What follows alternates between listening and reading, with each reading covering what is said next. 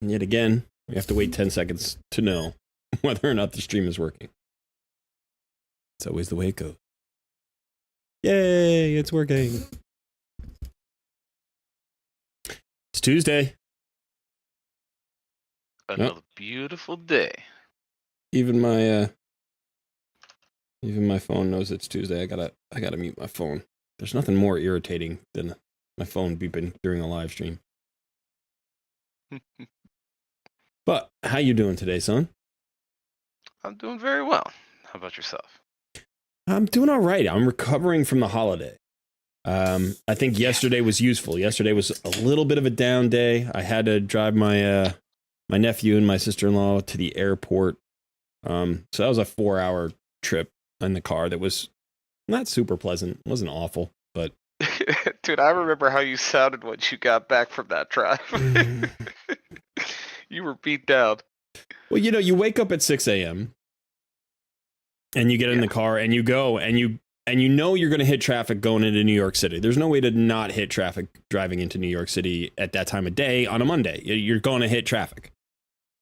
But you're hoping that on the way out, you won't. You're hoping that on the way out, it's going to be relatively reasonable. And it was just as bad getting out as it was getting in. So, what normally could be as little as a 2.5-hour drive turned into a 4-hour drive. I'd only had 4 hours of sleep because I had to get up so early. About 4.5 hours of sleep, something like that.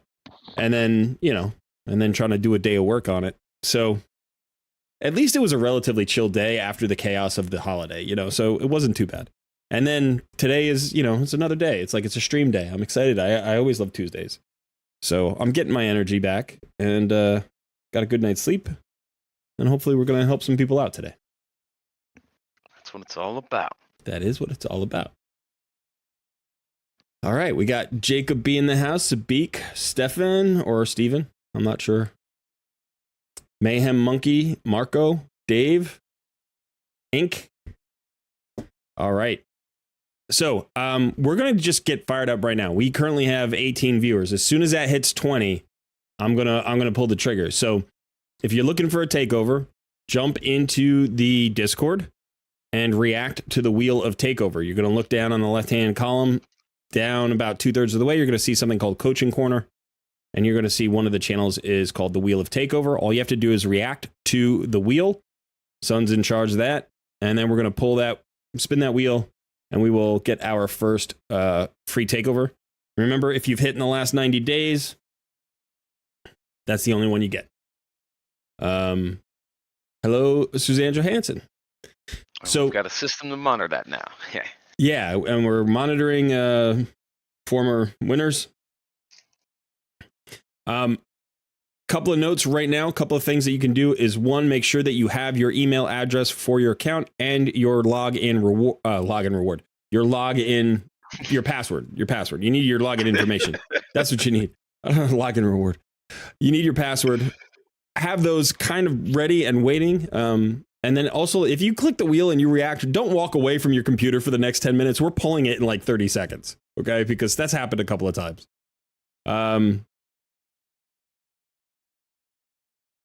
So yeah. All right. And then what else? Have an idea about what it is that you want from the takeover. You're going to jump into a Discord channel with us. You're going to DM me your login information and tell me what it is you'd like me to check out on your account. It can be pretty basic. Could be just some coaching, choosing who to 6-star next. It could be a Clan Boss speed tune. It could be a gear cleanse. It could be whatever you're looking for. Dungeon help. Just to let you know, I'm not an expert at the sort of advanced dungeons like Sand Devil's Necropolis and Phantom Shoguns. Like I don't really. I'd be happy to take a look. But you might have better luck with somebody else there. But pretty much everything else I can help you out with, hopefully. Arena. I love doing arena teams. If you have some silver, that's useful. If you don't have silver, it's going to be harder to do stuff. All right. So, hello, everybody. Hey, we got MZ says, I am proud to say that today I created my first unkillable team and I do a 3-key Ultra Nightmare. Congrats. That is a big landmark. That is very cool. Yeah. That's awesome. All right, so let's go ahead and, if you haven't reacted, you got about 15 seconds to react, and then we're going to go ahead and spin that wheel. Victoria Smith says, I don't know much of anything, so any help helps. That's why I watch you. I need to understand better. Well, I'm glad you found the channel, and thank you for watching, and I hope I can help. Fun and Party is here. It's always more fun when Fun and Party is here. Okay, we ready to spin? We're ready when you are. Let's spin it.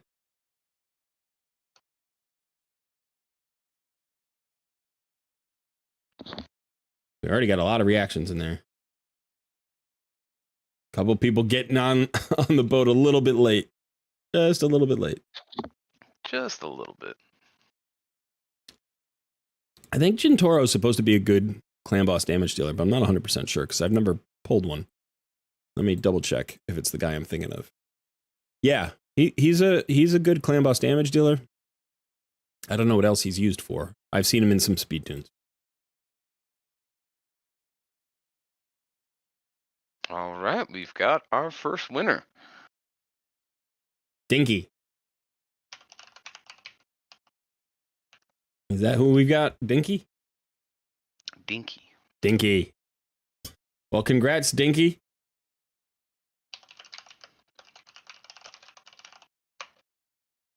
I'm going to shut down my account here. Get ready for Dinky's account.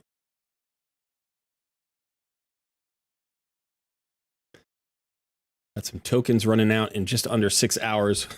Hopefully this stream won't go 6 hours.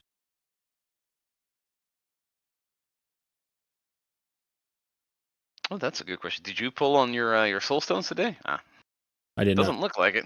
No. I pulled mine. Not yet. I could. Maybe I'll do that in between takeovers. Yeah, nothing too spectacular on mine. I got I think a 2-star Sir Nick soul, 2 or 3-star, Okay. and a Ugo 3-star. Yeah, could be worse. Yeah, not bad. I got a 2-star Athel in the shop, or 3-star Athel in the shop the other day. Nice. So that's not too bad. Yeah, I'm up to 3 stars. All right, Dinky, come on. Where are we? Are you getting communications? Not yet. I'm reaching out.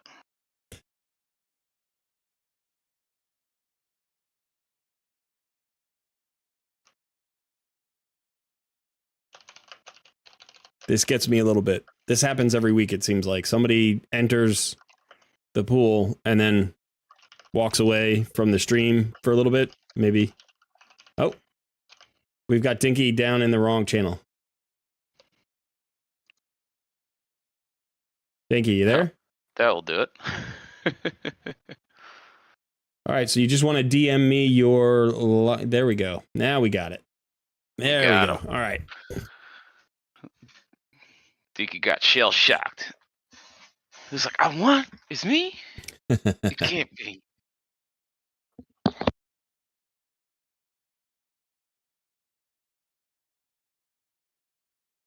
There we go.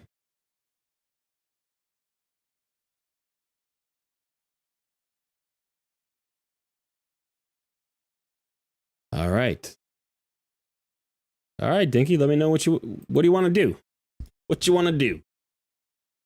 Let's get this party started. We got Fun and Party in here. Let's get this party started. I do want to check out this video. I'm kind of interested in what they've done in terms of, like, this is basically a gear cleanse video. They're saying they're making, so I'm curious about that. Who's making a gear cleanse video? Raid made one. Apparently. Oh. I haven't watched it yet. Interesting.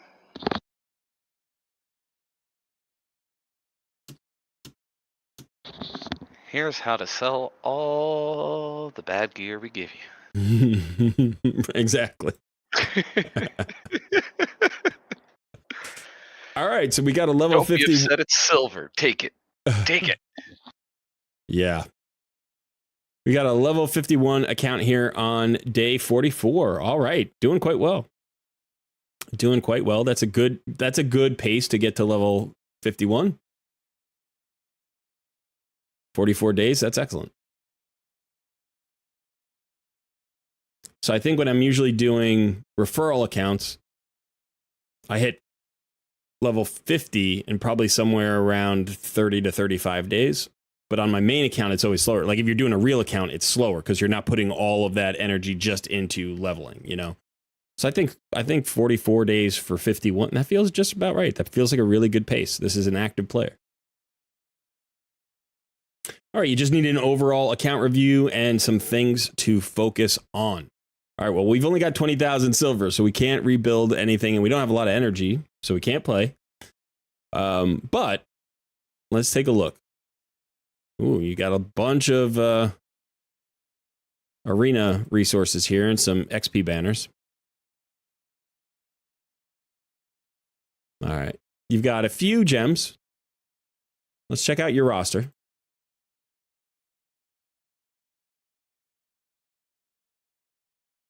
All right, let's take a look at the vaults too. Oh, you got a couple of Legos here in the vaults. You've got a Burn Geary as well. So just for the sake of it, let's pull these guys out. Add them to the collection just for the moment. And then you got a lot of 2-stars. Maybe be running up some food for some champion training. All right.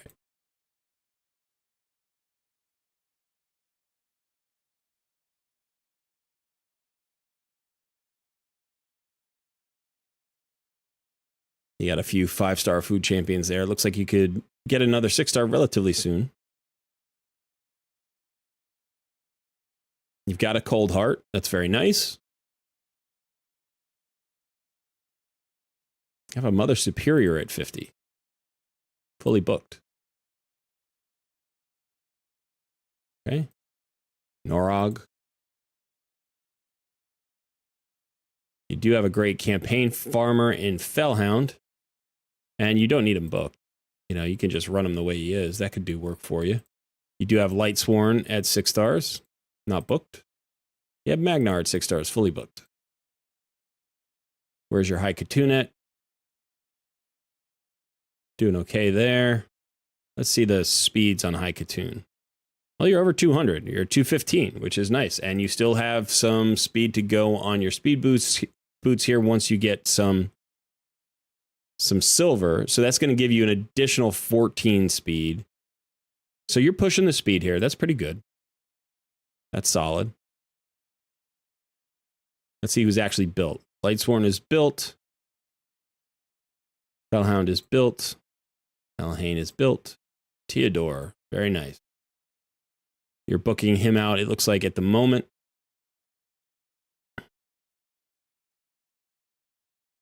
Masteries on 2 champions and getting them on Magnar. You've got 2 Sun Wukongs. That's interesting. You must have pulled one, huh?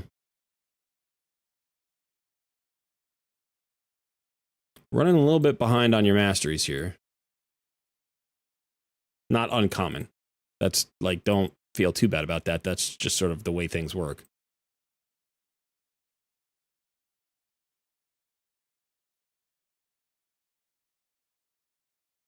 Okay. You're struggling with Fellhound. You think you don't have enough gear for him. And you say, I can spend gems. Okay.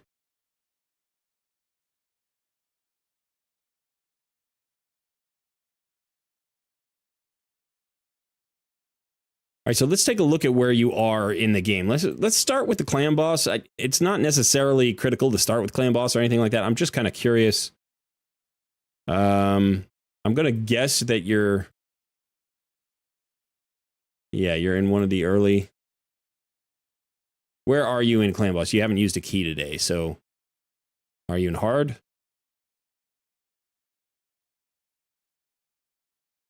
Are you in brutal?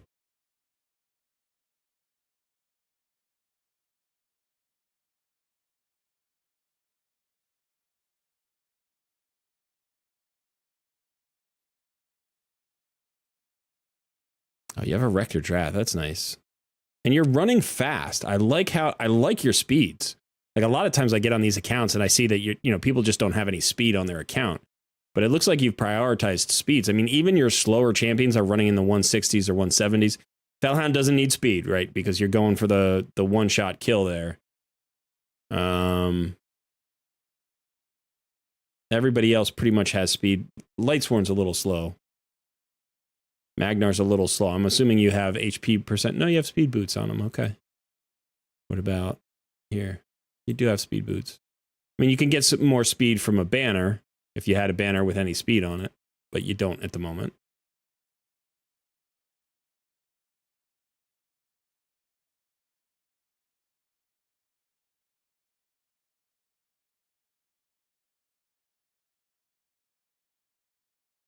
You 3-key hard. Okay.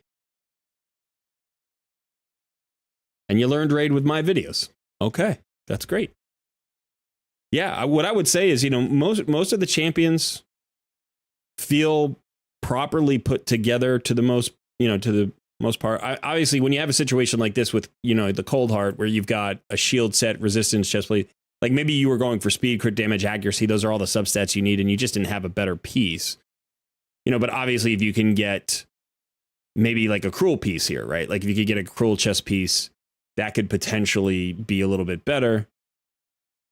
If you had one that worked. So, if you don't have a great one, then you have the broken sets for now. And then as you collect gear, you'll find better pieces.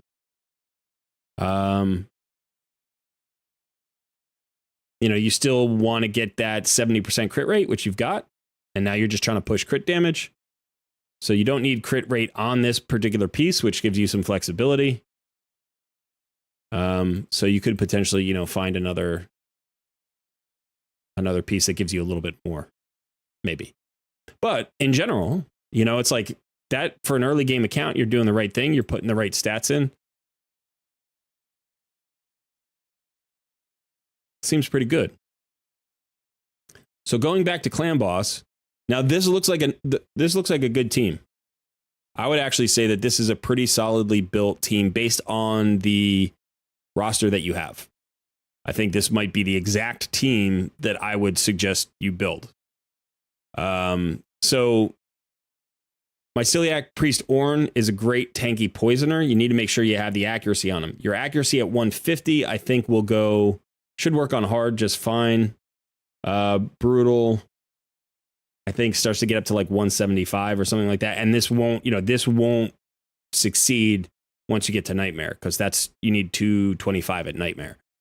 So, you need to find more accuracy for this guy. I would highly recommend perception sets.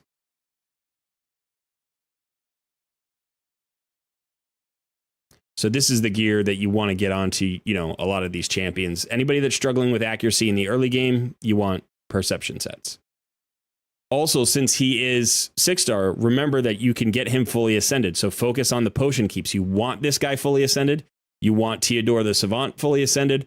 And they are both the same affinity. So you need to get into that spirit potion keep and just grind it with, a lot of energy. So you're probably talking about, maybe 600 or 800 energy to get those two guys ascended. You may have to get into the arcane keep as well. So on Thursday, this should be a priority. And then, if you need to come in here as well, looks like you're up to stage 15. You don't care so much about like anything else other than getting the best drop rates for the energy. So if you can push, like here, stage 15 is fine because it goes up in energy next. And you can potentially push up and, get a little bit better. But it's not super critical that you do. It's just more about committing the time and the energy to do it. But he's a great poisoner, and he's tanky because he has this passive that whenever a poison debuff is activated on an enemy, increases his HP and defense by 5%, stacks up to 25%. So he's just going to get tankier and tankier as he goes. He also... where is it? Heals this champion by 1% of their max HP for each poison debuff placed by this skill. So he has a chance of, placing some poisons, getting a little bit of sustain there. And so then you have Teodoro, who's a poison activator, right? So he also places poison sensitivity. And then he instantly activates poisons and HP burns. He also has a weaken on enemies not under poison. So he's not going to place that. That weaken isn't going to play because everybody's going to be under poison all the time. Everybody. The clan boss is everybody.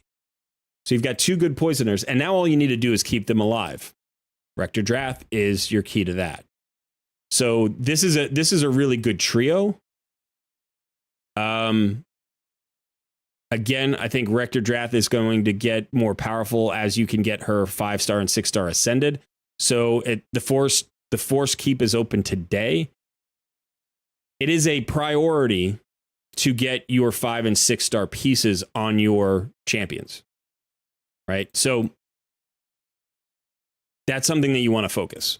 Focus on getting these 3 champions fully ascended. In fact, you might want to focus on getting High Katoon fully ascended as well. And then also, like your Cold Heart, you're going to want fully ascended at some point. Because that's what prevents you from putting the accessories on. But in general, you're going in the right direction. And I know it can be, distract. You also have to get masteries.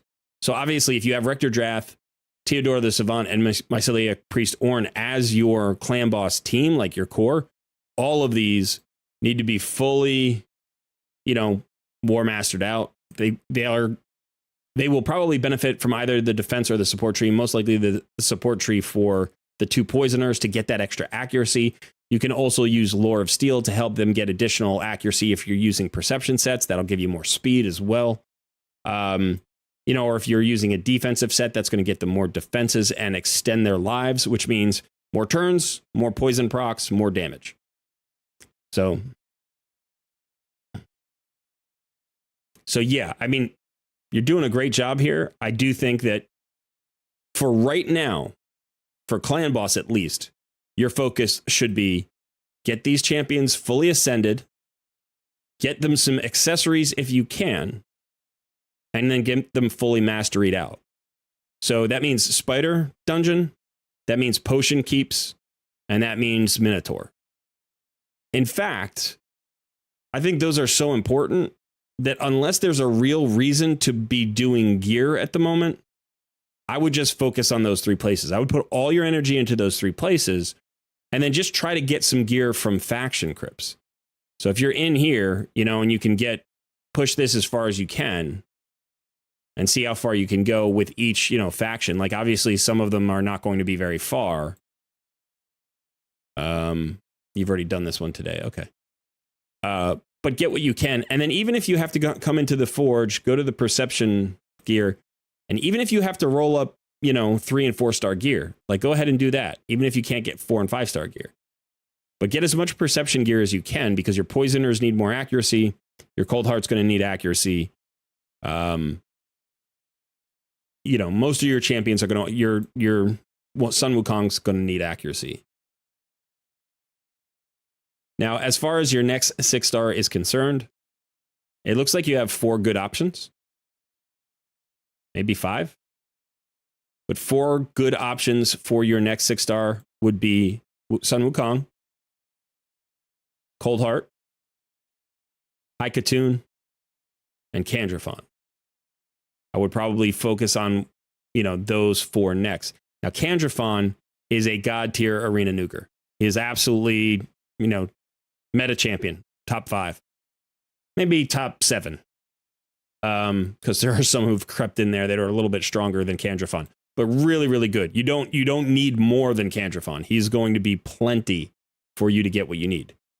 So depending on how much of a priority arena is and how much help you need in arena, you could decide whether or not you want to build Candrafon early. Obviously, he is a legendary, and you probably don't have a ton of legendary books, and you might be dropping your legendary books into Teodoro, who, by the way, is, this is an S tier, if not God tier, clan boss damage dealer. So, those are the 2 most important places in the game, clan boss and arena, and you've got the champions that you need. This is a great setup man or nuker if you want. This is a great nuker. They're different affinities. That's going to help. And now the question becomes, how do you get them working the right way? So let's go take a look at your arena team. So yeah, I don't think you need to do anything with your clan boss team right now. Right now, just keep working on those clan boss champions. Eventually, you're going to want to speed tune them. But yeah, that team looks solid. That team looks solid. You got the increased defense from Lightsworn. You got the decreased attack from 2 or 3 different champions. If you can sneak a weaken in there, that would be helpful. You already have the poison sensitivity. It's going to be a nice and survivable team. You want to fill up the debuff bar and then use the activations to keep crushing through poisons. So, solid. Let's take a look at the arena team. Not bad. It's a good solid setup. You've got your largest speed aura at 28%. You have a turn meter filler in High Katoon. Only one of them right now, but that's the only one you've got. You've got 2.5 arena nukers here. You've got Elahane, who's your starter champion, I'm assuming. Looks like she is, right? Yeah. And then you've got Magnar, who's a great arena nuker. Now, he's probably running too slow right now, because if we look at High Katoon, she's running at 215. And she's only giving a 15% turn meter fill. So if I wanted to do the math on that, let's see. Double check. I think this pops up for you guys, right? Yeah, okay. So the way you would do this is you would say 215, and then you would divide it by 1.15 because she's boosting everybody by 15%. So that 0.15 is the 15% she's getting. Or she's giving, I'm sorry. And so that means your other champions need to run at 187 for her to keep them connected. So without a second turn meter filler, you need to run everybody at 187. Now, you've been running with speed, that's fine, but let's look at how many people are at 187. So already we know that Sun Wukong is disconnected. It's not fast enough. He does have speed boots, so you can get him fast enough. You just need to get him 10 more speed or 11 more speed, which you're going to get just out of your boots. So he'll be connected. That's fine. Right? Let's look at your starter champion. 171.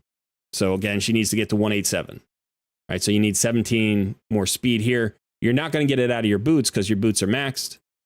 So, potentially you could glyph a little bit maybe, but you might also want to look for gear that, like a weapon that has speed substats. So let's see if you have anything here with a speed substat. You get 6 speed there. You could get 4 speed there. It's not going to be enough by itself, but maybe as you put them together. The problem, of course, is you still want her crit rate at 100%, so it's hard because you need speed substats, but you can't get rid of the crit rate substats.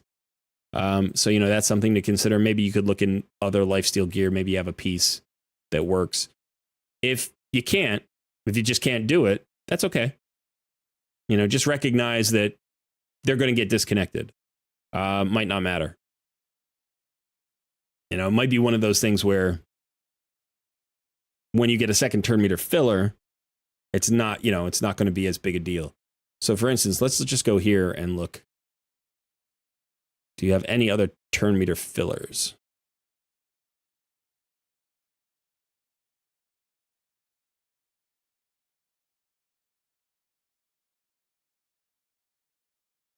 Okay, so you have Doom Screech. So he's got a 30% turn meter fill. It is an increased defense, not an increased attack. So yeah, right now maybe you don't have a great second turn meter filler. But if you did get one, again, we can go back to the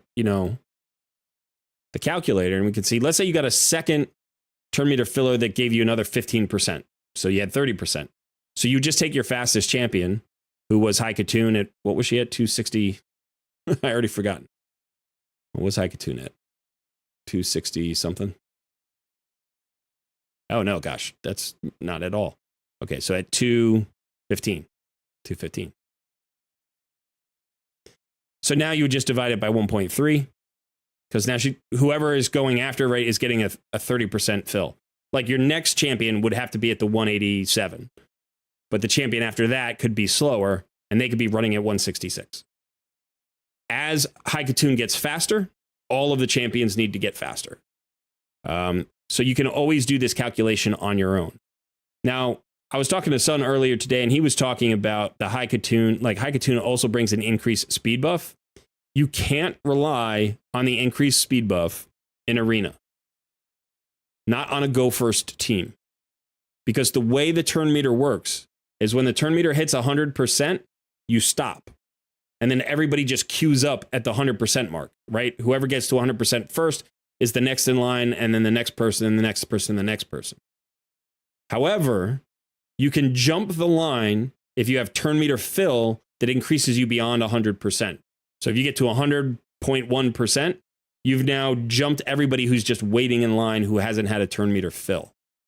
So that increased speed, while useful in a lot of places, isn't particularly valuable in a Go First Arena team. It's not going to make up the difference. It's not going to allow you to jump ahead of somebody in line. It'll just queue you up behind them faster, which is not really what you want. So getting a second turn meter fill champion on this account could be really useful. I'll give you an example of somebody who could be very helpful for your Arena team. There are a number of turn meter fill champions. These are some you can keep your eye out for. Ilfrig. All right, now Ilfrig is solid because he's got a turn meter fill of 15%. Plus he places an increased attack buff on all allies for 2 turns.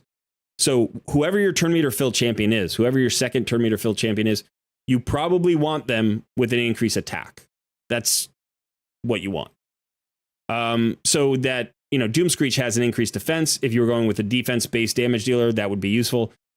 By the way, neither one really works with Magnar. So if Magnar is your main damage dealer, it doesn't matter. You could use Doomscreech because you're not going to be able to get a buff that increases his damage because you can't increase HP, and he's an HP-based damage dealer.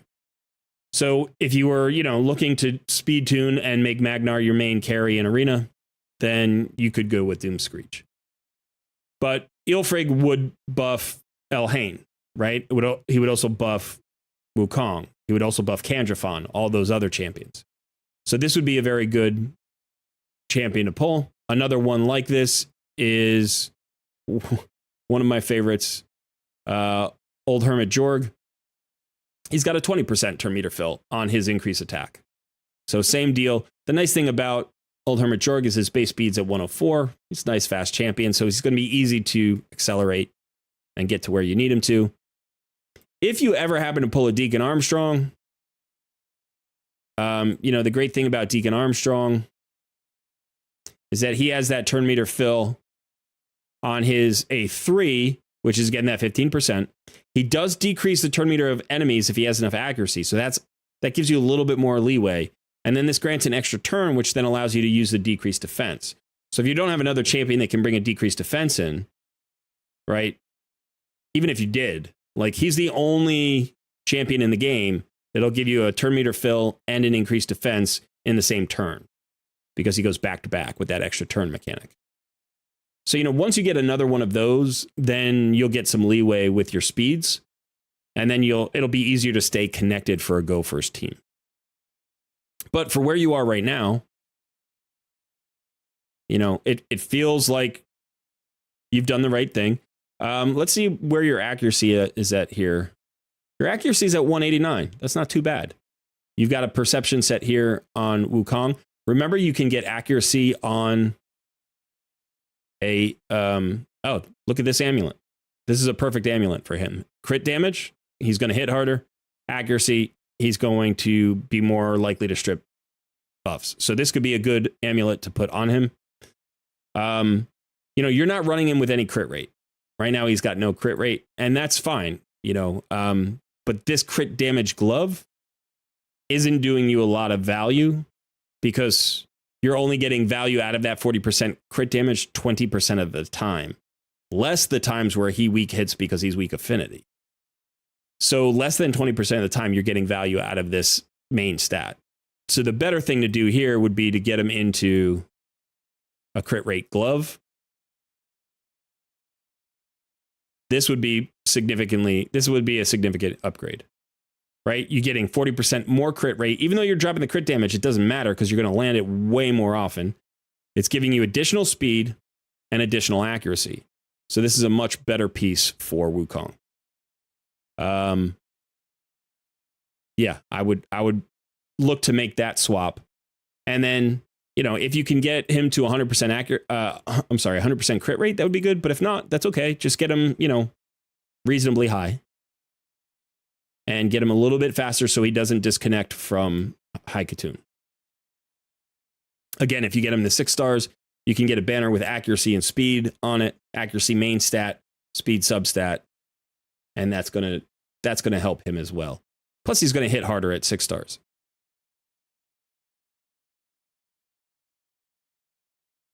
I think Elhain is built fine. I mean, she looks right. She looks right. Obviously, if you can get more crit damage on her going forward, you could get more speed on her. She doesn't need any accuracy whatsoever, so you don't care about accuracy. There's nothing in her kit that requires accuracy. So yeah, that looks good. So your arena team's going in the right direction. Your clan boss team is going in the right direction. Let's take a look at some of your dungeons.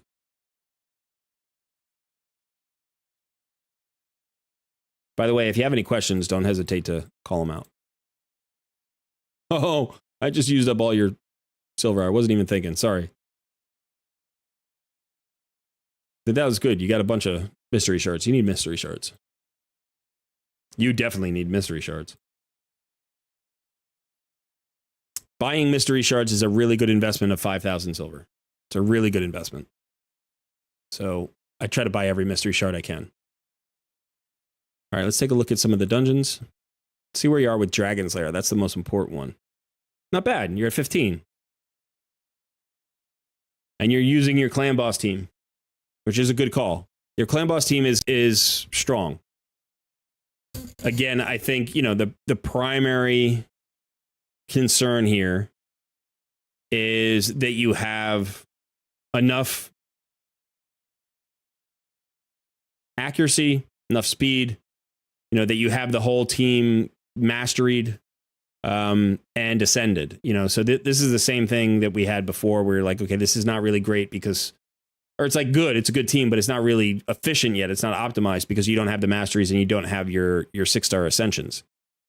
So, you know, today, if you could get Rector Drath, her affinity potions, that would be good. I would probably consider pulling Lightsworn out of this and getting Elhain in here for wave clear, because neither Theodore nor Ornn are going to clear your waves. So even though this is a tankier setup that works pretty well together, like the synergy is pretty high, it's going to be very slow. And in fact, you may die, you know, like especially your Haikatoon may die in this setup. Let's just go and see what this looks like. Now, this is the most important dungeon for you. I'm going to go ahead and let it auto.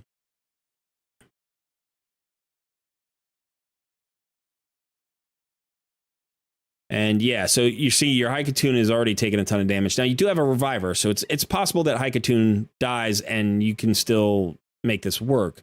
But you see how little damage you're actually doing to the waves. If Rector Drath dies, the run's going to be bad. You could potentially tweak the AI here, but I think realistically you're going to get more value out of a faster wave clear. So let's see what happens. And Lightsworn, like, I don't know that he's bringing much to the waves, right? So it looks like we'll probably get through this wave okay. We'll get a revive on Theodore. The question is, how do we do in wave 2?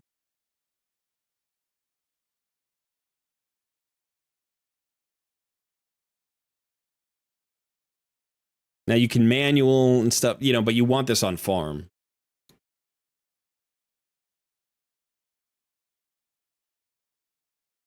I love Rector Drath. She is so good. She's such an MVP.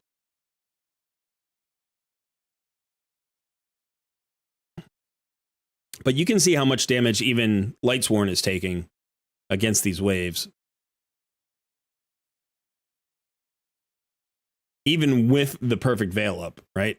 Even with that 15% damage reduction.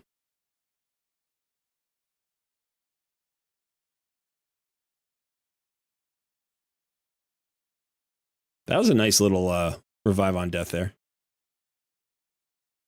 Saved himself that time. So now the question is, do we have enough to burn through the purple bar, or is the special attack going to one-shot us?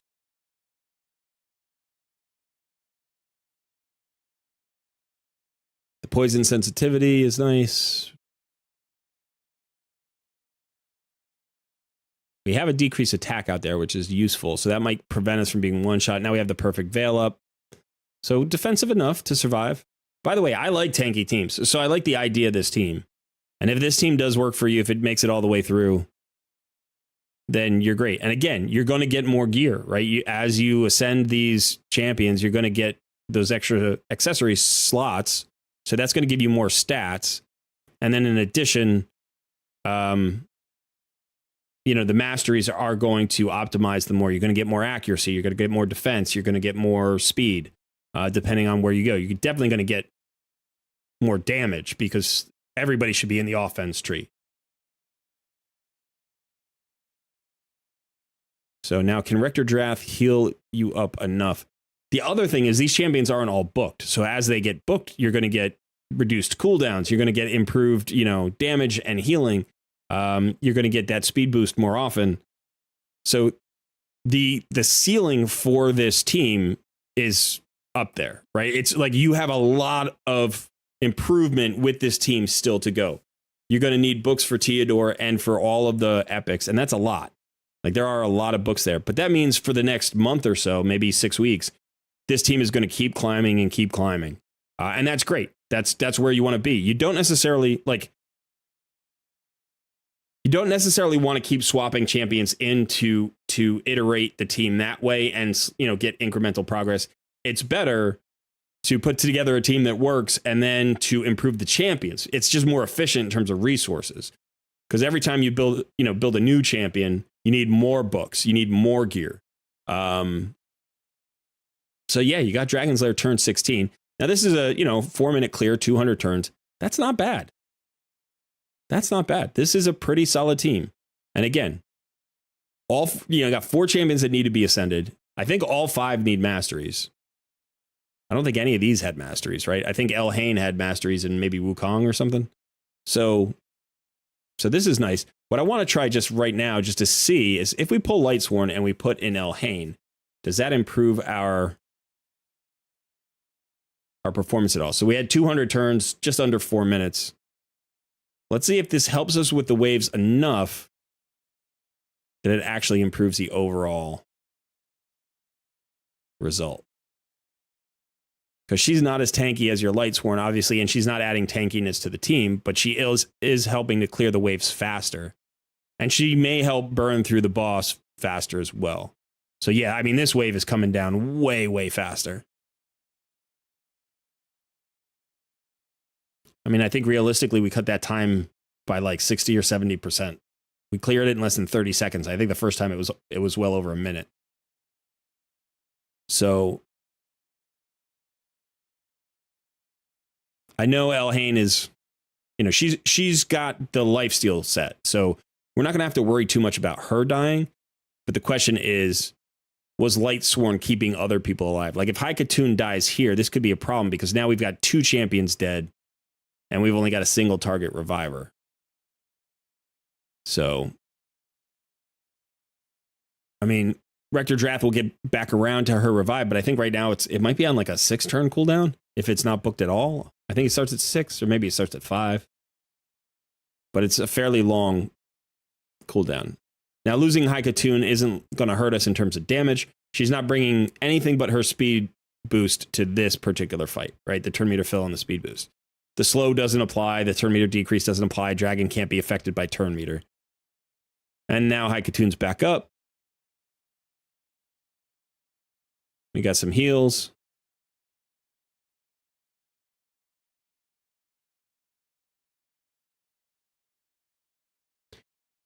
And again, I think once Haikatoon gets to 6 stars and gets, fully up to level 60, she's going to be significantly tankier. She should also be faster. And that speed is going to help you clear the waves, because then you could lap the waves better and they won't go as often. And so your champions will take fewer hits. If Rector Drat dies here, we could have a problem. She got healed up nicely. So what we were before was 200 turns in just under 4 minutes, right? It was like 350, 355, something like that. The question is, can we get this done without that extra tankiness? It's not looking great, actually. Right now, it's looking kind of dangerous. I think Elhain might be able to finish the job on her own.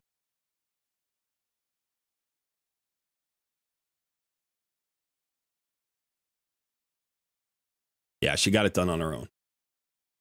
Okay, so we shaved more than a minute off, and we shaved 63 turns off. So you can see how much more effective Elhain is in this comp.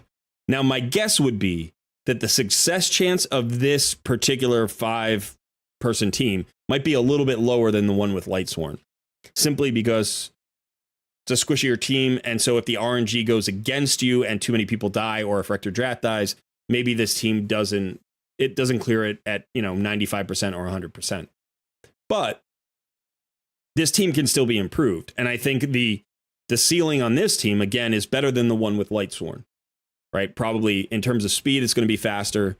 And again, you can get more damage into this team. You can get more tankiness into this team without swapping out any champions. But I think it was a really smart move to put your clan boss team into your dungeon team, like into your dragon team, because if it works for clan boss, it probably works for dragon, right? Like that's the reality of the situation. Dragon is the most similar dungeon to clan boss, so this looks really good.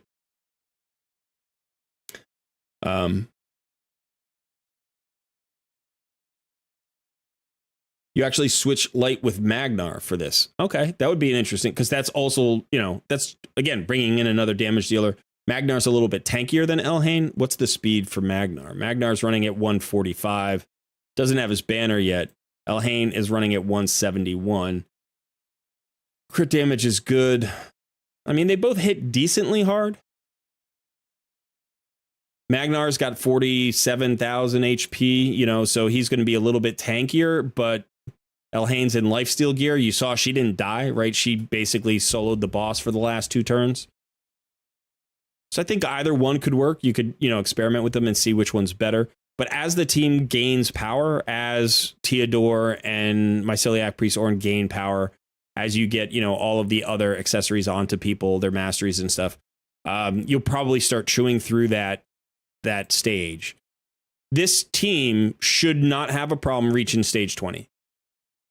This exact team that we just ran, or the one with Lightsworn, or the one with Magnar, any of these versions should be able to get you to stage 20 without any change of champions. Just keep powering them up. Just keep getting them everything that you can get in on them, Okay. Let's take a look at Spider just to see Spider, and we can take a look at Fire Knight real quick. Stage 11 here.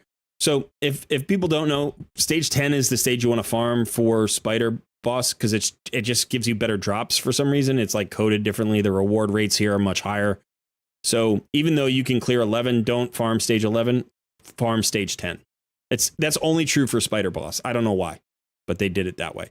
So I would definitely focus here. And as you can see, the best time here is 146, and up here it's 540. So you're getting better drops here anyway. I know typically we want to farm the highest stage of the energy level that we can reach. So we don't want to switch to 14 energy. We would rather stay at 12 energy because it's more efficient. But in this particular case, just in Spider, you want to farm stage 10. Magnar's going to do great here. You've got your Cold Heart. Getting your Cold Heart to 6 stars is going to be huge for you. More speed is going to be huge for you. This team makes sense to me. This team will probably take you up to maybe 16, something like that, before you start to stall out. Maybe a little bit certain, maybe 14. But this should get, as you power up this team, you should get a few more stages here. Rector Drath here on this team is a little bit wonky. One of the things that you can do here, Magnar is going to be, actually Haikatun is going to be the spider target, the spiderling target, spiderling tank, I guess. But you could bring in Wukong here. So you could do potentially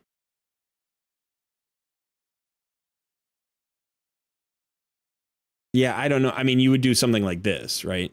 Or better yet, you would leave her and you'd do something like this. The reason being, you don't want to have too many weak affinity champions going up against the spider. But Wukong is a great spiderling tank because when he dies, he just self-revives. So all Rector Drath has to do is keep everybody else topped up from the boss damage. In the meantime, Wukong can just take all of the spiderling damage. What can happen is if you get in an unlucky spot where Wukong dies and then 3 spiderlings go and they all hit Haikatun, then Haikatun, even when Wukong comes back, Haikatun would still be the spiderling target, the spiderling tank, and then she would die, but then she could be revived by Rector Drath, and then it would probably swap back to Wukong because Haikatun would be under the veil at that point. So using him when he's weak affinity, so against any magic boss, 10 or 14, you're probably going to get a lot of value out of a Wukong in that stage. You're going to get less value out of him against force affinity boss because then he's strong affinity. But you could use him in the neutral affinities as well, as long as you don't have somebody who's weak affinity and taking the target. So in this case, weak affinity is force, but you don't have any force affinity champions. So if you put Wukong in, he'll probably still be the spiderling target. I'm sorry, you do have a force affinity champion. You have Rector Drath. Sorry about that. Yeah. Okay, so this might not work.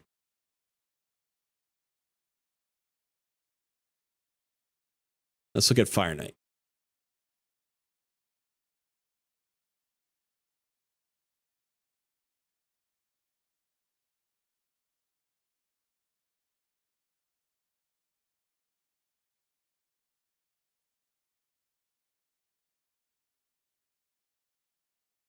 Yeah, it looks great. I mean, there are some downsides here. Again, as you power up, Haikatun's just going to get more valuable. Getting that slow onto the boss from Haikatun's A1 is really important. So you want these buff chance books. That'll bring it up to a 40% chance of decreased speed. Or you take her out of the team. The turn meter fill and the speed boost are nice. They're going to help you. You could bring in Fellhound here.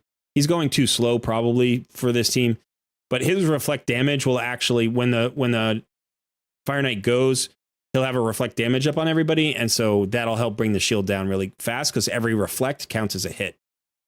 So this can be a great way to go. He'll help you with the wave, and then he'll help you break the shield. Not the first time, but the second time. So if you're going with sort of a tankier team, he can work really well there. Obviously, he's defense-based, but he does need to go fast enough to get his reflect damage up before the Fire Knight takes its first turn, because otherwise it's not going to work. Cold Heart is phenomenal here. You have 2 Cold Hearts, so you could potentially run both of them. Lightsworn here is going to get more powerful with books on his A1, I think. No, it doesn't matter. Decreases the target's turn meter by 10%. That's a 100% chance. So that triple hit and that decreased turn meter will happen. Decreased speed here will be good. He's not going to weak hit.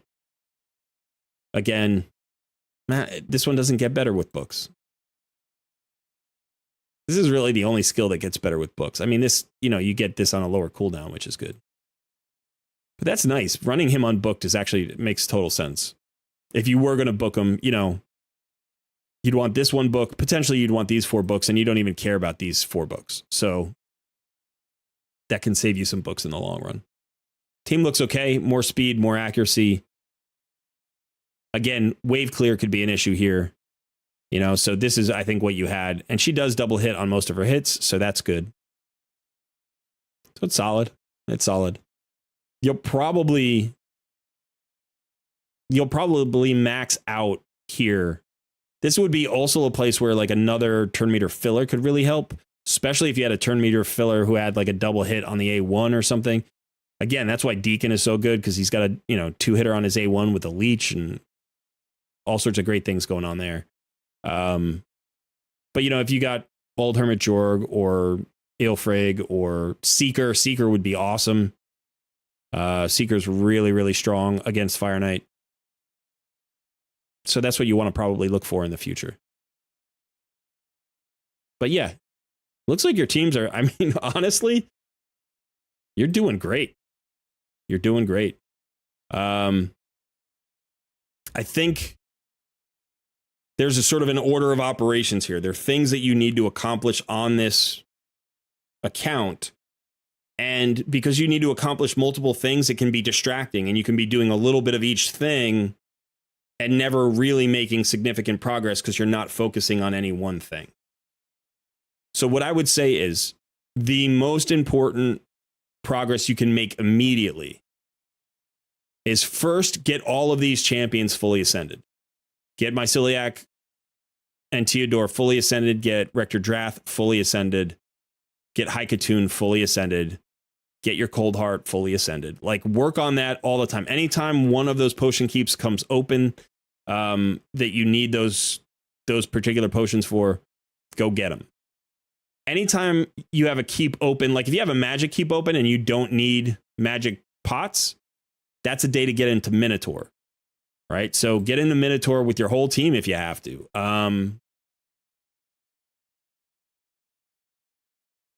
You want to push this.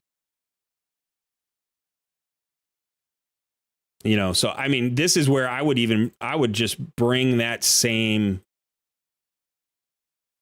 clan boss team.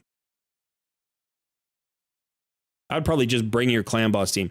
Now, the best thing you could do here would be to level Haikatoon up to 6 stars, and then at level 1, just come in here and run this 600 times. Realistically, that's what you're going to have to. It's about 155 runs per champion to get all of their scrolls. Now, if any of these champions have some of their masteries, that'll reduce it a little bit, but I don't think they had very many, right? You had some there. Nothing there. Nothing there, nothing there, and nothing there. So you're talking about probably about actually 750 runs. 775. But, minus the few that you have. So that gives you an exact count on the energy that you need. Let's call it 750 runs, right? So that's 1,050 energy. Is that right? Let's double check that on the calculator. Actually, no, it's not right, because you need to push this. And then I think it becomes 16 energy up here. I think it becomes 16 energy up here. So it would be 16 energy.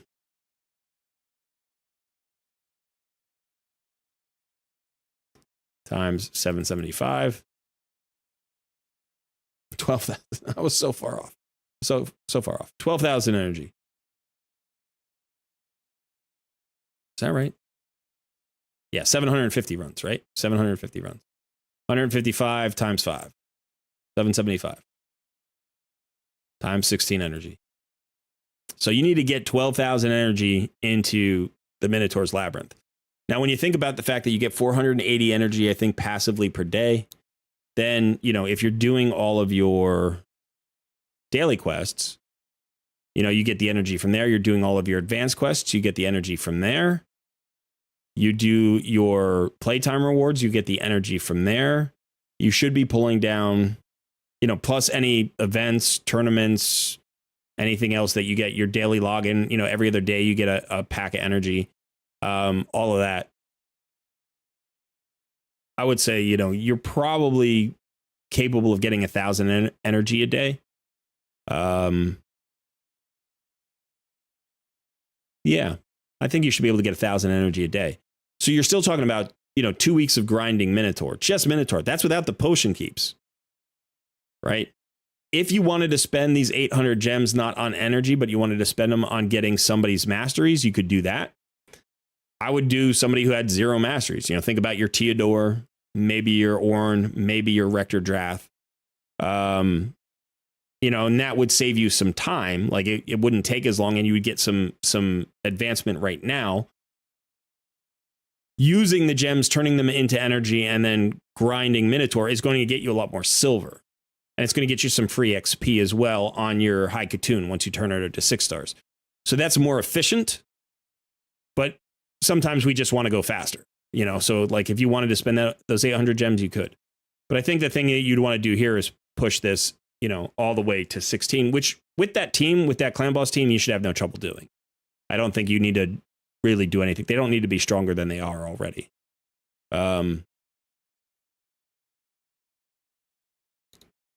One thing you could do rather than do it that way is you could potentially do something like who's got masteries? Does Wukong have masteries? No. Fellhound. Those are the only 2, right? Yeah. Yeah, so what you could do is, you could keep Elhain on the team, and maybe like if you could 3-man it, let's say you could do this. Then you're like, okay, then the scrolls are just dropping into those 2 champions. And so you would get them maxed out first, and this would only take about 310 runs. And so maybe you could do that in like a week or 5 days or something and get them powered up. And then, your clan boss damage is going to ramp up with that. And then you pull these 2 guys out, and then you can slot, where is she? Then you can slot these 2 and repeat it.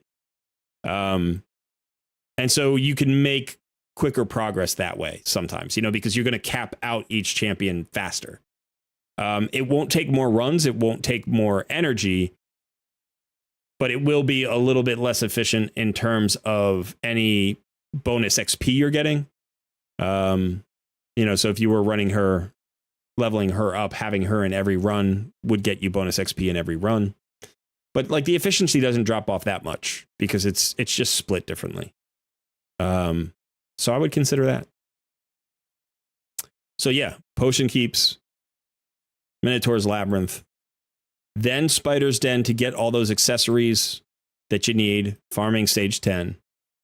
And then once you've got that, now you can start worrying about getting back into Dragon's Lair, Fire Knight's Castle, doing the other things. And as far as we were talking about, like your next 6-star champion is concerned, if you're going that route, then probably your next 6-star is High Katoon.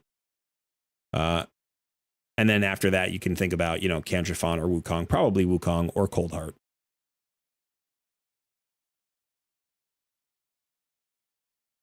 By the way, Burn Geary is great. I would, think about leveling him up to 50 because he is a solution for Bommel. Now, it looks like you're past the first Bommel, and if you can keep pushing and get more resources, that's great. But if you need to farm this guy every day, having your Burn Geary in here might help. If you're not having any trouble with him, that's great. Can I make whose masteries? Whose masteries do you want to work on?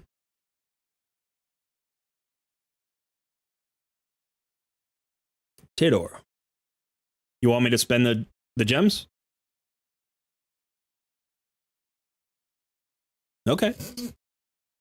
Let's take a look at Teodor.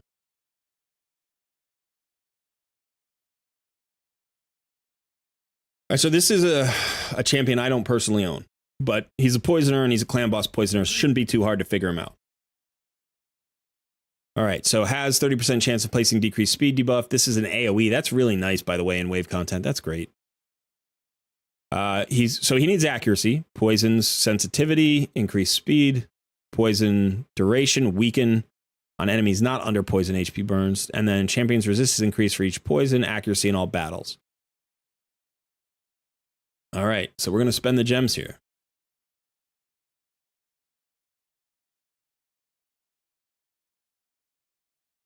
Now, he's a clan boss damage dealer. We want War Master. Let me make sure everybody can see this. Let me actually, there we go. Okay. So we want War Master. That's important. That's going to be a huge boost to his damage overall. It's also going to help you in dungeons with dungeon bosses. So we want that. In addition, he's a debuffer. So we need the accuracy side of the tree. The accuracy side of the tree is the nice side of the tree for clan boss for the most part, because it's easier to stay on the right side of the tree and still hit everything without messing with the turn meter like issues.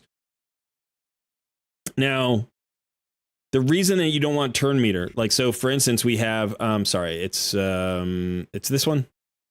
Has a 30% chance of increasing the turn meter by 10% when a debuff cast by this champion is removed or expires. Now, we're going to avoid this for now. And the reason we're going to avoid this is because eventually you're going to want to speed tune this guy. In fact, maybe we should do it the other way. Maybe we should just get it. He casts so many debuffs. And you're not really close to a speed tune, I don't think.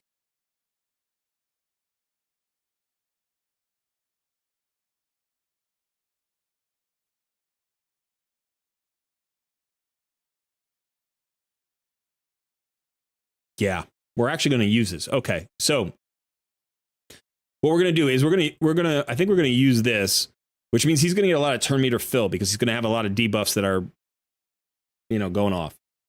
That's going to get him more turns. That's great for now. When you put him into a speed tune, you're going to get a free reset on your masteries. Now, the good news is his masteries are really straightforward. So all you're going to have to do is basically take this one off, and you don't have to spend gems to do that. You just get one free reset. So you're going to want to remember the rest of the tree. But for right now, because he's not speed tuned, we just want him going as quickly as possible, and that's going to speed up things like that dragon fight. It's going to let him help burn the waves down maybe a little bit faster. It's going to help him, cycle more on the bosses. It's definitely going to help him cycle more on the clan boss. He's going to get a lot of turn meter fill on the clan boss fight. So let's do the support tree first, because that's the more important one. Not in terms of like the capstone, but in terms of like not messing it up. So we want the accuracy here from pinpoint accuracy. This is always your debuffer starter. Steadfast is your healer starter, right? So if you've got a buffer or healer left side, if you got a debuffer or like damage dealer, poisoner, you go accuracy. Now you want charge focus, which is accuracy when this champion has no skills on cooldown. That means he's going to open, like his first wave, he'll always have that extra accuracy. And then when he cycles around, he'll get this sometimes during the clan boss fight. And then you come here, you want accuracy by 4 for each enemy alive. That'll be 16 accuracy in wave content, 4 accuracy against the clan boss, 16 accuracy against Hydra clan boss. You might not use him there. Poisons don't work great against Hydra clan boss. Now we're going to use Lore of Steel.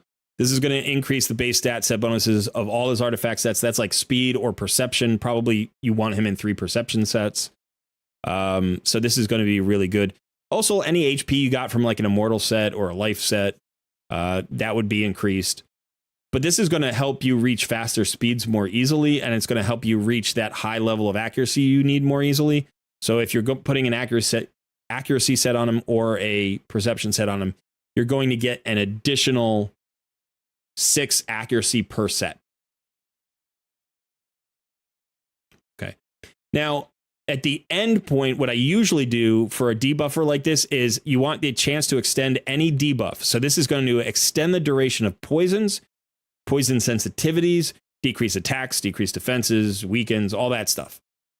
So for any poisoner, you want to do this. Plus, he's a poison activator, right? So when he activates a poison, one timer stack, duration stack comes off. So by extending their duration, you actually get more ticks of damage on the boss.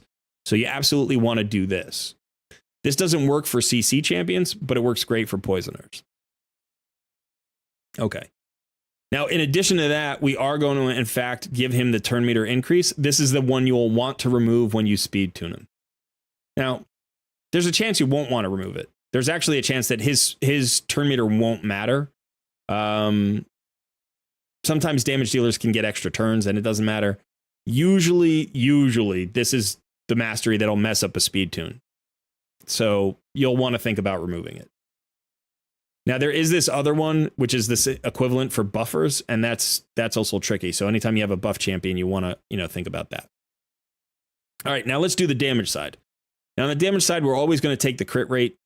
There's no reason to take the attack because crit rate is harder to get, and any, even if 5% more crit hits is going to be more damage, even for a poisoner who's not doing a lot of direct damage. Likewise, you take the 10% crit damage, and then you're going to come down the left column here.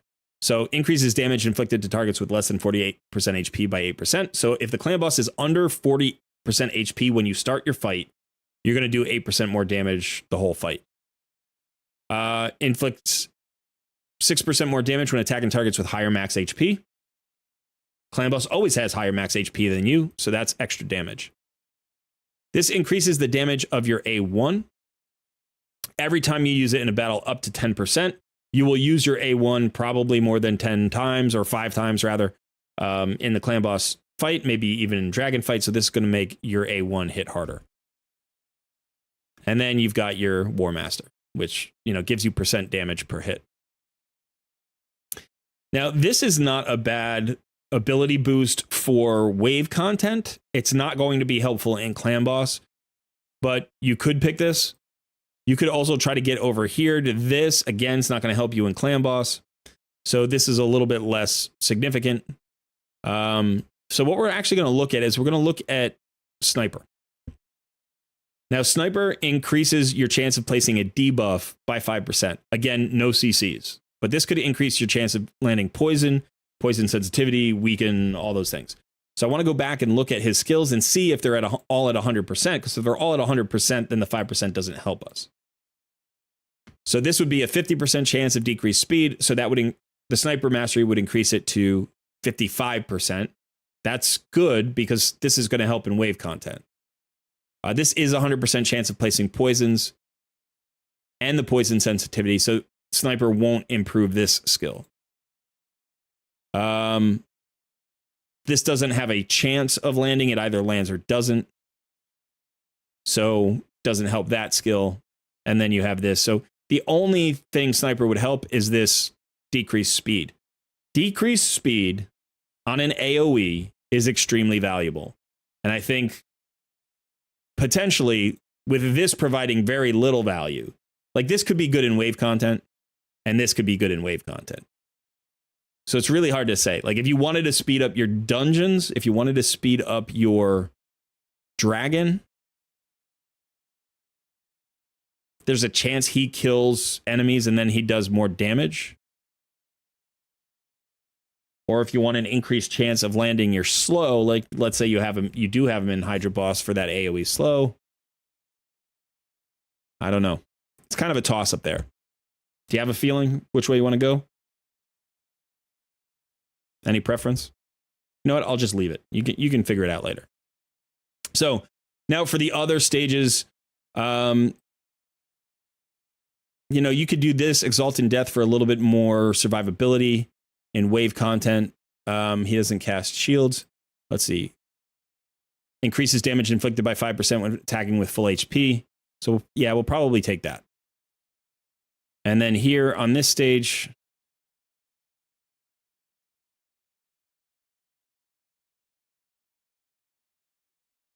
%5 chance of decreasing the cooldown of a random skill by 1 at the start of every turn. This is something you wouldn't want to put on somebody whose turn meter or like turn order mattered in a speed tune. So for a buffer, you wouldn't do this. But for a debuffer, you can. Because there's nothing. So what would his skill be that we would want to cool down potentially? He does have an increased speed here. So we can't mess with his cooldown reduction. So we can't use this. Because if he accidentally gets the speed buff at the wrong time, that would break a speed tune. Now, again, you're going to have to change that. You're going to have to change this anyway if you speed tune him. And this would help in wave content potentially. We also have this, which would help in wave content, and you wouldn't have to change. I like this one a lot, actually. Let's do that. So the first time he uses his A1, he's going to decrease the turn meter of everything he hits. He's got an AoE, so it's going to be 5%. So that's going to be great. And then, yeah, you can figure out which one you want to do here. But so, like, if we just take him right back into Dragon's Lair, and let's do this one again. Let's see what happens here. I'm curious if we get any additional speed out of this team, because Theodore is just going to be doing more damage. Now, one of the things that's kind of interesting is it is entirely possible to increase the power of your team and reduce the success chance of the team. And you're like, well, that doesn't make any sense. We've increased the power of the team. Why are they not succeeding as well? And it's all about the cycle of cooldowns. So for instance, let's say it took your team one full cycle of cooldowns to defeat the wave, right? But that means they enter the second wave with everything off of cooldown, and they have all of their skills, and then they wipe out the second wave in a mirror copy of how they wiped out the first wave, right? So like the tune is very good.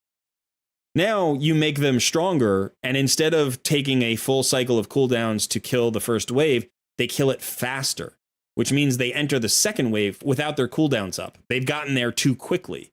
And now all of a sudden, because they don't have their cooldowns up, they get defeated by the second wave. So it is actually possible to get a stronger team and have them do worse, which is really weird, but that's the way that works. But here, it seems like they're doing quite well. They cleared through those two waves in, what was that, about a minute 10? Which is not bad. And Theodore should do more damage here against the boss. Might not make a significant difference, but we'll see if we get any kind of reduction in the overall time. Or maybe, I think at the last go round, Elhain had to solo the boss. So maybe this time Elhain won't have to solo the boss. We'll see.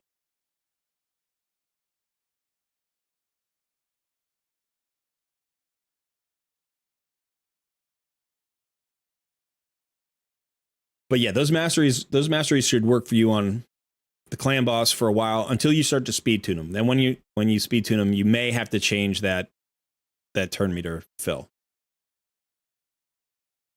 You may not, depending on the tune.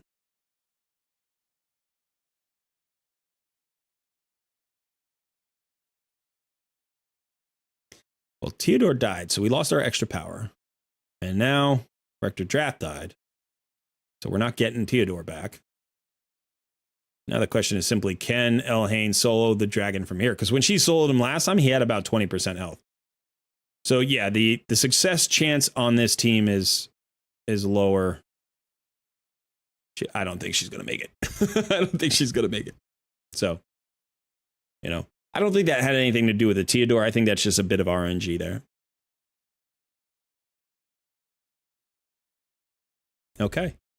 So yeah, account's looking great, Dinky. Really is. You're doing the right things, but I think, you're looking at the next, say, 15,000 energy and just investing in optimizing the current champions that you have. You don't need to really 6-star another champion for improvement in dungeons or in clan boss.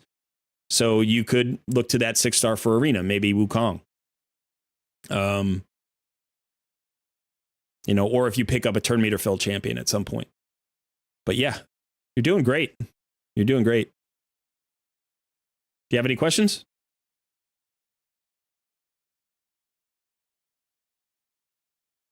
All right.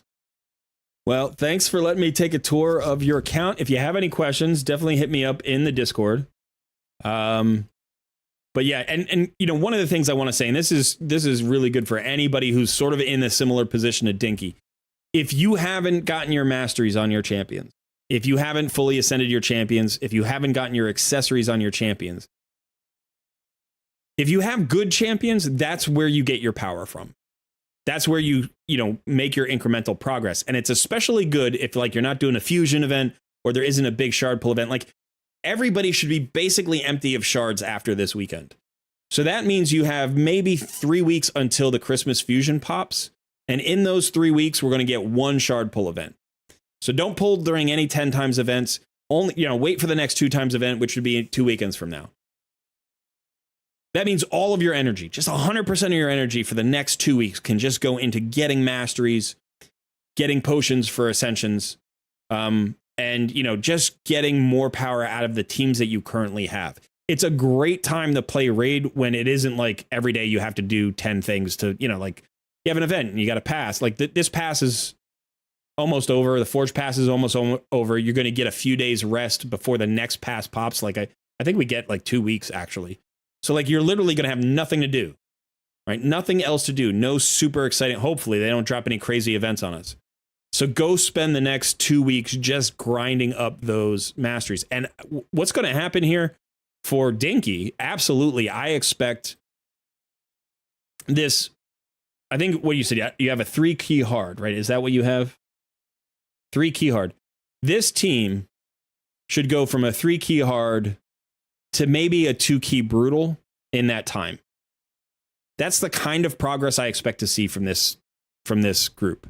Now, granted, books are going to be something you need to focus on. So if you do see that there are tournaments and events out there, where you can pick up epic tomes, especially, but also legendary tomes. If there's anything here that you can get, like, ooh, you're winning your tournament. That's awesome. You're going to get a legendary tome there. Then do it and just add those books, and that's going to be more power as well. And then once you've done that, once you've gotten that all the way, you could potentially start thinking about, well, maybe I create a 1-to-1 speed tune. Maybe I can do a 4-to-3 speed tune. Maybe I can do a 2-to-1 speed tune. Even if it's a killable speed tune, then you can start thinking about that, or you can start being like, all right, I got my clan boss team squared away. Now let me focus on arena a little bit or on a dungeon that I need or something like that. Just one last thing here. Yeah. So, you also need tons of silver.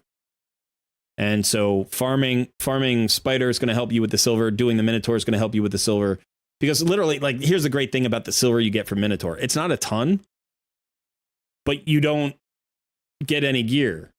So you don't have like new items to spend silver on. Do you know what I mean? It's like you just can put all that silver into the champions that you've already built, but you need to get their boots from 12 to 16 or whatever it happens to be.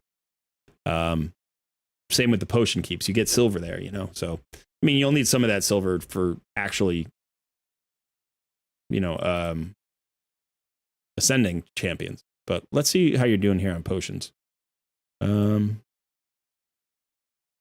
Yeah, so you got a few, you could do some stuff here, but yeah, you're going to need a ton of spirit potions, and you're going to need a ton of the arcane potions.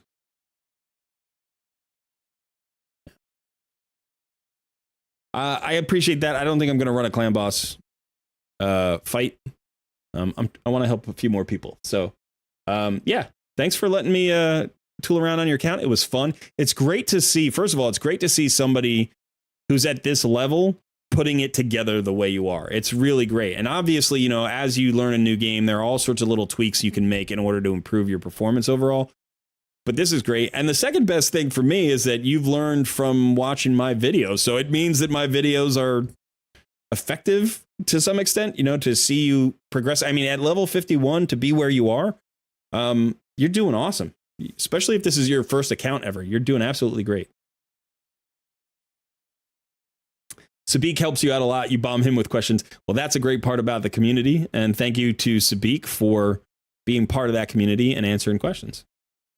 But yeah, that's why the Discord is there. That's exactly why the Discord is there. Because as much as I would like to help everybody and answer every question, there's just no way feasibly for me to do it. In fact, I've got a backlog of DMs that I'm still trying to get to from the holiday. So yeah, so it's great to have, experienced players or just any players, anybody who's learned something and can share that thing with the community. That increases our knowledge base. And that's what makes the Discord community so valuable. So.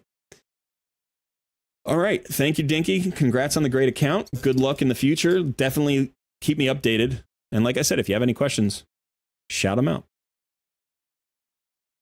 All right, son. Why don't we do a reset on the wheel of Takeover? Yep, it was reset about 3 or 4 minutes ago. Okay, so people can go in and respond to the wheel of Takeover if they're looking for a takeover, and we will spin the wheel in about 2 minutes. Somebody here says,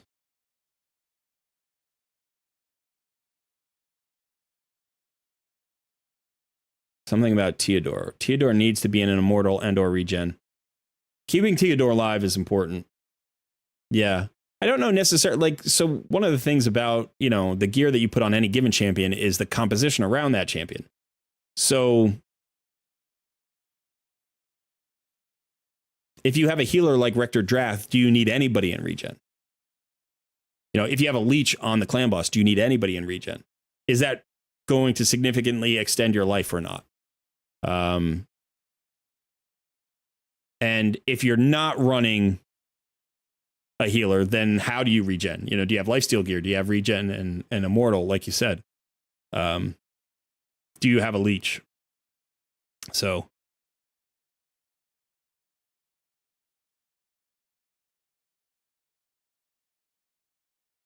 Sabik says, haha, it was nice to hear you generally agreed with the choices. Well, if you've been the main advisor, Sabik, you've been doing a great job. Absolutely. I agree with basically everything that's going on there. I mean, obviously there's some sets that could be, you know, there's some set bonuses that are currently being missed because of broken sets. So as the gear progresses, you can get some more stats just out of those sets, or, you know, swapping sets a little bit. Like I said, getting into that perception gear would be good. But yeah, a lot of the power to come is just from the accessories, the ascensions, and, you know, the books and the masteries. But the champions themselves feel good. All right. Are we ready to go? Are we ready to spin? If you're ready, we're ready. I'm ready. Let's do it.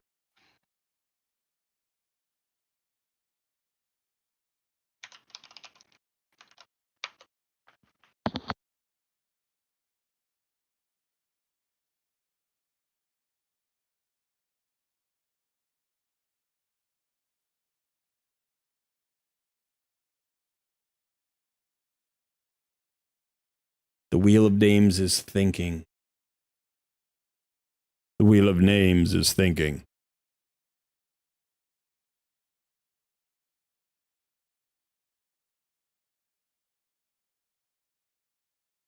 All right, we've got our next winner.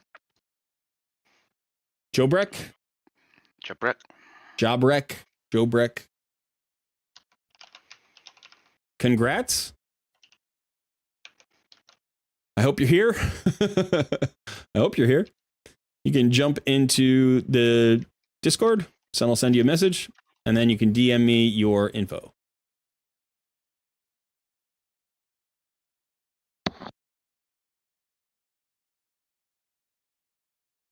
I really enjoyed that takeover. Didn't do a whole lot, but it's just great to see newer players getting into the game and like putting it together. You know, it's hard. The game is hard and confusing and just hits you with so much information. And it's great, one, to see, oh, it started snowing. That's awesome. First snow of the year. But it's great to see, you know, early game accounts with decent champions, but making the most out of those decent champions, you know.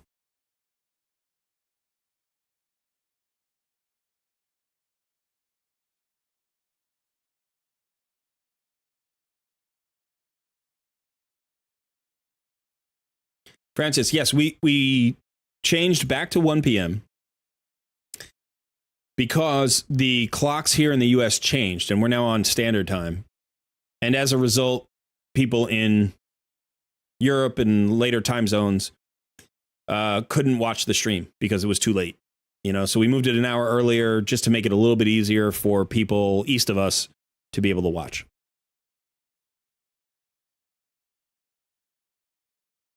Lumac, I don't know if I'm in your area. Is it snowing where you are? I'm in southern New England. So if you're in New England, We could be He's, relatively close. asking if you got a DM. Mm-hmm. Okay, I did. Cool. Yeah. Sweet.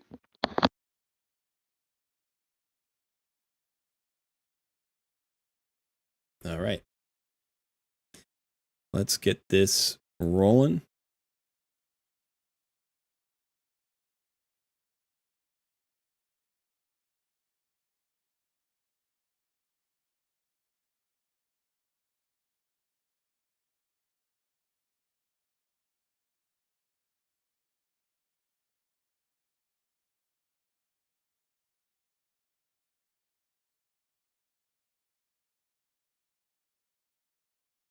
All right, we are in.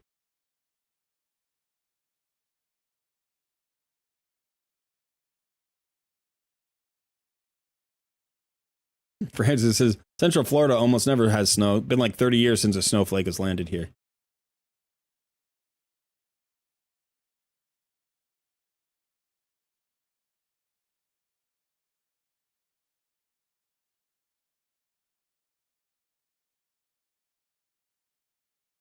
Level 60. Okay, that's 11 million silver. I was going to say.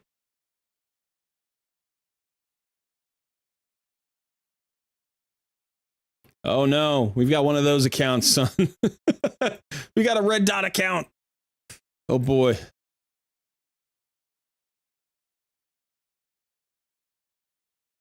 Save me. You have Save me. You have more self-control than I do, my friend. To not click all the red dots. I have to.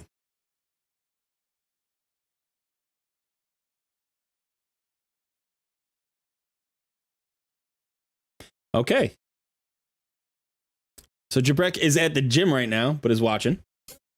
So yeah, we're gonna take another tour of an account. We're gonna check it out and see where we stand. You can spend the books and everything, but make sure they go to the right people.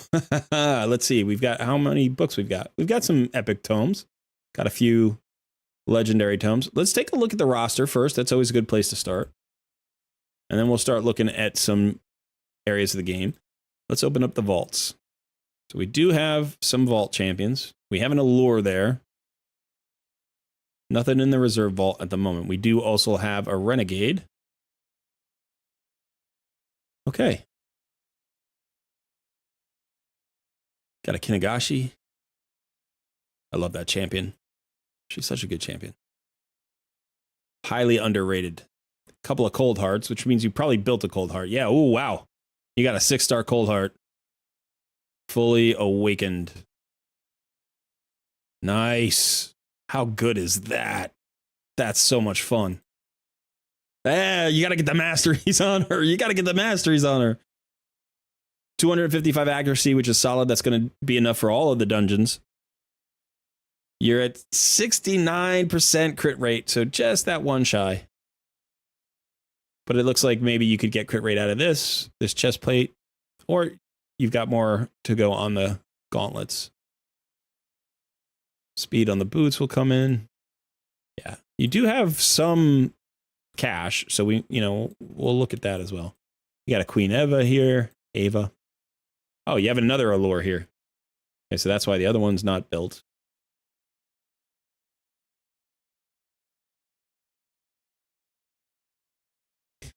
You wouldn't hate it if we did rebuild your best champs considering the free regear, but I'm you're slacking on Spider. Okay.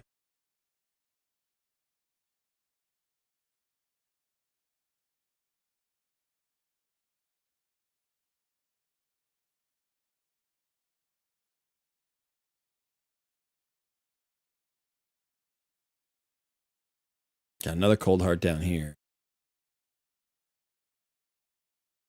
Got a Black Knight, a Lord Champfort.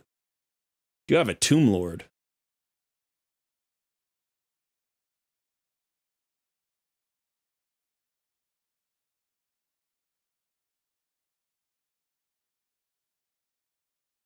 This is not a guy I ever owned, but I know that he's solid. You have a Morag Bronzelock, who's a great ally attacker. This looks like it's a food champion. Eviscerator, I'm assuming, is a food champion. Blood Gorged, Grave Chill Killer. Mordecai, you got your AoE HP burner. You do have a Painkeeper, and it also looks like you're leveling up a Bulwark. Were you going for some kind of... Like, I don't see a Man-Eater. Were you going for a budget Man-Eater? Or something like that? Versolf is a good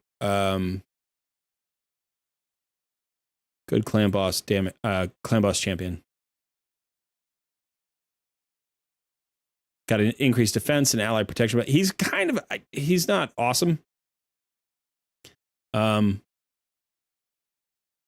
you've got a leech, you've got an increased defense and an ally protect. It's not bad. Bulwark is for clan boss, but I can 2-key Nightmare, so I don't need him anymore. Okay. I'll go take a look. I'm assuming you're running Jareg. Are you running Jareg and Versolf? Are you doubling up on ally protectors? You've got a Harima, Mystrider, Myceliac Priest Ornn, you got High Katoon. You've got a good roster here. Madame Saris is an interesting 6-star. I don't know if you're running Sun Wukong as a nuker without accuracy. It looks like you might be. Then you can bring Madame Saris in as your buff stripper. But you also have Staltis and Harima, who are both amazing damage dealers. And you do have Lysandra. So you've got a great setup there.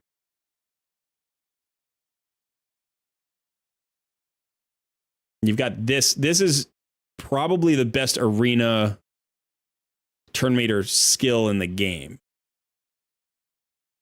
Fills turn meter of all allies by 30%, decreases turn meter of all enemies by 30%. I mean, that's incredibly powerful. Plus the 24% speed in all battles aura. She's just great. You don't use Wukong in arena? Okay. He's partially booked. Partially booked. Partially booked. Fully booked. Fully booked. Fully booked. Mostly booked. But this is the big one that you need. Partially booked. Caden is a good faction crypts champion, but I'm not sure that of all the champions here, maybe Juliana and Caden are the ones I would question as 6 stars. You've got Stagnite, Armiger, Frozen Banshee, which may be why you're bringing up Gravechill Killer. You've got an Apothecary. I mean, you've got a Painkeeper already. You're in phenomenal shape. Like, you should be able to do... you've got Lord Shazar. You should be basically able to do everything you need to do. Obviously, you're not maxed out yet. You're not there. But, I mean, once you get Allure up... Yeah, you're in really good shape. Now, again, we could take a look at the masteries here, see how your masteries are doing. You're doing a little bit... Yeah, you're doing pretty well on the masteries. Great. At least for your clan boss team. Like, obviously, you need to get this Coldheart her masteries. Lysandra, you need to get her masteries. If you're going to bring in Frozen Banshee, you need the masteries there. But, okay, let's take a look.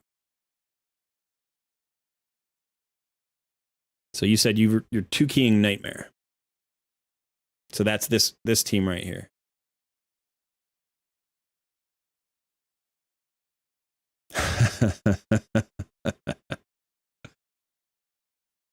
That's an interesting team.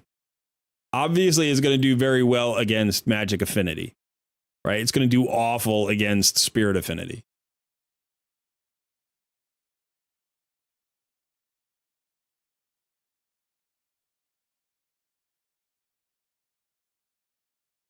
You got some keys here. Okay.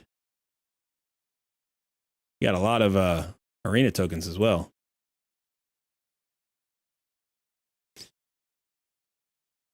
But so you were running Staltis, who's got a Brimstone and his masteries. You're running Verself, who's got masteries. You're running Harima, who's got masteries. Now, obviously, in this case, and this makes sense, right? You're going to run Harima with Helm Smasher. That makes a lot of sense. The only other thing you might consider is like Flawless Execution. So she's a hard hitter, but obviously she's not specifically built for Clan Boss. She's probably going to be built for Arena. But right now, she's just fully mastered and fully geared and hitting hard. So that's why, I mean, she's got 242. It looks like 242 crit damage. So that's nice. You know. Then you've got Vizier.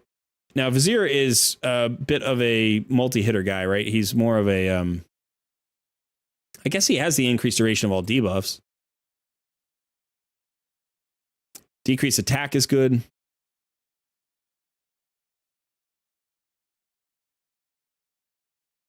She keeps the turns going. Decreased attack. Decreases the target's defense.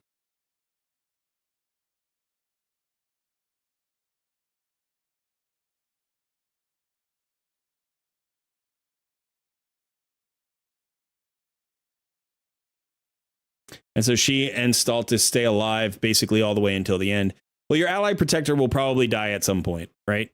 The increased defense is going to get you more damage on all of these defensive-based damage dealers, right? So, you know, both Staltis and Harima should hit harder. I'm pretty sure Vizier is attack-based. Yeah, he's attack-based. And then who was your last champion?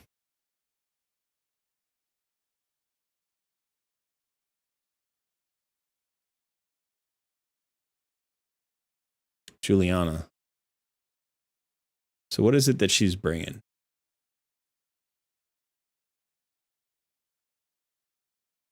Turn meter fill for herself. Increase crit rate for herself. Poisons on the target for 3 turns if the attack is critical.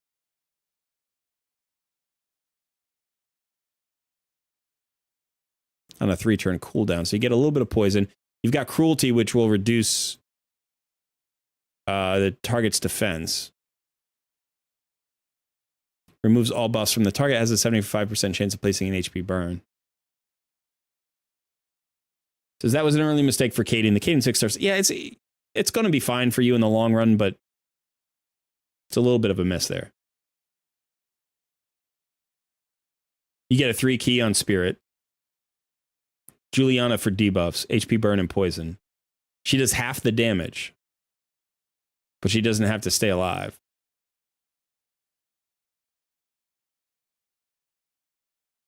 If she's doing half your damage,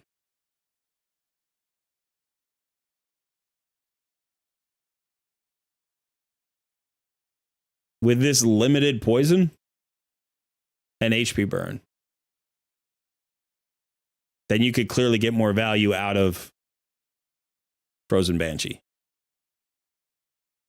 Frozen Banshee should leapfrog Juliana in terms of damage. Right, because you get the poison sensitivity out there. You get a lot more poisons. You lose the HP burn, but poisons are large, you know, hit harder than HP burns anyway.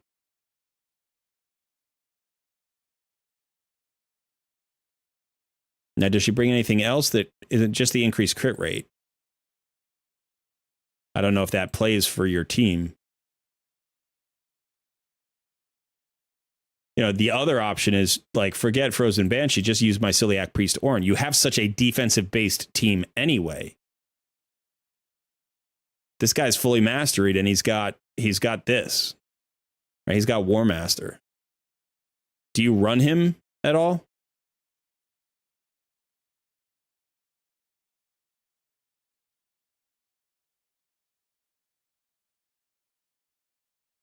You used him before, but you took him out.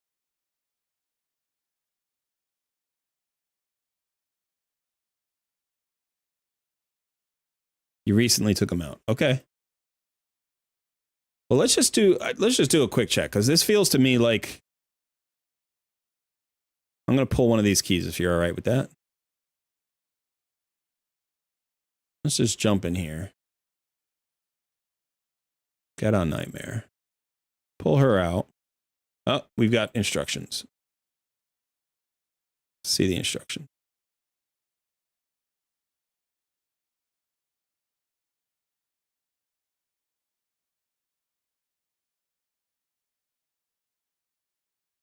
All right, so she has no instructions. So I'm just going to pull her out here, and I'm going to put him in.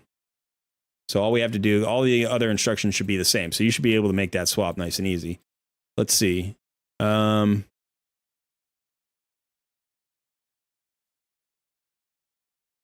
What's his speed right now? 185. So he is going faster than the boss.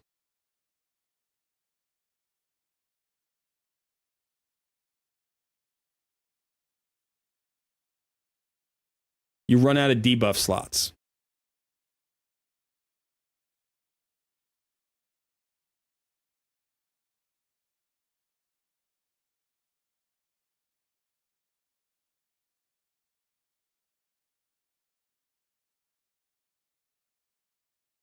You don't have a poison activator.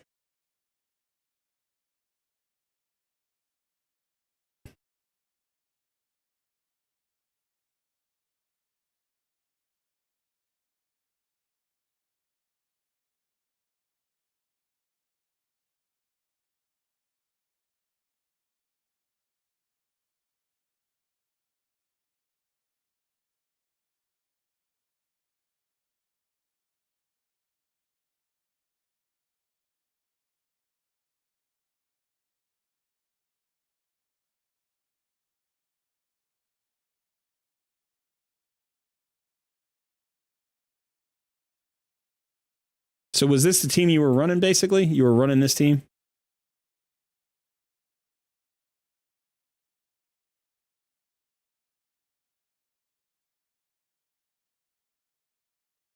Okay.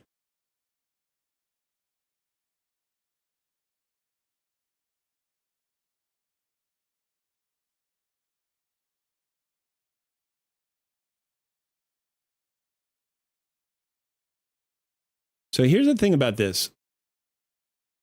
Vizier's okay, because he increases debuffs.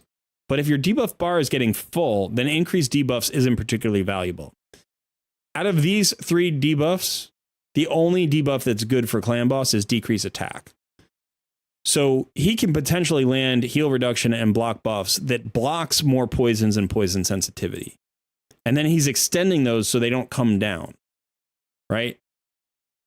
On his own, I don't know that he's bringing enough damage to account for the loss of those debuff spots. Now, he is 6 stars, right? So, like, if we go to the champions, he is fully masteried out. So he is bringing this, right? Now, Orin is also bringing that. But I'm starting to think, like, you know, we've got the decrease attack already on, is it Stultus? No, that's... He's got the brimstone.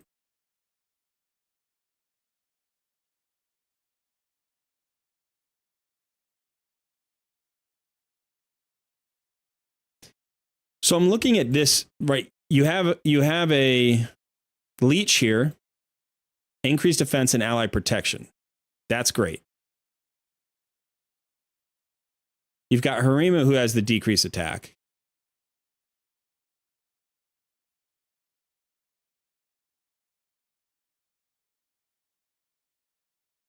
And decreasing the target's defense. So this is good. But these 2 champions feel right. Now, Orin would bring a poison sensitivity and a poison. And he also gets tankier. So those 3 feel pretty good. Now you've got a Jareg down here who has a decreased attack on the A1, plus an increased defense and ally protection, plus some continuous heals, depending. So you can potentially have 2 ally protects up with increased defense, right? Both of them bring increased defense on the whole. I think it's on the whole team. They're both on the whole team. So you have 100% uptime on an increased defense, which makes your very tanky team tankier and makes your defensive base damage dealers hit harder.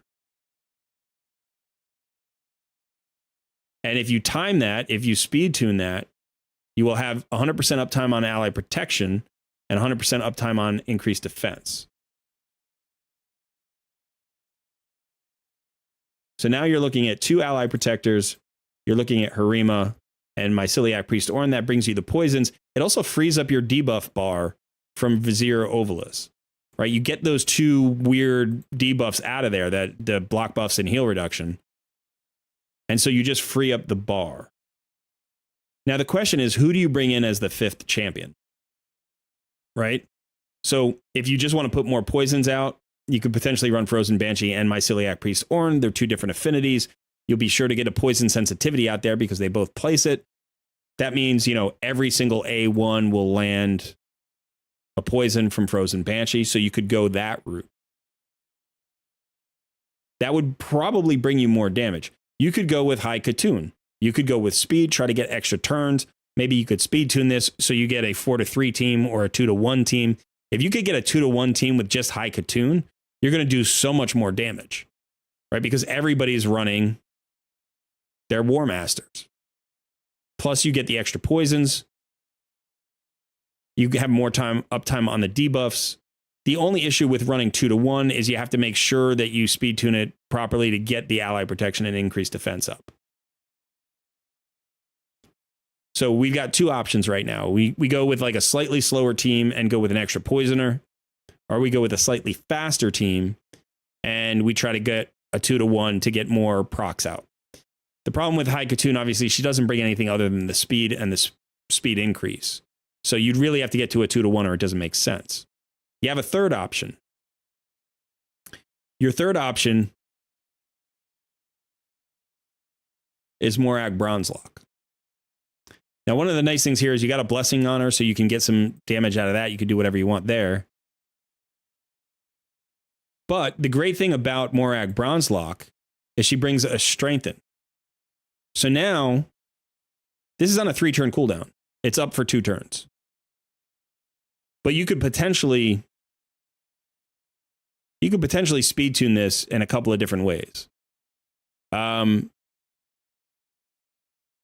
You get the strengthen up with the ally protect, with the increased defense. That's going to keep everybody that's very tanky. That's leaning into your tankiness. In addition, she has the ally attack. The ally attack is going to bring more A1s, which give you decreased attack here from Harima. That's not really a huge deal there. Myceliac Priest Ornn gets poisons on his A1.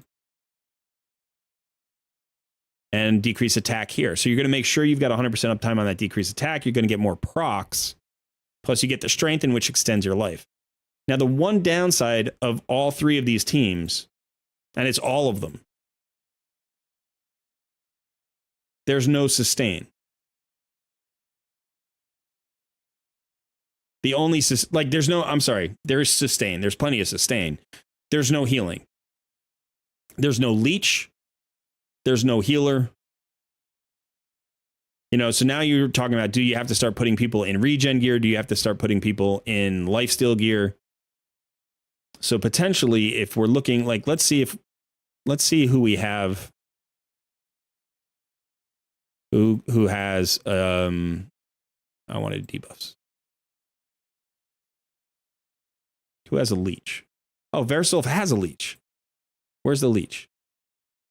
Each has a 75% chance, which can book to 100% chance of a leech. That might be enough. That might be enough. Because this is on a 3-turn cooldown. It'll be up for 2 turns. So as long as it's up after the AoEs go off, right? You're going to heal up. Everybody's going to heal up.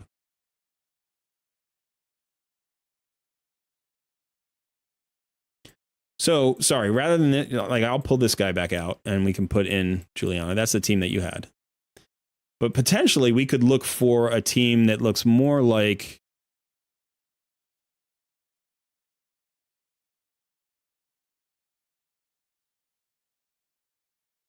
you know, and then plus a 5th. I like this because you're so tanky. This is a team that's supposed to survive a long time. You'll have 100% uptime decrease attack. You'll have 100% uptime increase defense. You'll have 100% uptime ally protect. You should have 100% uptime poison sensitivity. No, maybe not. Maybe it won't be 100%.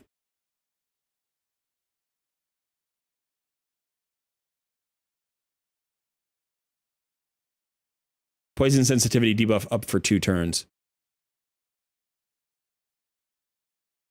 Because we lost our debuff extension. But still, you'll have it up at least 2 out of every 3 turns. You know, this could be very, very tanky team.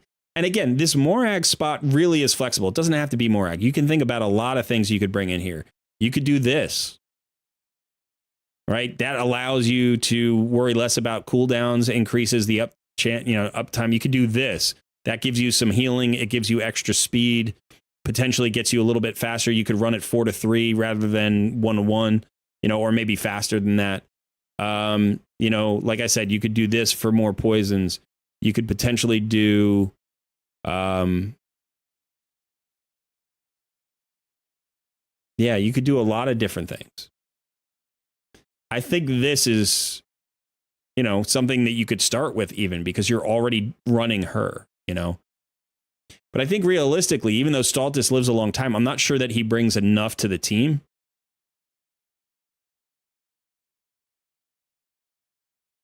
You do have Misrider Death. This is an interesting, getting him in there, right? Because he's got a lot of extra turns. And his kit's good, He's got the decreased defense, which I don't think we have anywhere else. If you could get a weaken onto the team, that would be kind of interesting. Maybe you could do that. So you could get a weaken up there with that poison sensitivity. That means he's taking 50% extra damage from poison. So do you have a weaken champion?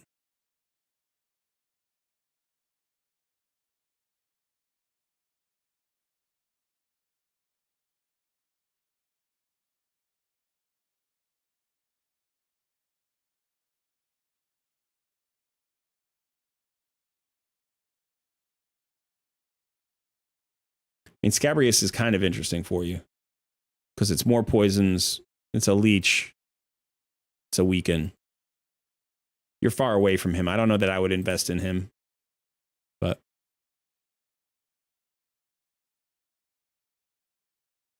yeah, that is the problem with Mr. Daffy. He's going to get extra turns. That's going to make him outrun the ally protect and the increased defense, and he'll die. Absolutely. So I didn't mention him at first, but it's an interesting option because you could potentially get so many more attacks that it might not even matter that he dies. Do you know what I mean? Because he gets so many turns. But I'm leaning towards something either like this or maybe this or this. Anything that enhances your survivability. So strengthen or heals and cooldown reduction or heals and increased speed. Those feel really good. Now, this is also the other option. If you just don't feel like that works, right, you just get more poisons. But the question is, what's the debuff bar look like? Because without a poison activation champion, now the interesting thing here is you don't have decreased defense. I don't think you have decreased defense, right? Nobody has decreased defense on this team. So you're really relying on the poisons. Now, without a decreased defense, you have an extra spot for more poisons. So you could potentially do that. Now, the other thing you could do, and this could actually work really well with this team, is if you had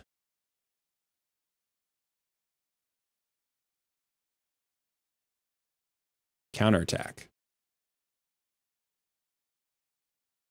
Yeah, so you don't have counterattack yet. Counterattack, if you had Skull Crusher would work so well with this team. So moving forward, if you pick up Skull Crusher, you get the ally protection here with the counterattack. This potentially lets you remove one of those other ally protection champs, right? So you could maybe move Jareg out of here. Now that reduces your chance of getting the decrease attack because it's A1, right? But the nice thing is Skull Crusher removes his own stun, so if he's a stun target, that's great because he has this passive that decreases duration of all debuffs by by one turn on this champion. So that helps you handle that. You could also go for, another champion that you could run would be like a block debuffs champion if you have any of those.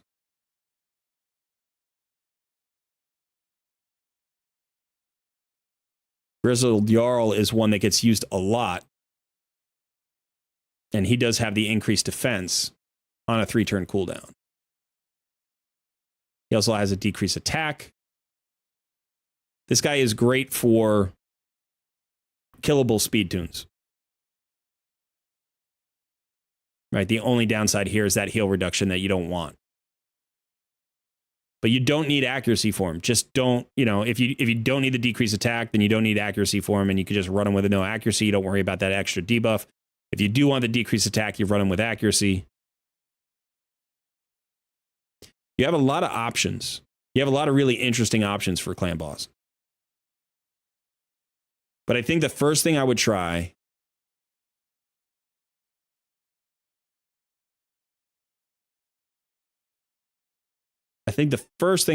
is getting a Jareg set up, like using these 2 ally protection champions and probably going with Ornn. I think you're going to get more than you're getting out of this particular. And the other thing about that tune, obviously, is it has different affinities, so you're not going to have as big an affinity swing, which may be enough to get you a 2 key on Spirit Affinity, which this won't get you. Really interesting, though. It's really interesting. And I do think that once you kind of get to a point where, actually, let me see the actual speeds. Are you speed tuned? 175, 179, 175, 193, 188. That looks like it might be speed tuned. Is this speed tuned for a 1-to-1? That looks very close to a 1-to-1 speed tune. The only one that might be problematic is Juliana here at 193.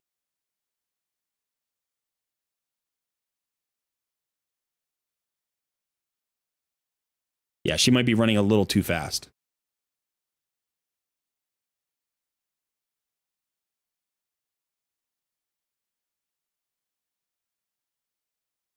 You had a double ally protect speed tune, but you didn't like the comp.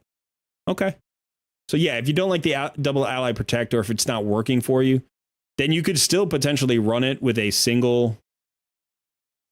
You could run something like,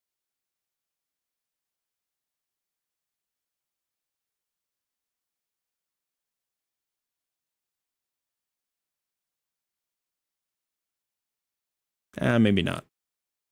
I don't know that cooldown reduction is going to help you there. It's just heals at that point.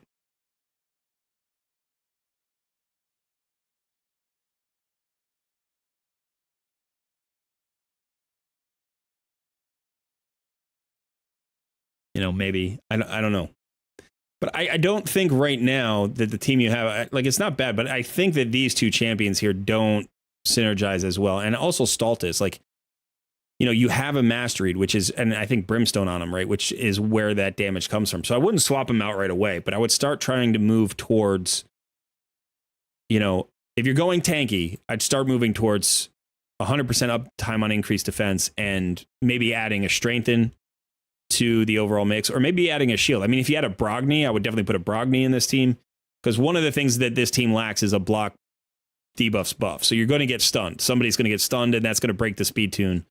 You're going to lose your 100% uptime unless you can control where the stun lands and you don't care. Like if it always lands on Ornn, who cares, right? Because it's like, even though Ornn is your damage dealer, his tune doesn't matter for the survivability of the team. Oh, that's true. Stultus, if he takes the stun, it doesn't matter. That's true. That's one of the benefits of having everybody in the same affinity, right? Because he's always going to be the target because he's the lead. So that is a good call. Yeah, that's one reason to have Stultus there in this speed tune. Yeah, okay. One thing I wanted to talk about really briefly, actually, I was thinking about that I was thinking about this the last couple of days, and I've never mentioned this. but this is a good moment to mention it, I think. I don't know if anybody saw Deadwood Jedi's video today. He did a video on the speed tune that I did a video on last week. The exact same Clan Boss speed tune. It was, the Emic Trunk Heart Man-Eater combo. I forget, it's called Trunk Eater, he calls it, I think. So in that, he talks about the cooldown reduction that Emic brings. Now, this may not be something that people know about cooldown reduction. Cooldown reduction cannot reduce a cooldown past the point of its own cooldown. So what I mean by that is this cooldown reduction can be reduced down to 3 turns. There is no way for this cooldown reduction skill in a Clan Boss speed tune. I'm sorry, it's specific to Clan Boss speed tune. There's no way for this to reduce a 3-turn cooldown down to 2 turns. Because the fastest that this can go is a 3-turn cooldown. So you can reduce a 5 to a 4, you can reduce a 4 to a 3, but you can't reduce a 3 to a 2. Now you can do it one time, maybe twice, but what happens is if you're reducing a cooldown to 2 turns, it will eventually catch up to this cooldown, and then it'll sit right in front of the cooldown and be reduced to 2 when it was going to go anyway. So if you are building a speed tune around 3-turn cooldowns, there's no purpose to bringing in a cooldown reduction champion. It doesn't give you any benefit. The only thing it could maybe give you a benefit in is like making something affinity friendly because you're messing with the, the durations for the first 2 turns or something. But realistically, it gives you no value. So this is really much more valuable when you have 4-turn cooldowns, because then you can get them down to a 3-turn cooldown. And obviously the Clan Boss cycle is 3 turns. So being on a 3-turn cooldown is much more valuable than being on a 4-turn cooldown in general for speed tuning. But you can only get down to 3. You can't get faster than that. Even if you're going, like if Painkeeper were going at 2 to 1, it wouldn't matter. Right? Even if you're going really, really, really fast, you can't reduce the cooldowns faster than this can be. Now what you could do is you could run her really fast and someone really slow, and you could get multiple cooldown reductions. Like if she's running at 2 to 1 and somebody else is running at 1 to 1, then potentially she could apply a cooldown twice, and that would be a different scenario. But otherwise, you can only get cooldowns down to the same duration that she's running. Yeah, it's a little bit weird. I think the only other way to do it, maybe if like she was at 3 to 1. Like if you were running her at 3 to 1, then you could get a cooldown for everybody on every turn. That would be kind of interesting. Then maybe you could do something, but I don't know how you would create that speed tune. It's so hard to figure out. So generally, you just go from 4 turns to 3 turns, which is good because then you can run it 2 to 1.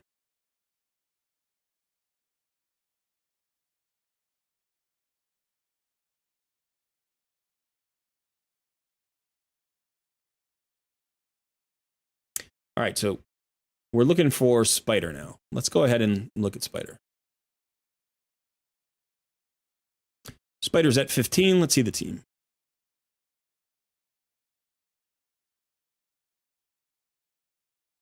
Ally speed in all battles by 24%. That's nice. You've got the Cold Heart. That's good.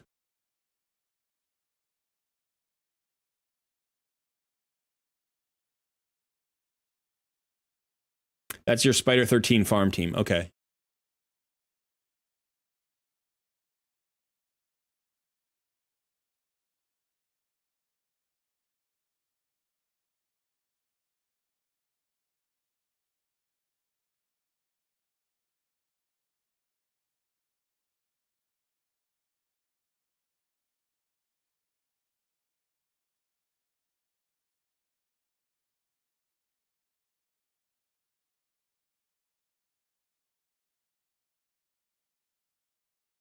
Yeah, Mordecai should be able to do enough for you on his own. You don't necessarily need to mix him in with very much. I mean, you need him booked. But Mordecai will buy. My Mordecai got me to stage 25, cleared stage 25 at level 50. Like, you don't need an RTAC. This guy is easily good enough to get you to stage 25 at level 50, but he needs to be booked. And he's better at 6 stars. Like, if you're going to book him out and bring him to level 50, you may as well 6-star him when you get a chance. I never did because, I was running him. He was farming stage 25 for me in like 2.5 minutes or something. And it wasn't a problem. And then I got RTAC, and then RTAC dropped my time down to like 30 seconds. So, but this guy is enough.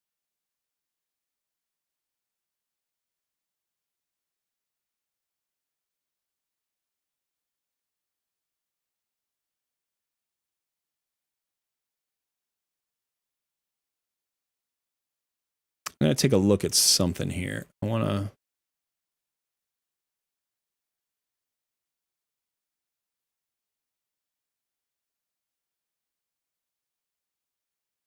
So Stultus has decreased turn meter on his A1 is 10%. And he's got an AoE stun, which makes him great in Spider. So that feels good.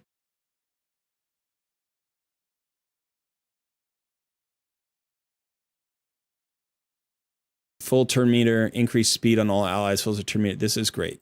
So she's great.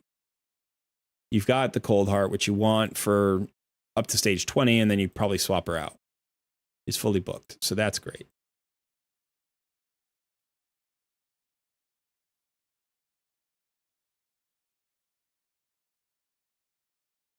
Yeah, I probably wouldn't. So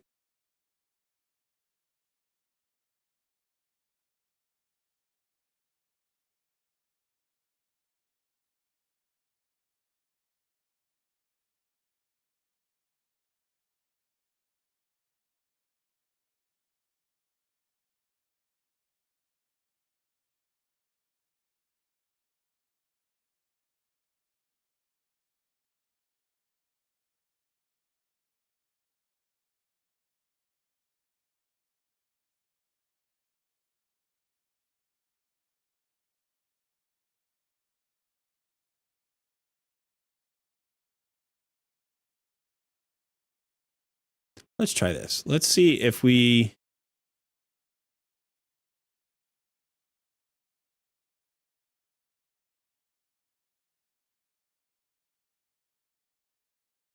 These 3 champions, I think, need to be there.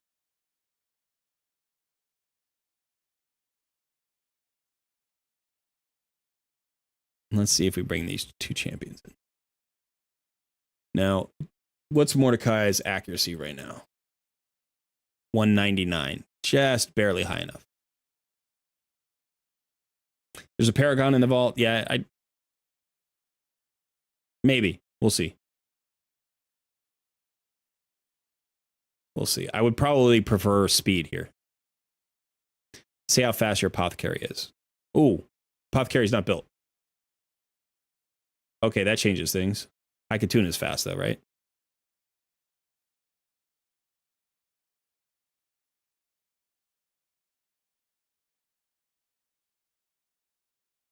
How's Painkeeper? 149.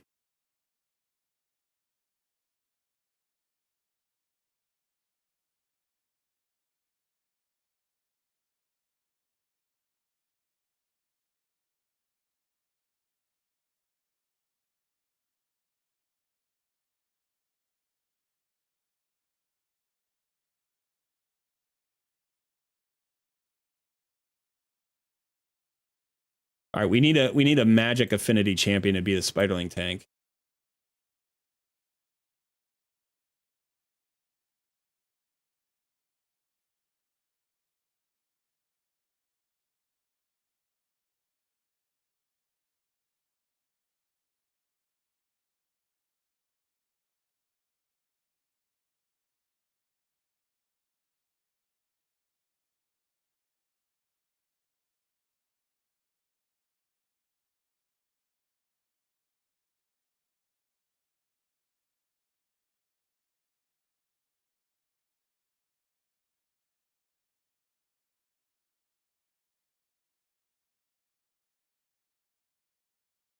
He's got regen, though. Do we have regen boots for him?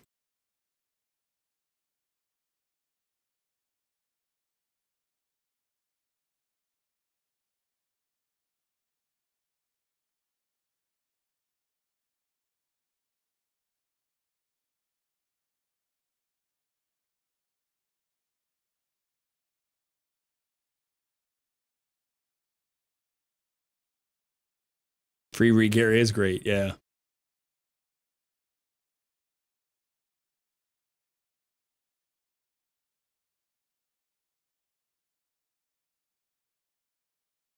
So I would prefer to have Apothecary here. Now, Apothecary would be the Spiderling tank. But with the speed boosts and the heals, you get more sustain here. And you probably need to get around a couple of times. Now, because of the regen gear, Caden might be able to stay alive long enough to make a difference. And if Mordecai becomes the Spiderling tank, then Caden could revive Mordecai. Now, we don't have quite the gear that we need here yet, but Mordecai is a great champion for Spider if you don't have another AoE HP burn champion.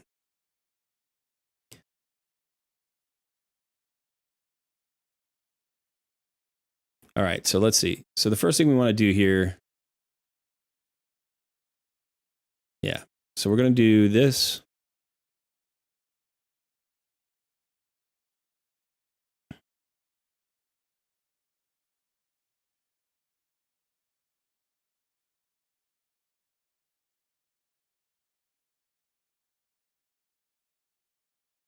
Stuns are good.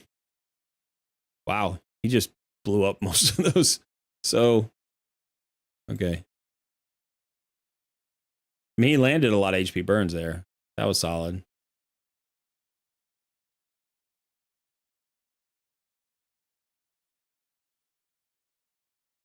Yeah, he's too strong right now.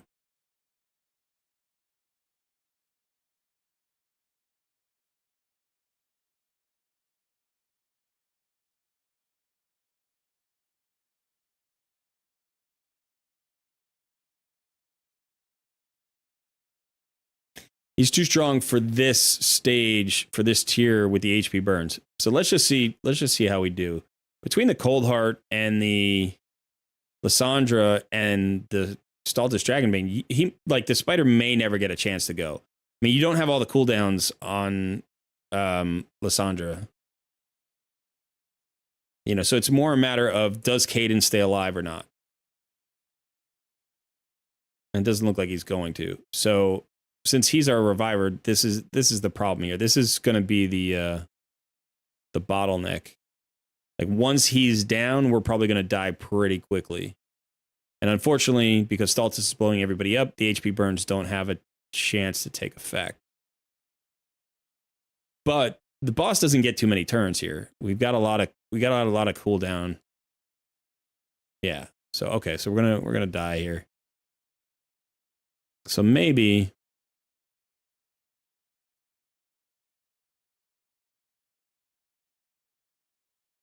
let's go take a look at Apothecary.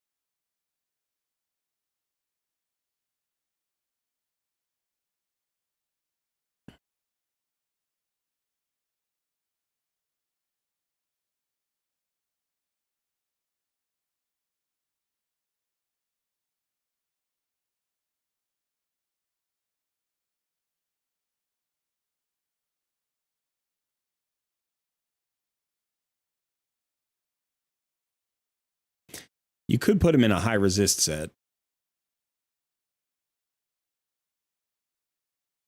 Or you could put him in regen.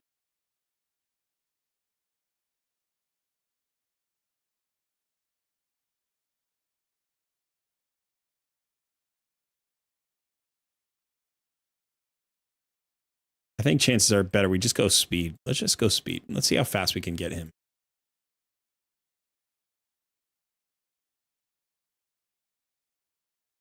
We don't need accuracy on him. This would be a better...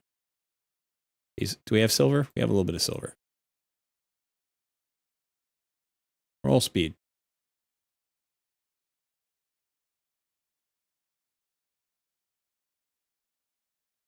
Crit rate's fine on him because he can crit heal.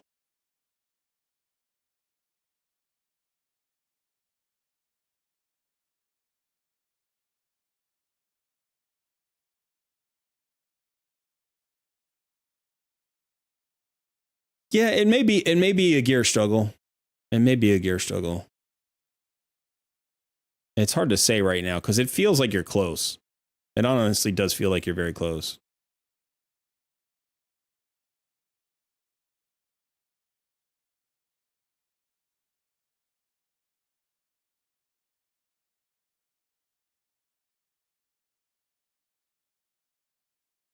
I mean, we can get him to 212 without a problem.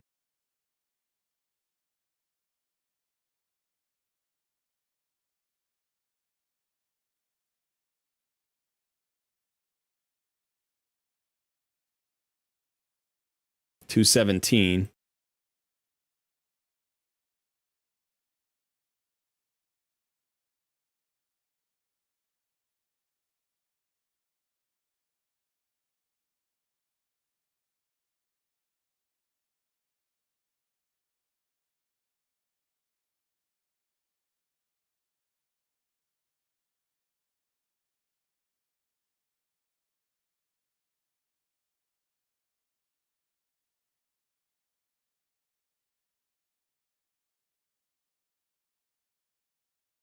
Perfect. Look at that. Beautiful.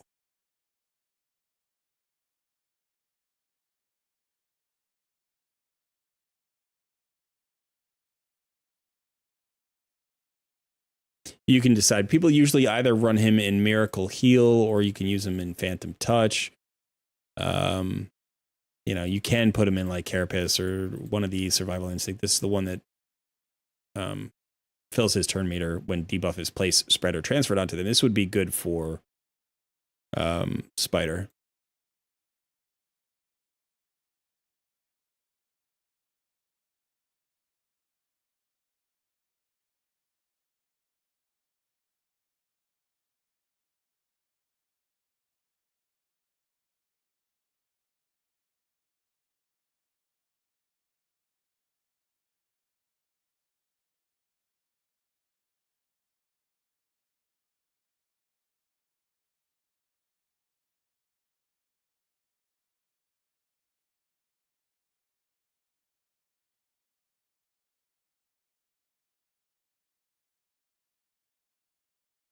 Now he has only 5 stars, so he's not going to be particularly tanky.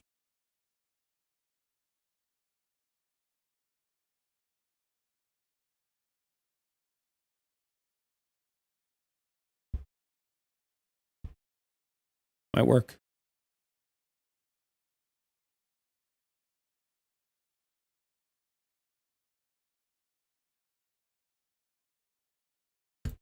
Okay.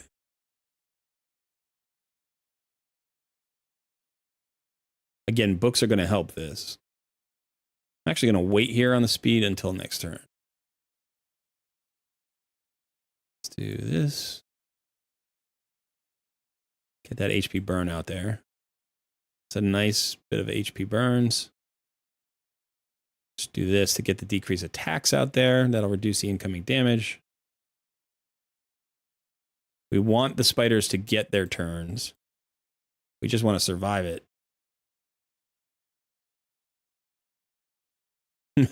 He's going to die before he actually gets a chance to heal himself. There we go.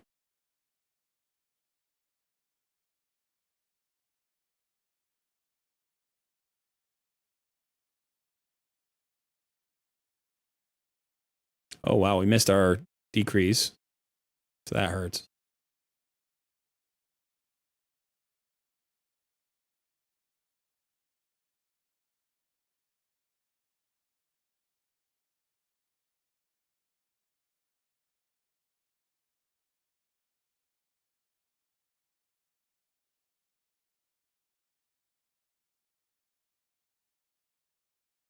We did okay there.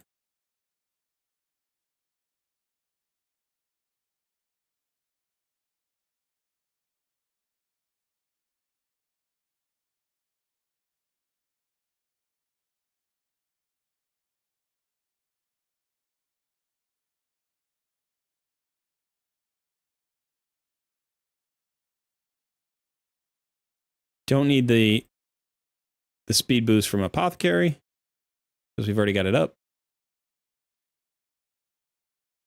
Now we'll place it to extend it for 1 turn. Now the spiderlings are going to start getting chances, so that we want to decrease that attack. If Apothecary can get back. All right, now we want those HP burns. Perfect timing. Look at all that damage. That's gorgeous. I don't know if Caden's going to have a... Yeah, there we landed the decreased turn meter there.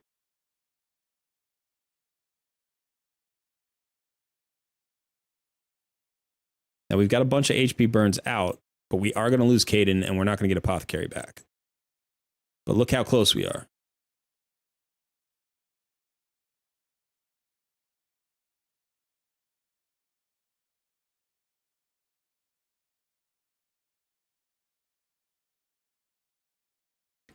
Oof. This is going to be so close. We need Cold Heart to survive until her... There we go. Okay. So we got through 15. Now, that's not going to be a farm. That's not an auto farm, you know, but you got through 15 there. And now 16 is a different affinity, and now you can start worrying about a magic affinity tank. You can bring Stultus back in, or somebody who's way tankier to survive those. So you could do this. Actually, this is going to be tricky because you can't use Mordecai here.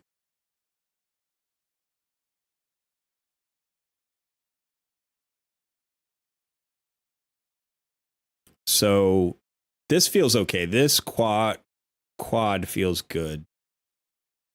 You could potentially do this. It would give you more heals and survivability.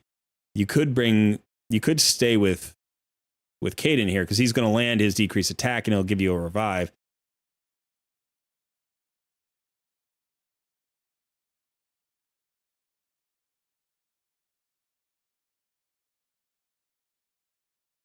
Without those HP burns, it's going to be a longer fight, so you need more sustain.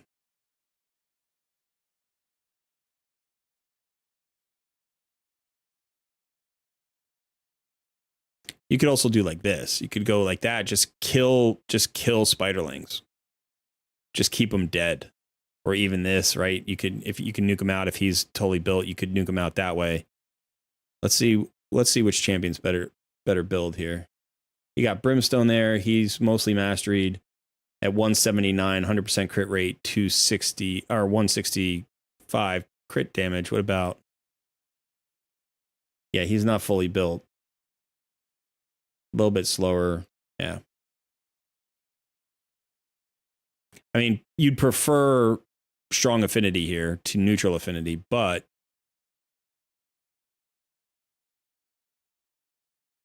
okay, there's more in it. Yeah.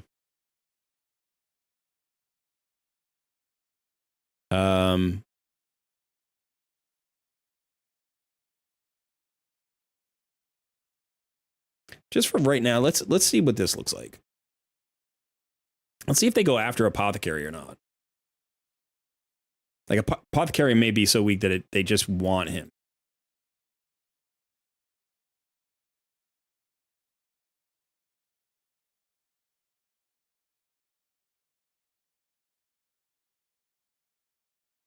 He can open with his AoE stun. That's actually...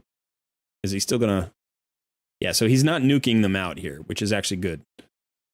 Well, no, it's not, because I was thinking we had our HP burns, but we'd actually want them dead. So let's go ahead and decrease attack. Turn meter depletion. Let's get the speed boost maxed out here. I mean, Stultus is barely taking any damage. He nukes him out. So this might... Maybe we just let this go. This might be fine. You know, you've got your Reviver in case Stultus actually goes down, but it doesn't look like they're going to target Apothecary. You get pretty good turn meter control with this trio here, plus the speed boost. As long as the speed boosts are on different cooldowns, but I don't think Lissandra's fully booked. Oh, whoa.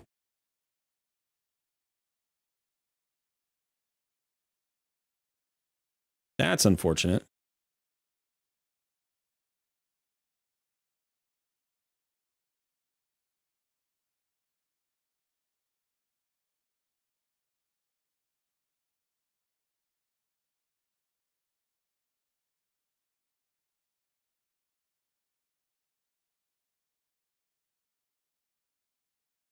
That landed.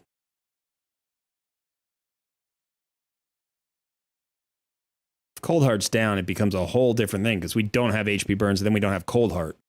So we need Cold Heart alive.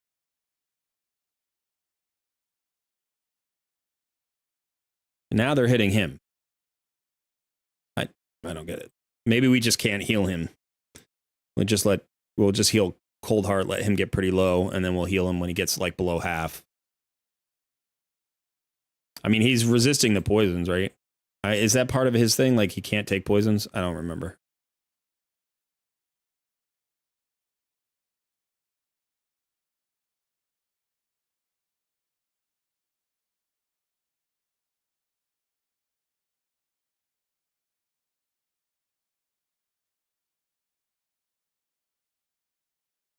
He deflects poisons. Gotcha. We'll heal him a little bit. Now he's at 100%. Now are they going to swap to Cold Heart?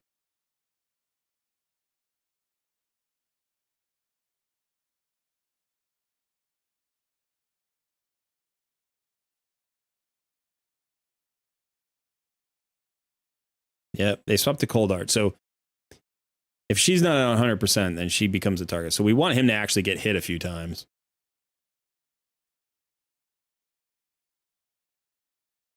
Let his HP get reduced a little bit. Then we bring Cold Heart back.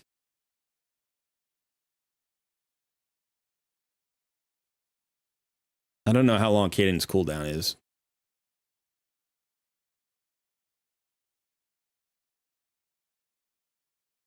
No, we didn't reduce the turn meter there.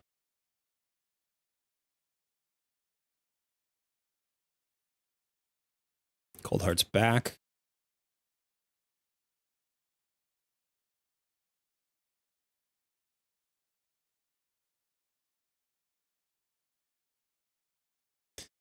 Unfortunately, we didn't have Cold Heart up, and she didn't have a healing decrease on the boss. When the boss ate all those spiderlings, got a huge heal.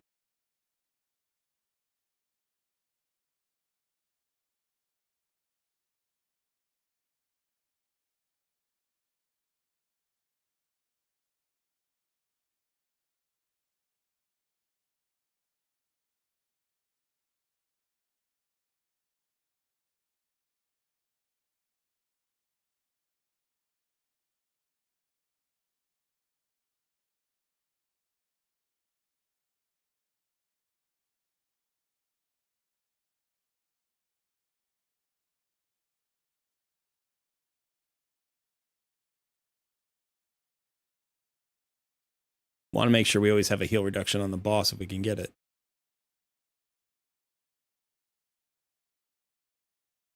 Yeah, we're going to lose this one.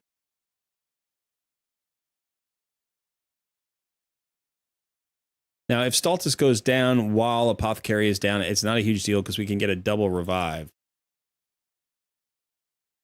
But we need to get it on that turn.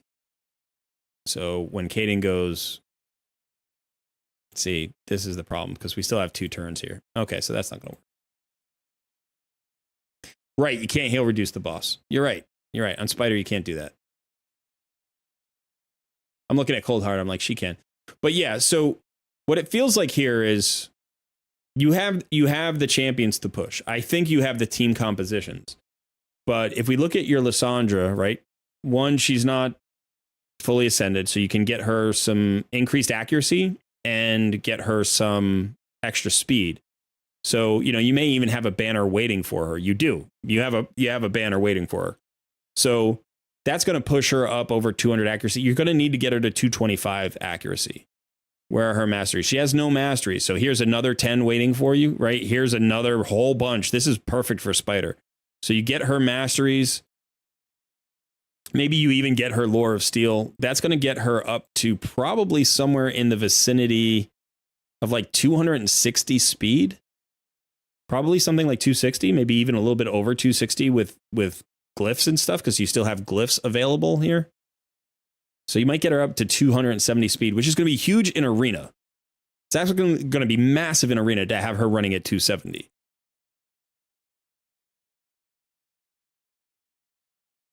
Yeah, she's going to be your fastest champion. She's going to be running at 270. That's your speed lead in Arena. Obviously, you use Wukong's aura, right? If you're running him. And so let me just take a quick look at your arena team again. Yeah, so you have the 28% aura. You have Lissandra as your fastest champion at 270. You got the buff strip, you got the double buff strip actually, and then you have the defensive nuker here. You know, the downside here is you don't have like a decreased defense or maybe an increased defense for Staltis, right?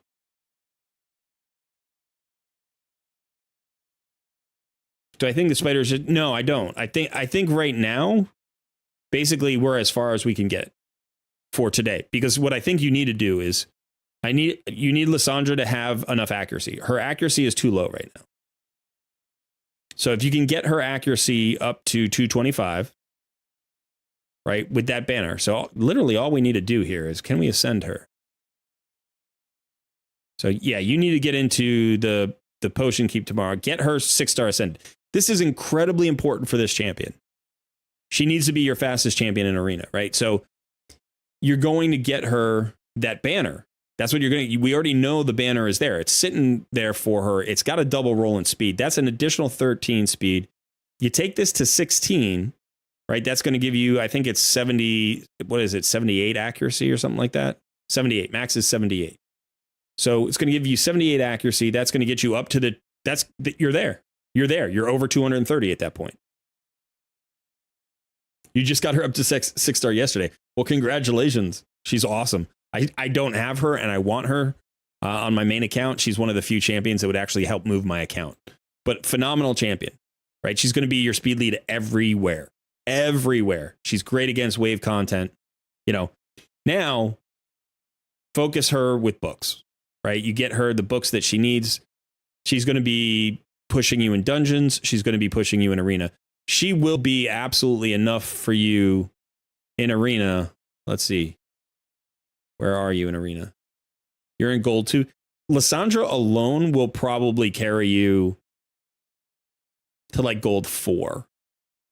Like without any other significant changes. Getting Lissandra up to say 270, 275 speed, which you can do. You can absolutely do it. Get her up to 275 speed. She will just push this team beyond gold 2. Gold 3 will be coming for you. Gold 4 should be no problem.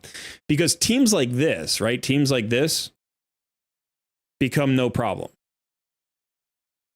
They're not fast enough. They don't have any turn meter fill. Like even if Wukong is running at 280, which he's not, right? You just have to worry about the Hefrak. Like if you can get the Hefrak out of the way, you got the buff strips. You don't care about that. All you got to do is nuke him out, make sure he's dead, or sheep him and kill everybody else. Right? And you're fine. So that team becomes no problem. Teams like this, no problem. You don't care about the multi-revivers, right? Because you keep reducing their turn meter, you keep stripping their buffs, you block their buffs. And, you know, like they don't have enough damage to mess with you. So that team's no problem. You know, teams like this might be problematic a little bit because they've got an Arbiter. But assume Arbiter is going faster than you. Remember, like, as long as they don't lap the Lissandra, as long as they don't pass the Lissandra with the turn meter fill, then she's going to go next, and potentially these damage dealers are running too slow. So even if Stagnate is connected there, you probably disconnect this team, you know, or you might just be running faster than them because your aura is only 2% slower, and Lissandra is so freaking fast. I mean, what's her base speed? Her base speed is only 100. I'm actually surprised.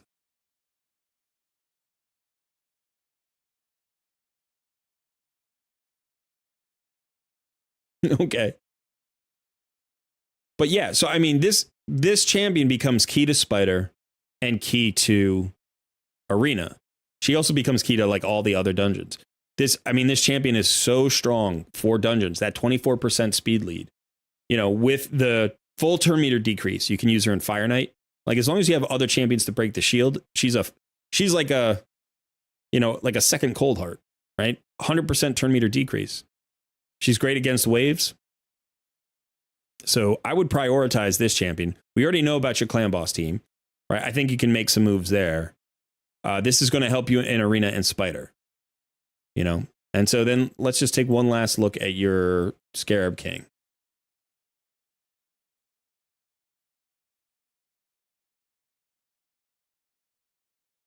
All right.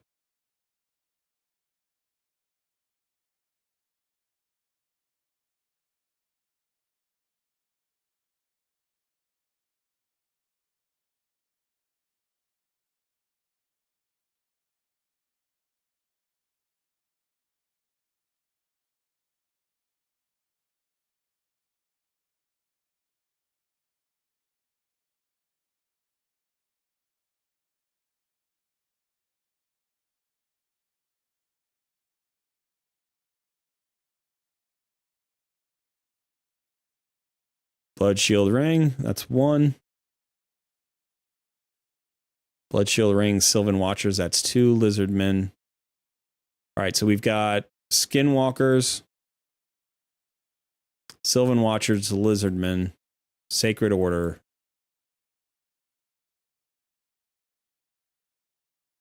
and Demon Spawn. We got 2. That's enough. That's enough. Let me just write those down. Okay, so that was Demon Spawn, Skinwalkers,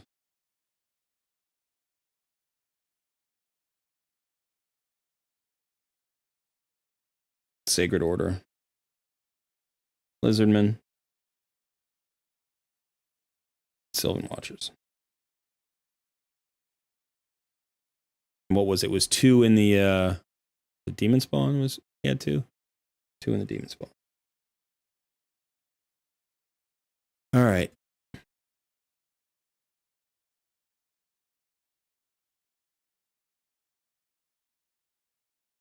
Demon Spawn, Sylvan Watchers, Sacred Order, Lizardmen, Skinwalkers.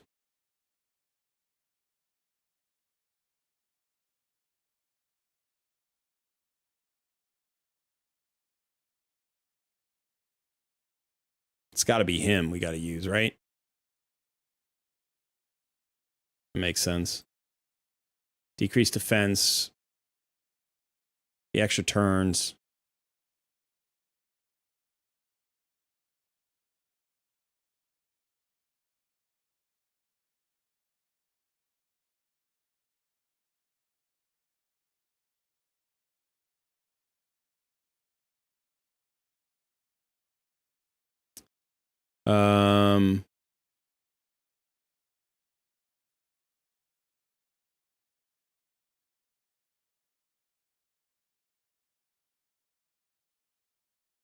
Skinwalkers.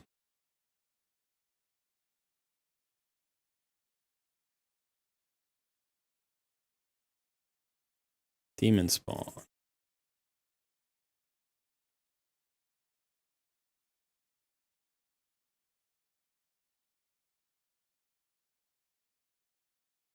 Skinwalkers.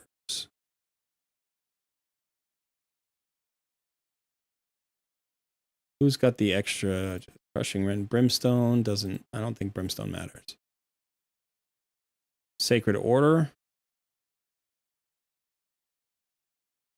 She's got lifesteal. That could work.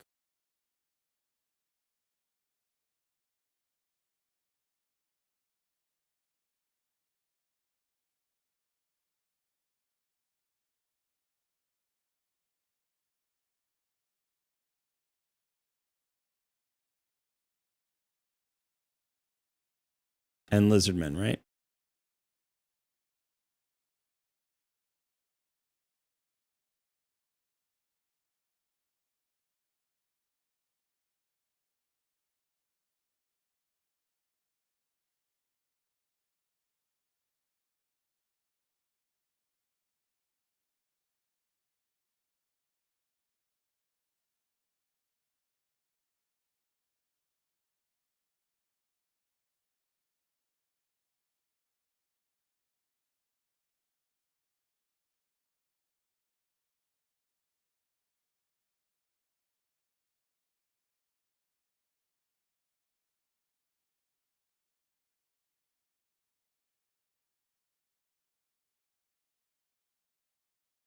Yeah, I know I could take equip gear, but I don't think it's going to be necessary.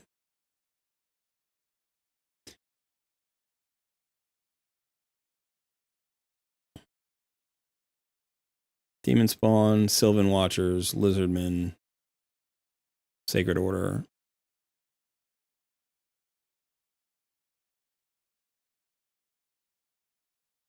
Skinwalker, right? Skinwalker.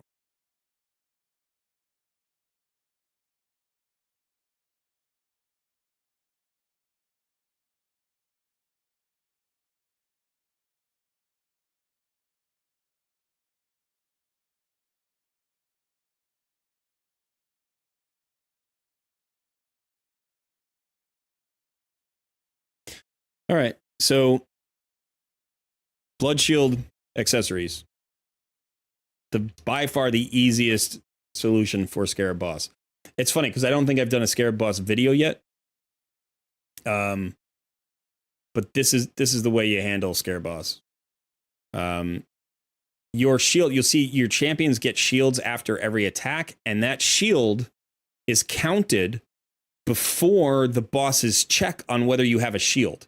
So even though you're applying it like with your attack, it stays up. It counts as being up. So you don't get any counterattacks. You've got a lure for turn meter decrease. If you could get a slow on this team, that would be good. I don't think you have a slow currently. You don't need turn meter decrease, but it can be helpful. If you can get some sustain on the team, it could be helpful. Yeah, you're right. Armiger would have been a good call here because he's got a built-in destroy max HP. So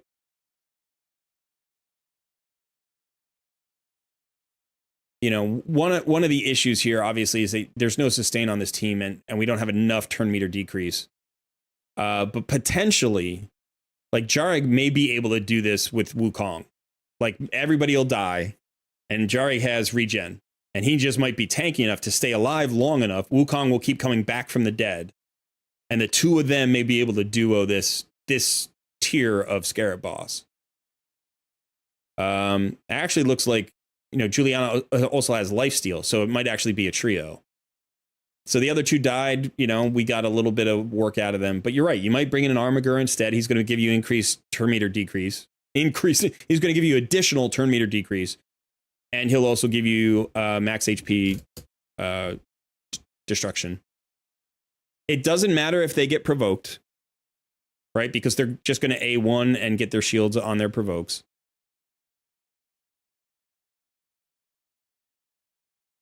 We would prefer them. I don't know.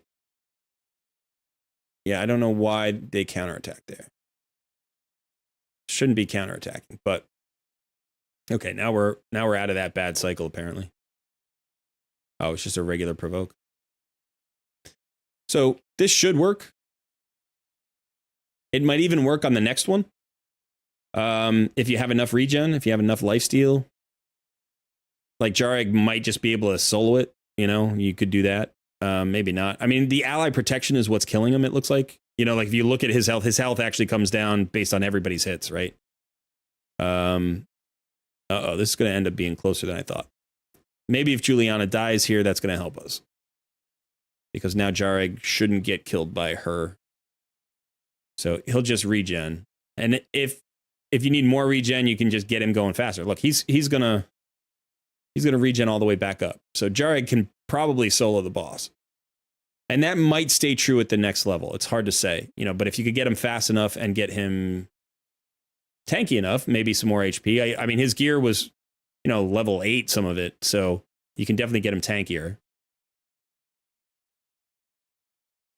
If you have a destroy set that you can put on somebody, right now you're using Juliana and Clan Boss. I don't know, you're using Wukong in Arena, so it doesn't make sense on one of them. Dathi makes more sense in Relentless anyway, so you're not going to put it on him. So the only other opportunity would be on Allure. It doesn't make sense on her. You need her for turn meter reduction. But there you go. Nice, easy one shot on Scarab King floor 60. So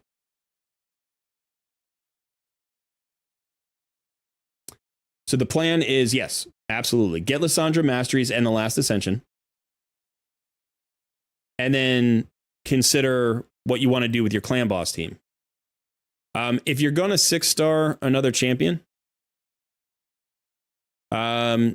you know, the champions to consider are going to be the all-stars.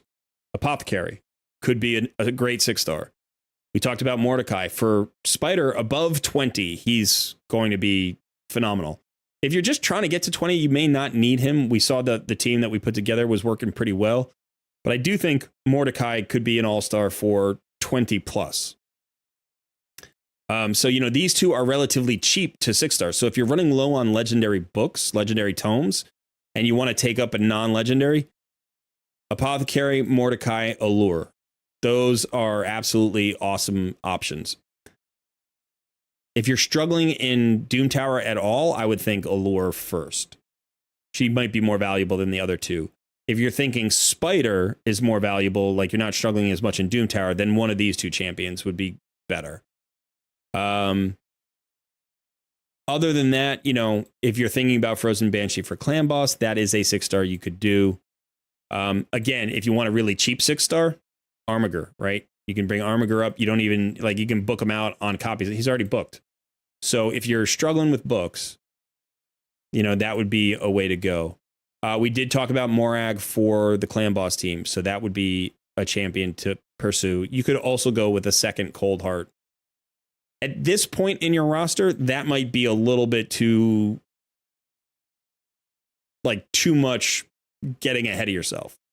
I don't know. I've never found a huge value in my second Cold Heart until I was in the end game.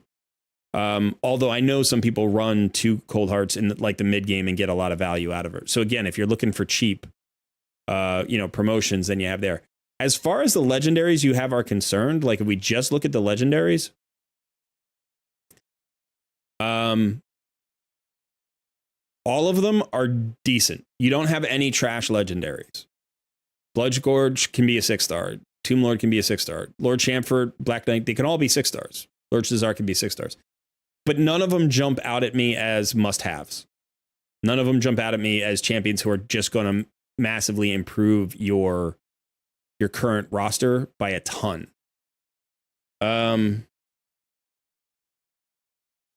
So what I would consider is holding on to your legendary tomes. You have only 3 legendary tomes. Put them into the champions that you currently have that are currently 6-stars that you can get value out of. You do have 18 epic tomes. So, you know, if we're looking at epic champions that you want to think about booking, Stag Knight is a great champion to take to 6-stars and book out. Mordecai is great to book out. You don't necessarily need him fully booked. You could just, if you can land books here in the A3, that's most important. The A2, by the way, is decent as well. And the A1's not bad. I'm not going to say the A1's bad. If you fully book him, it's just that he does take a lot of books, I think. 12 books. I guess that's not too bad. 13 books. And you have 18. So if you're thinking, can you book 2 epic champions and you could save some on Mordecai, you could.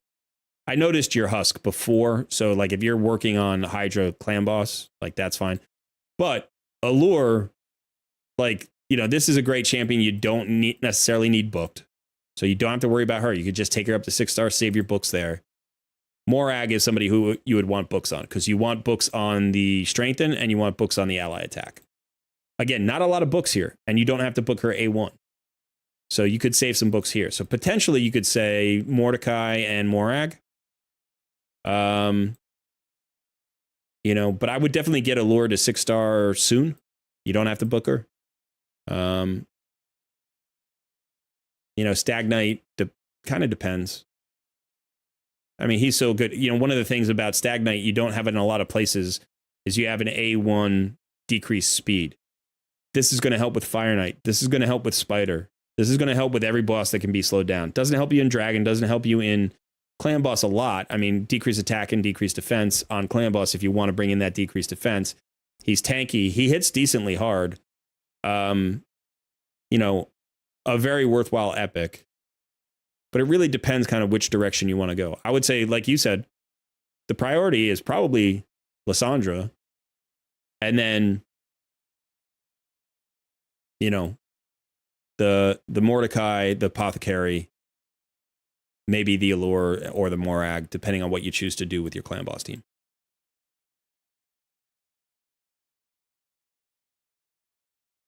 Yeah, if you can farm Dragon 2021 auto, then you're in good shape.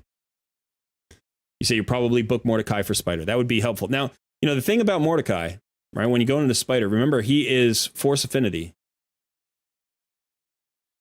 So unfortunately, he's great at stage 25.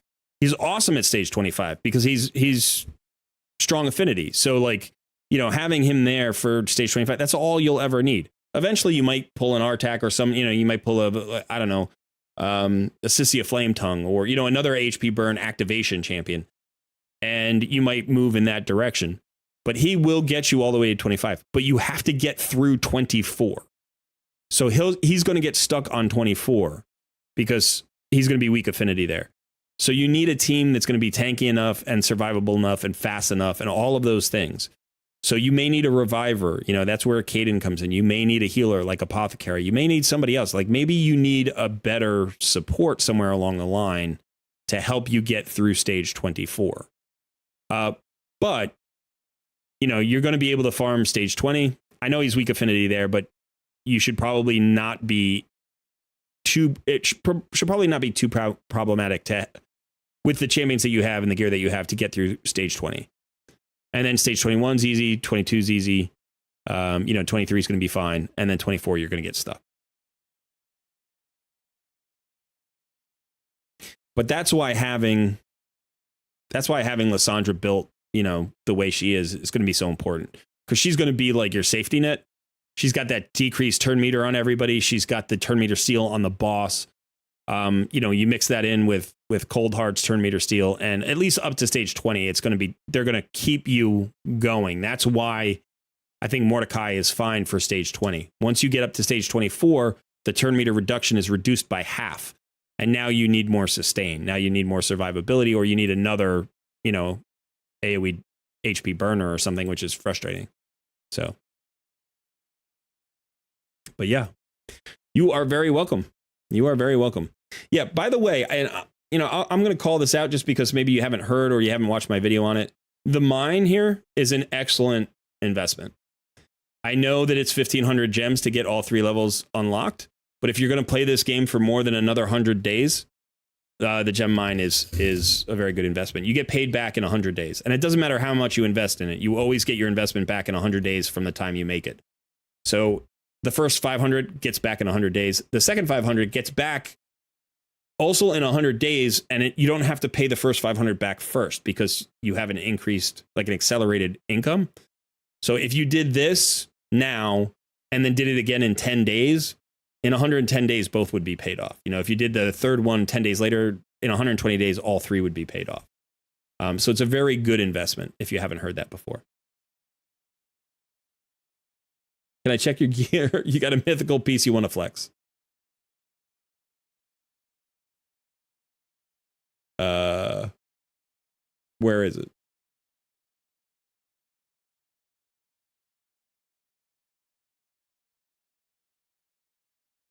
Is it this one? Quad rolling a crit damage. That could be really nice. I mean, obviously, but this is I don't know if I'm on the screen. Am I in the way? I am in the way. Let me, I didn't know where it was. That's nice. Quad roll into the crit damage, which already had the extra roll. So 37% there. In a crit damage set, kill stroke. That's about as good as it gets, folks. You don't get better than that. Plus it has speed and crit rate on it. So you could put this on an HP based damage dealer and you'd even get the HP roll on it. That's a really, really nice roll. So congrats on that. All right. So let's move on. Thank you, Limulated, or I'm sorry, what was the other name that you were going by? I can't see. I'm in streamer mode. Joe Breck. All right, yeah. Thanks for letting us hang out on your account, and good luck. Definitely keep me updated. I'm really interested. That Lysandra is going to be so powerful for you. So I'm really interested in seeing what you can do in Arena once you get her maxed out. But But do consider, in Arena, we also talked about that. Do consider maybe an adjustment you can make to that team to get somebody in there who's either an increased defense champion or an increased attack champion or a decreased defense champion. Actually, you have your decreased defense champion, so you're fine there. But yeah, good. I'm interested in seeing how that Arena team works. All right, son. How we doing? Doing all right, all right, all right. All right. Oh, I just reset the message. okay. If we're doing another one, you want to react now. Yeah, we're doing another one.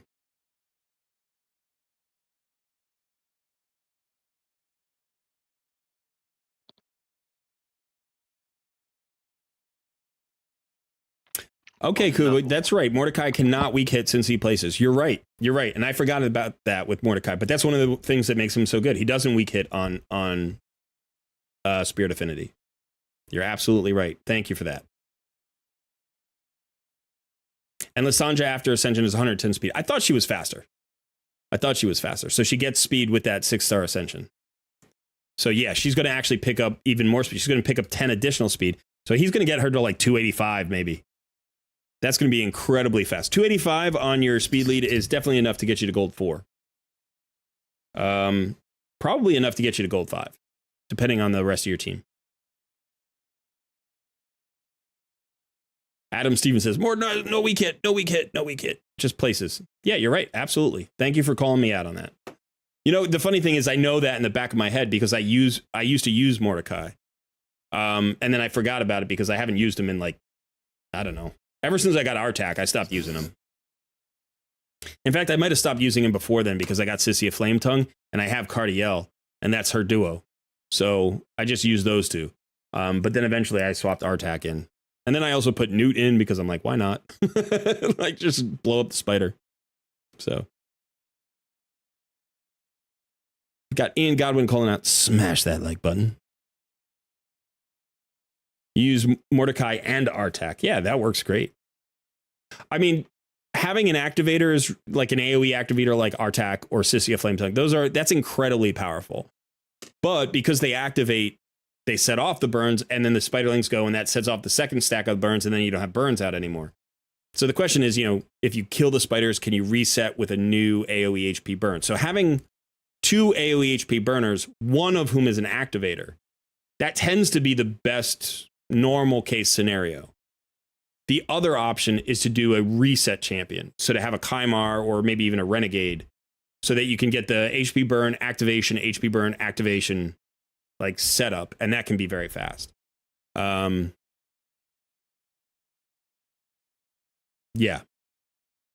So you used 3 HP burners, Bryce, and 2 activators. That's great. Yeah. All right. So, son, are we ready? Ready if you are. All right, let's spin that wheel.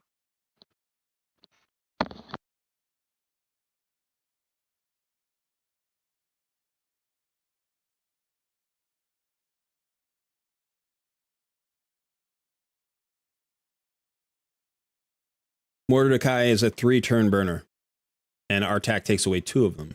Yeah, and Artak has the potential to extend, right? So he could always get some back as well. I'm looking at a lot of reactions there. We've got a lot of reactions going on. Yeah, I got to remember to hit the like button. I didn't hit the like button.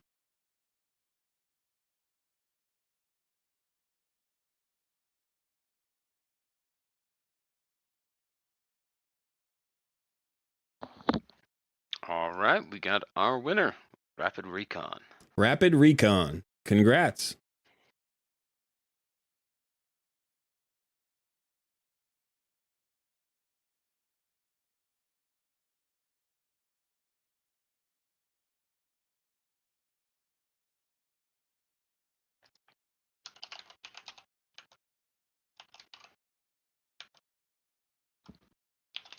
You got Crypt King, this Ancient 2 times, and already got Artak. Can I do a Spider 25 auto? Yeah. Yeah, you should be able to do... If you have an Artak, you should be able to do 25 full auto. All you need is an R attack, like with almost anybody. Like you have a high Katoon. So if you have, almost anybody, like you've got Scylla the Drakes. There you go. Those 3 champions could probably trio it. If you don't have Scylla the Drakes, maybe you have, I'm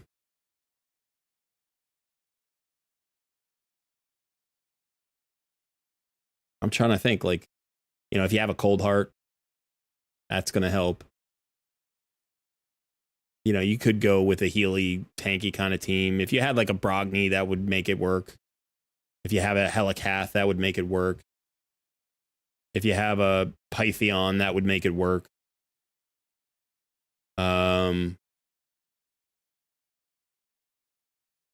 Probably Skytouch Shaman would make it work. Anybody with a block debuffs buff, like a Spirit Host, might make it work.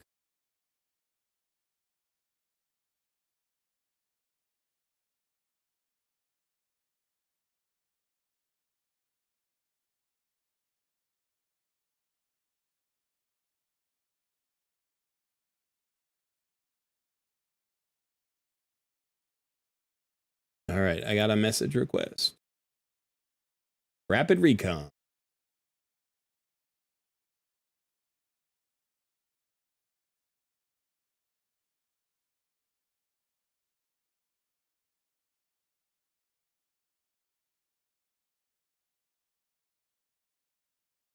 Okay, so what I actually need is the email address that the account is linked to.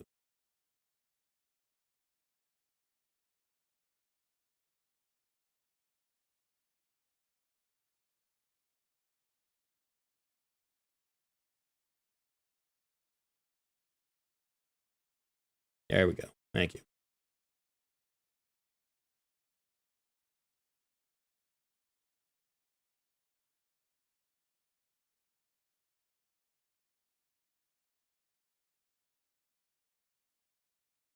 All good. We're in.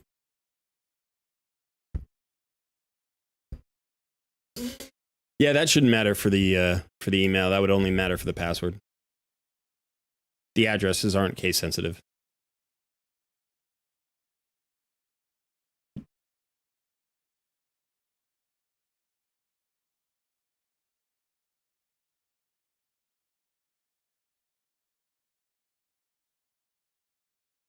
All right, tell me what you're looking for. Seeker Soul.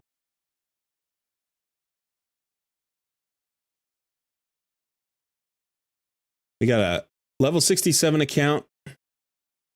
Ooh, day 179. Oh man, day 179. How cool would it have been to be on day 180? Well, congrats. Tomorrow, in just a few hours, 4 hours from now, you're going to be a very happy raid player. That's for sure.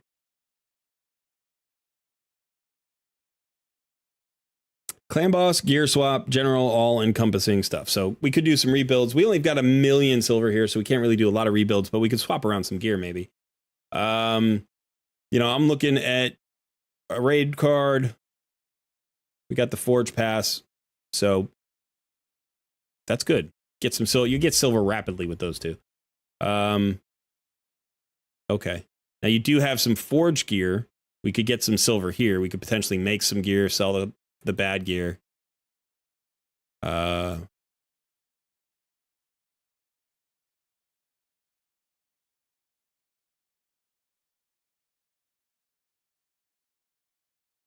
You still have your Instinct gear to roll.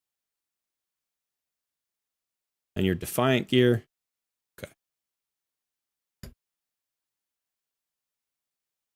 So close to Scylla. Okay, spend anything. Gems, gear. Okay, cool. Let's take a look at your... do you have books waiting for her? You got 1 book. That's okay. Ooh, you got Wither. You got Stagnate. Let's go look at the roster.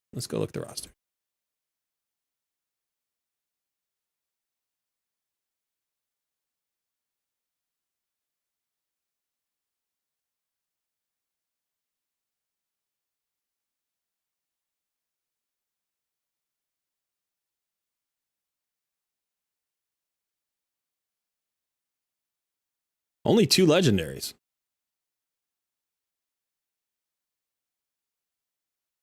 You've been a little bit unlucky. Or a lot unlucky. Do you really only have 2 legendaries on your account?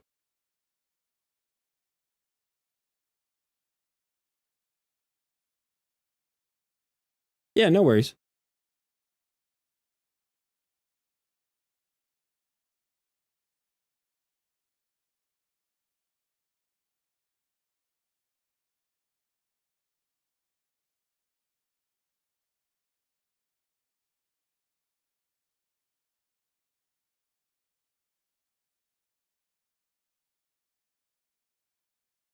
I'm only seeing 2 legendaries here, unless I did something wrong. But I don't see any other legendary. Which at 179 days is a little bit wild. Like, I'm sorry that that's happened. Simultaneously, well, actually, let's go see something. Maybe you did that on purpose. Nope. There are no shards here, so okay. All right. So yeah, that's interesting. I mean, you've got 60s, you've got some really good epics. You got plenty of good epics, you got good rares. So it's not like the account's hurting for good champs. But that is a lack of Legos.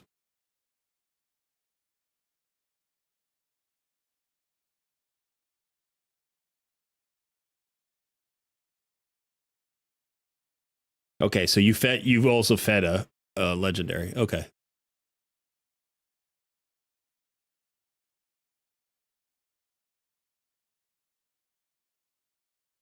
Where did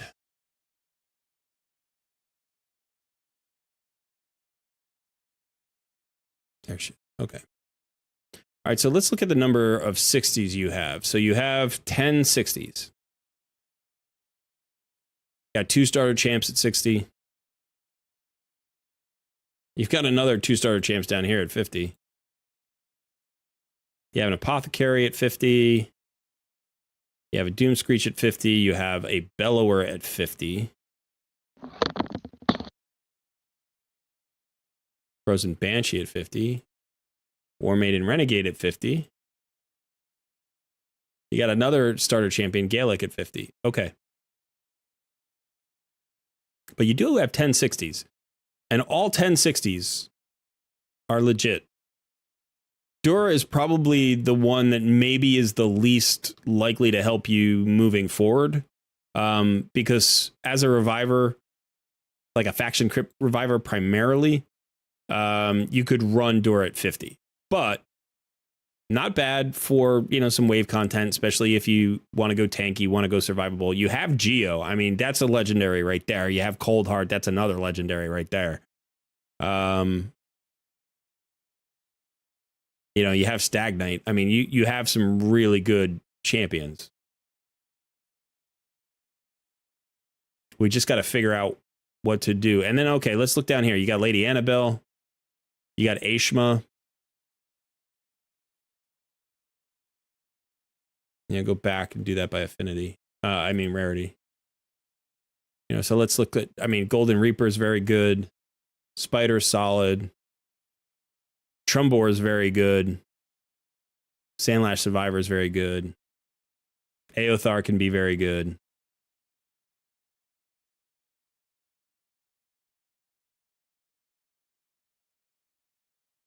You also got a Petrifia Rock Root here. And like I said, you've got Bellower and Apothecary. Okay. You just got Bellower. Okay. And should you make a Poisoner your next 6-star? Well, let's take a look at what you got. Let's take a look at what you got going. First of all, is this guy, he's booked out. All right. She is somewhat booked out.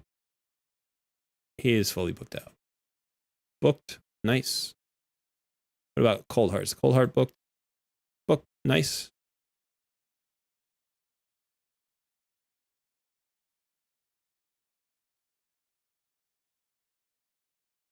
Okay.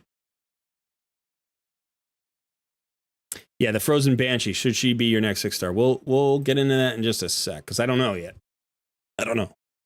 Possibly. Let's take a look at your arena team. You're in gold 1. Going kind of hybrid here.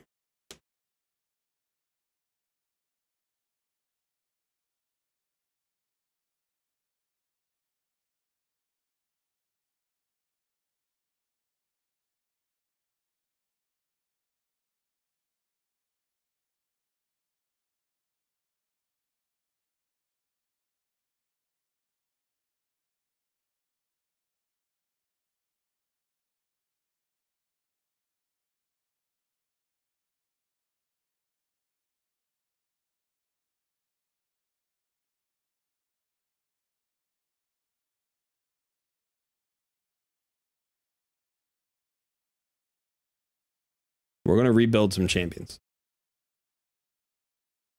The Forge Challenge. Athel and Frost for the Forge Challenge. I'm not sure what that is. The Forge Challenge?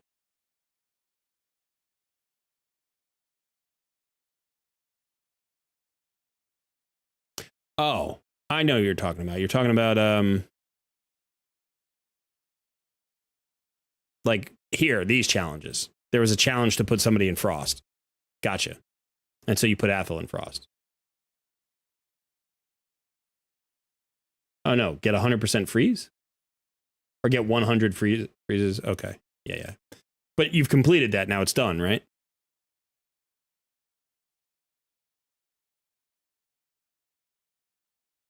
Okay. So let's look at Clan Boss.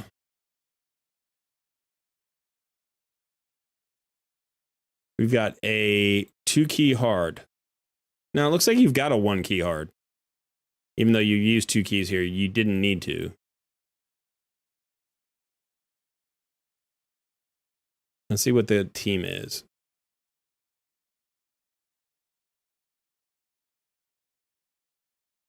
That's a solid team. Yeah, that could be a good team. I mean, you've got poisons from Kale. You've got HP burns and the reflect damage from Geomancer. You got the buff extension and the cleanse and the heals from Anchorite. You've also got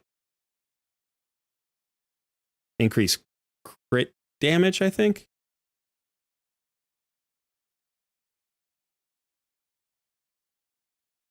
Crit rate and crit damage.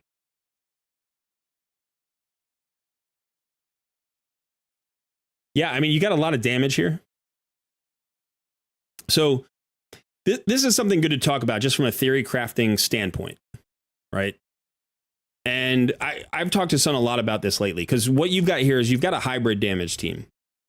You've got a team that can do a lot of damage in quick succession with a lot of hits. But realistically, you've got 3 damage dealers who actually want long fights. You've got 2 poisoners, Kale and Frozen Banshee. And then you've got an HP burner and reflect damage champion in Geomancer. All 3 of those champions do the bulk of their damage when the clan boss goes. HP burns tick on the clan boss turns, not on your turn. HP burns tick on the clan boss turn, not your turn. The reflect damage only happens when the clan boss hits you, right? So the extra speed here gets you more direct hits, but doesn't increase the damage of your poisons and doesn't increase the damage of your HP burns. So the only way the speed extends your life is if you're in like lifesteal gear and you get more hits and therefore you heal up more, or if your Anchorite gets more turns and that could potentially extend your life by extending buffs or getting more heals. But that's what I mean by a hybrid team. Like you have a team that is trying to do damage quickly, but also does damage over the long haul. So even though I kind of like this particular setup to some extent, you might get more value out of doing something like this. Now, what Wither brings, she brings three things that are going to improve the life of your team. She adds a leech to your team. So on her A1, she has a 50% chance of landing a leech. Okay, so that's the first thing. Now everybody is going to be healing themselves by hitting the leech. The second thing that she does is she brings continuous heals in like 3 different places.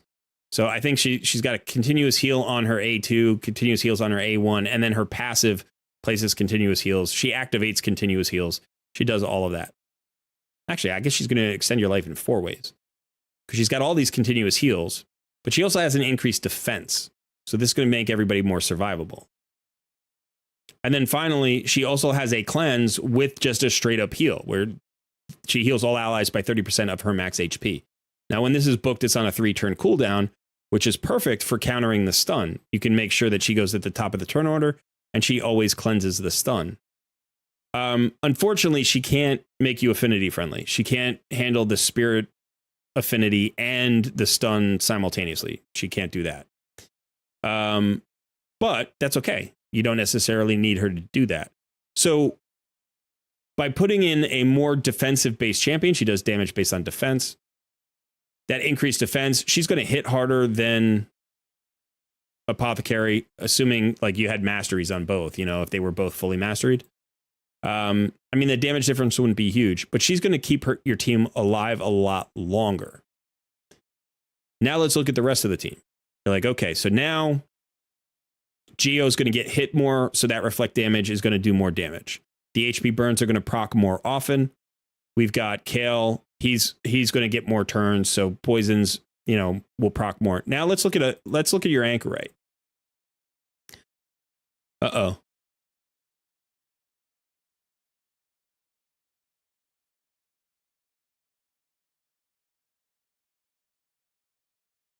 I got a graphical glitch here.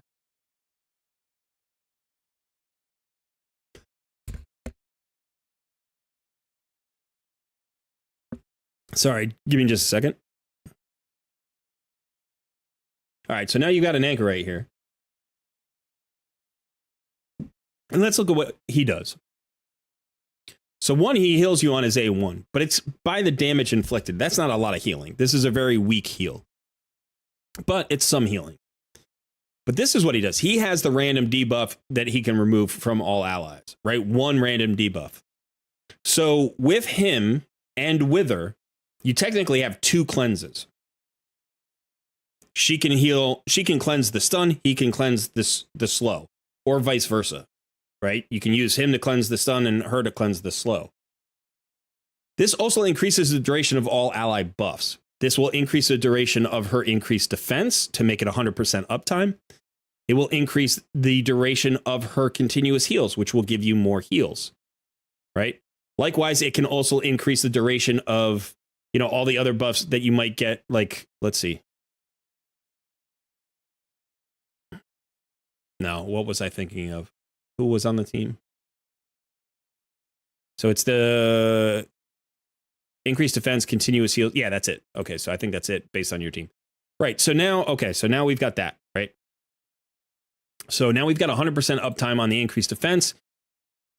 We're going to get, you know, uptime on increased crit rate and increased crit damage. That's going to improve our direct damage. Okay, that's good. It's good. Not hugely, like, again, we have a hybrid team, so it's kind of like, you know, we're slowing it down a little bit to try to get more turns, but simultaneously, we're still doing direct damage. So now the question becomes, what do you do with this 5th spot? Is Frozen Banshee the right champion for this? And so you can do 2 things. You can go with a Frozen Banshee and you can say, I'm going to max out my direct damage, or I can find ways to extend the life of my team. Now, we've got a weaken here.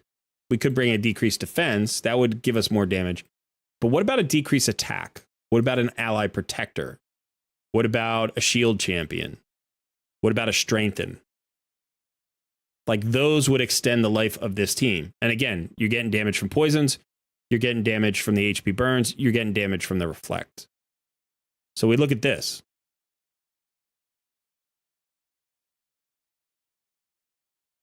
Oh, I got big. Sorry. Okay. So, you know, now we've got a decreased attack. Again, extends the life of your team. Now we've got a decreased defense. does more damage. So this could be a nice mix. Or, who else we've got? We've got Trumbor. Now, Trumbor does some interesting stuff. He's got a weaken and a leech on his A1. So this gives you a second chance to get a leech out there in case Wither misses. He's a different affinity, right? So if she's weak affinity, he's going to be neutral affinity. If he's weak affinity, she's going to be strong affinity. So you're increasing the chance of getting that leech out there. This is another way to get a weaken out there. You also have removes one random debuff from all allies before attacking. So this is another cleanse potentially. And then here you have the ally protection. And then the increased defense is already going to be up, right? But so the thing about this is on a 4-turn cooldown. And it's only up for 2 turns. But you have already your Anchorite. Anchorite gives you a duration increase. So that means Trumbor would have 3-turn uptime on Ally Protect on a 4-turn cooldown once he's booked. If you run him at 4 to 3 and you get that extra turn in the right place, typically it would be in the first column. Then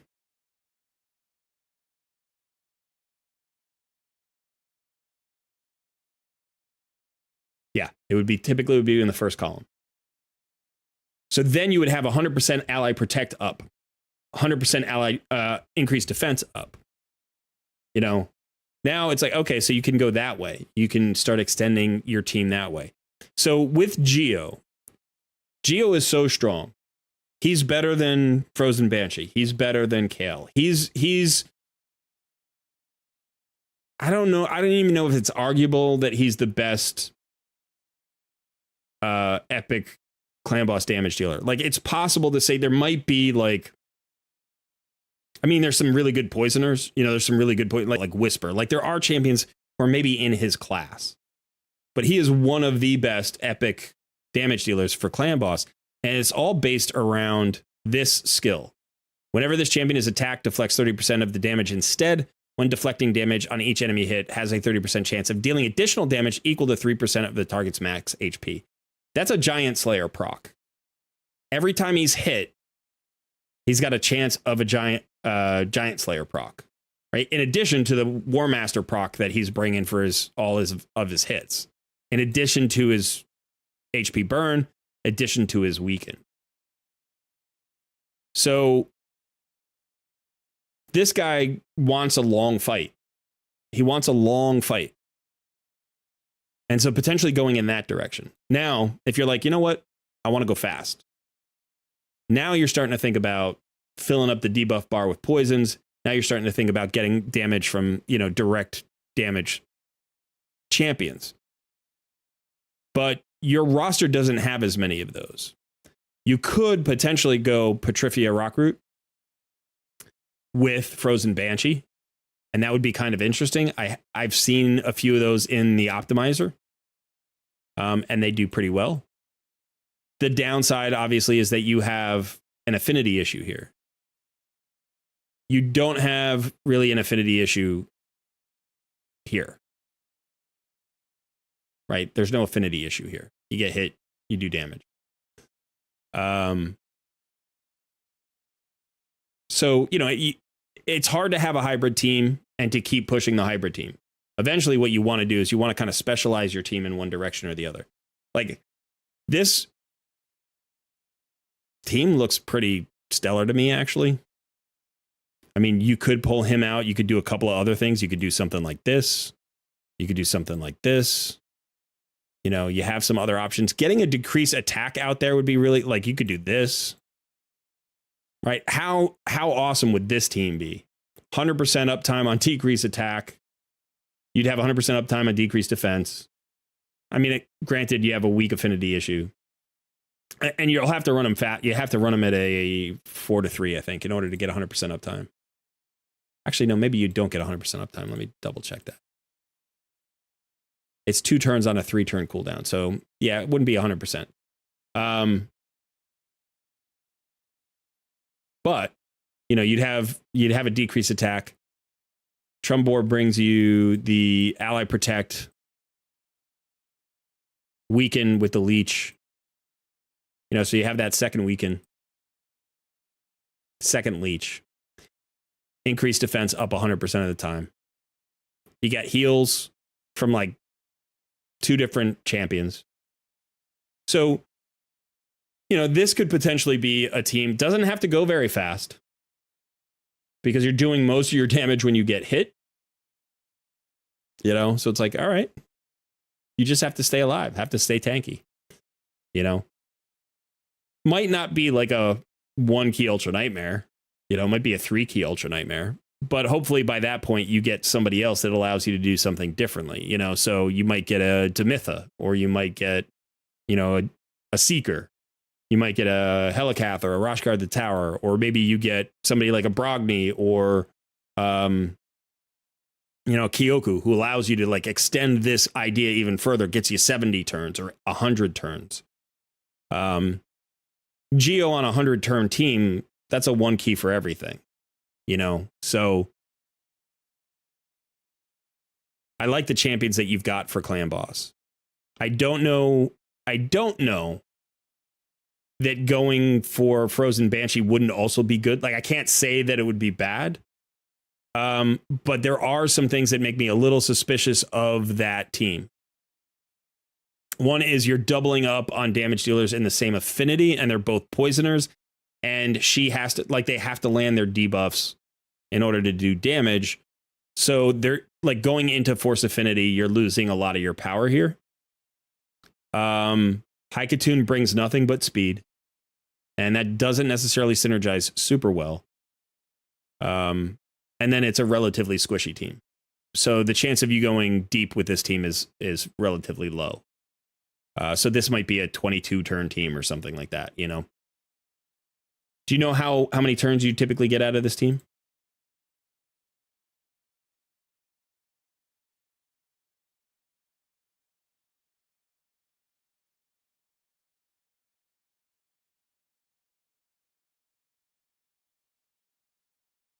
$25 to $30. That's pretty good.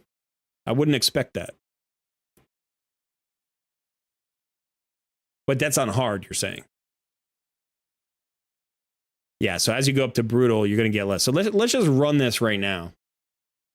I want to see this team in action. We'll see how it does. This is Void Affinity, so this is a good one to test it against. And don't worry, I won't waste your key. Like, I'll shut it down before the key ends. So, you know, speed is always, I love speed. The more speed, the better. But there are exceptions, and, you know, Geo is one of those exceptions. So the nice thing is, like, this team's going to fill up this debuff bar with good debuffs, by the way. It's going to be a weaken, a poison affinity, HP burns, and all poisons. You don't really have any other debuffs. I don't think you have a decreased attack or a decreased defense. Weaken is better than decreased defense when you're going poisons, because it multiplies the poison damage, but it decreased defense doesn't. So we do have the decreased accuracy. You're right. That comes in from Geomancer.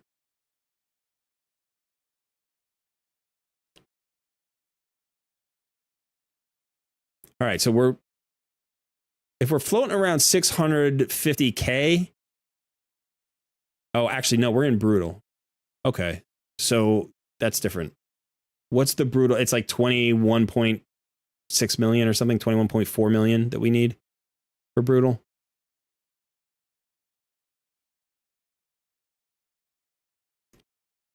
So,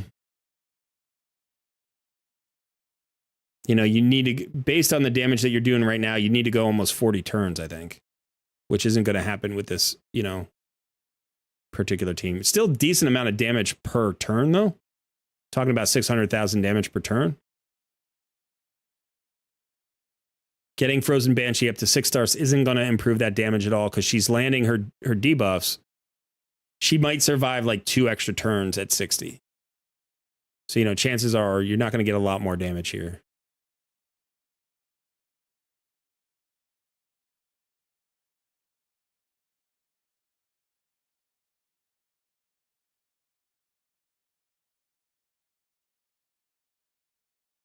Tell you what, it's pretty good damage per turn.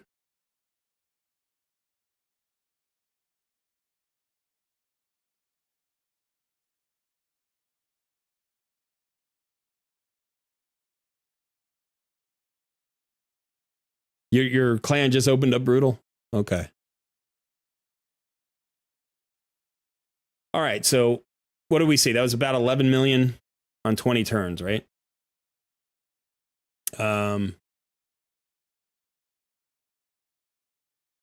19 turns. Your young clan. Yeah, that's fine. So this team fully geared out, fully kitted out, running optimally in Nightmare is probably like a 20 turn team, like 2022, like I was saying before. So realistically,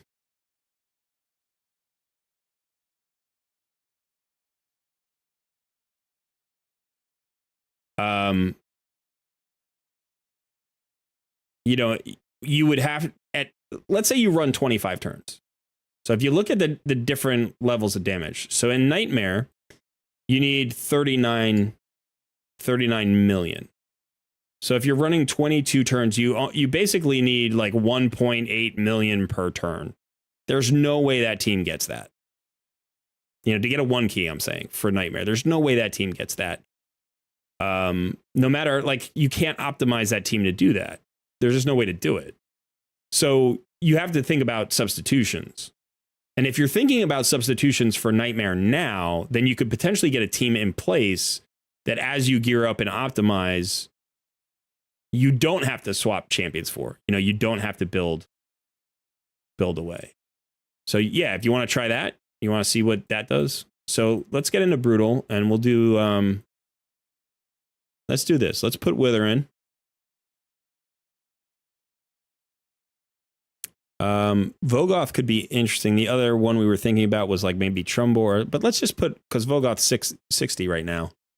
Let's get Vogoth in there. And then let's go with the HP lead, because resistance doesn't do anything for us. Let's just see how far this team goes.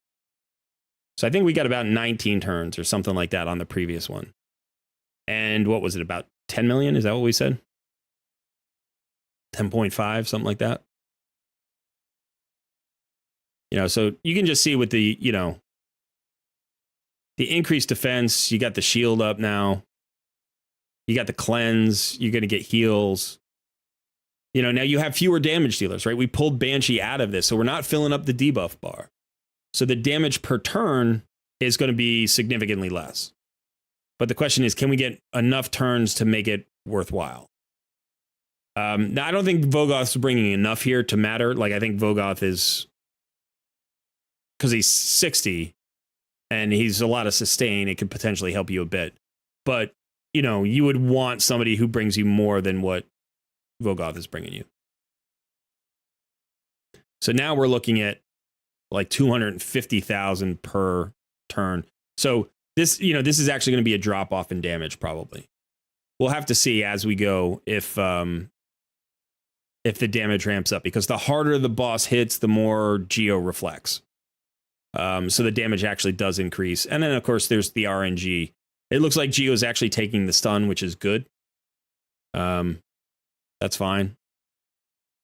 He does need his HP burn up though, actually, so maybe it's not great. We can't have him not have his HP burn up. There we go. And you see the proc there.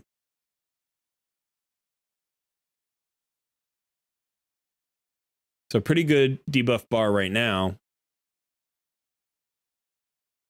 And again, remember that one of the benefits of this particular composition is going to be speed tuning the cleanses.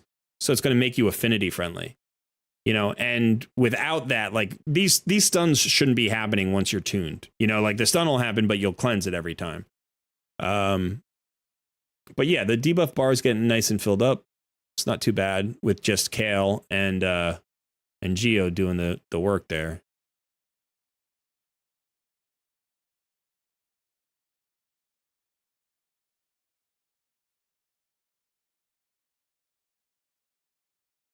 So I think the key thing to keep an eye out is how far does this extend the life of the team? Now, what's going to happen is at some point, the debuffs are going to fall out of tune. The boss is going to hit the team with the decreased defense down. But remember that if it's tuned, the decreased defense is going to be up 100% of the time.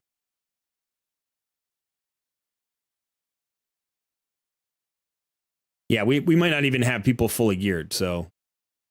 But we've already made turn 20. You can see we're doing okay on HP. If we have the decreased defense up, we're going to last. The problem here, the danger here is that we get one shot somewhere along the way.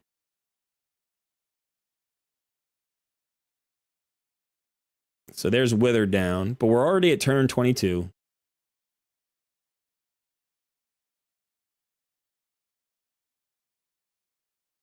All right, so we got about just over 9 million and 23 turns. So we extended by, I think, 4 turns, maybe 5 because we're not dead yet, right?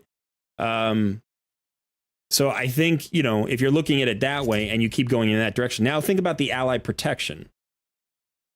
Think about having the increased defense up 100% of the time. Maybe instead of getting to 24 turns, now you get to 28, 29 turns. So even though we did 9 million there and we did 10.5 million the composition before, if we extend another 4 or 5 turns, like it's going to match the damage, right? Easily going to match the damage. And that's without a decreased attack. That's with a Vogoth who, to be fair, doesn't really belong on that team. Does bring a little bit of sustain for himself.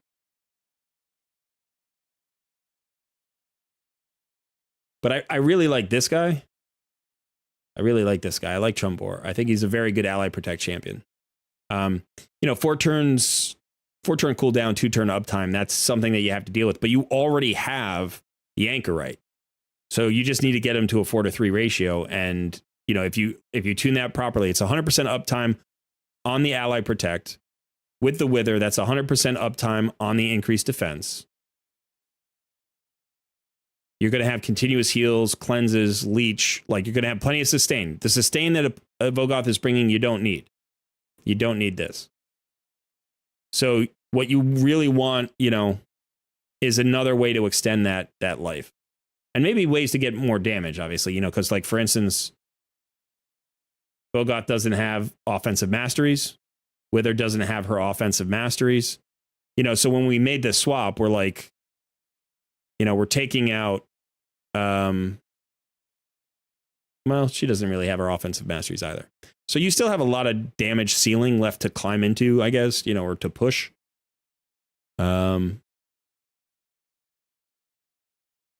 Yeah, get these masteries, get these this one is masteries. Get these masteries, these masteries, this one is done. Okay. So 1 set of masteries, 2 sets of masteries, maybe 3 sets of masteries, or you could go this way, and that would be 3 sets of masteries. That's going to alone, like, that's the other thing about War Master and Giant Slayer procs. The more attacks you get, the better off you are, right? So you can get more attacks by going faster, or you can get more attacks by living longer. You can also get more attacks by counterattacks. You could get more attacks by ally attacks. But so one of the things you can do is, as you're building these champions, think about, do you have any revenge accessories? I don't see any revenge accessories. You should be farming revenge accessories, and you want to specifically farm revenge accessories for your clan boss team, because every counterattack is a potential War Master proc. And so all you have to do is go in here to your clan shop. Now, you haven't unlocked it yet. That's why. Okay, so when you unlock these accessories, this is where you want to spend your early clan gold. So keep getting your clan gold, make sure you're farming that, and then buy revenge accessories, because that'll just increase your clan boss damage dealing as well. Now, we just, on the last takeover, I think we did the Scarab boss. The Scarab boss requires blood shield rings, usually. These accessories can be rings, banners, or amulets. So if you need a blood shield ring on somebody, you could still potentially put revenge, banners, revenge amulets. So you could still get 10% revenge, chance on them with those accessories. Or if you don't need them for your scare boss, you can just run them in 3 pieces. That gives you 15%. Another thing that you can do is if you are speed tuning and you're thinking about like, how do I hit a particular speed? Consider if you can get to the speeds with 2 pieces of retaliation. That's another 15% chance to counterattack. So this is a good set for any clan boss champion. Having a champion on a clan boss team with another 15% chance to counterattack, that's just another 15% chance for more opportunities to Giant Slayer or War Master proc. Now that's assuming that you have the right stats and the speeds that you need. But yeah, you've got good choices here. You've got good options. Wither, by the way, doesn't have to like she's not even fully built. She's in a Guardian set. That's great. That's a great idea. That helps alleviate the like burden on your ally protect champion. But you need to get her out of attack percentage. She's a defensive based damage dealer and she needs to be super tanky. Right? So attack literally does nothing for her. I know maybe you were just completing the set, but let's go ahead and see. Is there any other Guardian chest? Resistance. Even resistance would be better. Right? Now, granted, you want the accuracy and defense here, so maybe the substat rolls here are better, but you can look for somebody flat defense. Flat defense would be better. With HP percentage, defense percentage, this would be a better chess piece for Wither. Now I know that this guy, what's his name? He's also defense based. Not Roshguard. Who is it? That's starts with an R. Doesn't it start with an R? Oh, I'm sorry. He's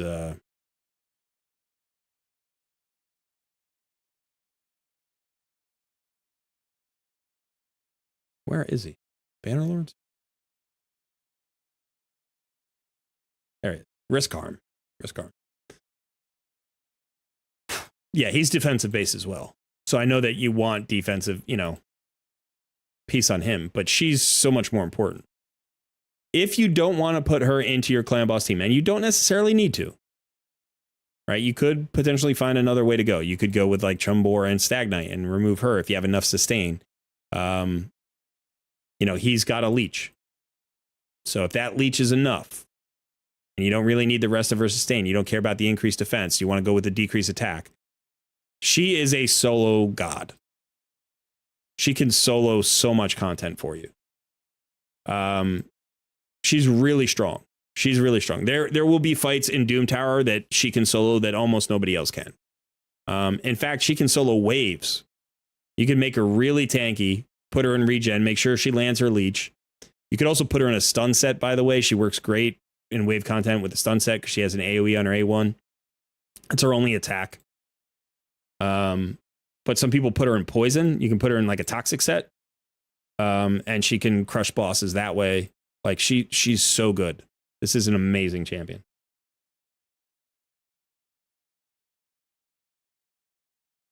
Yeah, clan boss comes first. So I would definitely, another thing is like, so we're talking about Guardian sets. Where are they? Right here. So, this is in the current rotation. The Griffin Feathers are in the current rotation. I would highly recommend farming these sets, this rotation. The other set that you want to consider is, where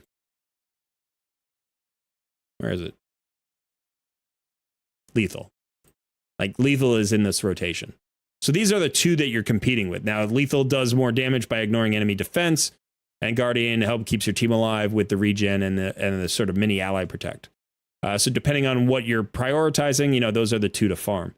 But you could potentially find, like, you could just farm this until you get a defensive based or HP based chess piece. And then as soon as you do that, just swap that onto Wither, and then you can move over to doing Lethal, Yeah, she's not too bad on the books. She's not too bad. You got 2 left here, 2 left here. And you don't need these two. So if you just happen to drop them into her A3, then you can save. You don't have to do these other two books. Especially not for clan boss, right? Like you could, but it's going to give you an extra 100,000, maybe not even, probably like an extra 40,000 damage or something over the course of the whole thing. So, yeah, she's friendly on books. And again, get her ascended, right? Get her fully ascended so you can get the full gear on her. Here, you're looking for anything defensive, HP or defense. You would like resistance and accuracy. It's good to pump her resistance. She's a cleanser. You could absolutely have her in resistance gear. So granted, you don't need that for clan boss, but you could put her in resistance gear for other content because she is a cleanser. She's great as a cleanser in arena. She's great as a cleanser in, all of the boss fights where you get debuffed. She's great for spider. You can use her in a lot of places.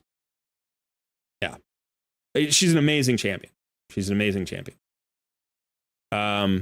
And then as far as the banner is concerned, again, you can go resistance with speed. This is actually a really good banner right here. It's only a 4-star banner, but it's got all of the stats that you want on her, except for accuracy. So if you can reach the accuracy threshold, and remember, the only thing you need the accuracy for is the leech. She doesn't have any other debuffs. So if that leech is important, you need the accuracy.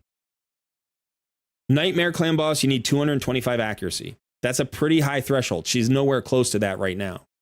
Now, remember, there are a couple of things that you can do. First of all, obviously, you can get accuracy banner. You could get perception gear, right? You could get her out of Guardian, maybe if you wanted to. If you didn't have the right thing, you could put her into perception gear.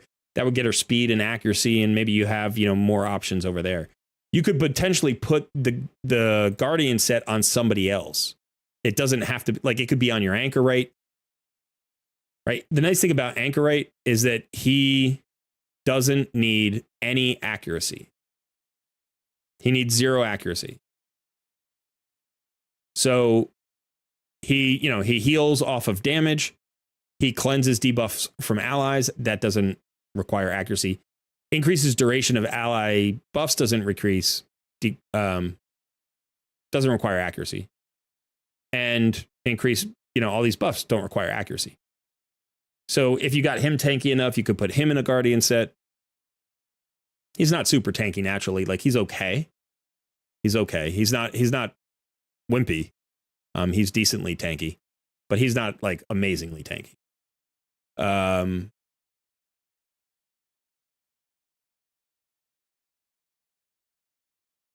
Yeah, I mean, you don't necessarily need the Guardian set. You could put Stag Knight in the Guardian set potentially, but Ally Protector you want to have out of the Guardian set. You don't want to take more damage from your Ally Protector. You're trying to protect your Ally Protector. But you could keep her. You could keep her in the Guardian set. Just make sure you hit the accuracy threshold if you need her leech.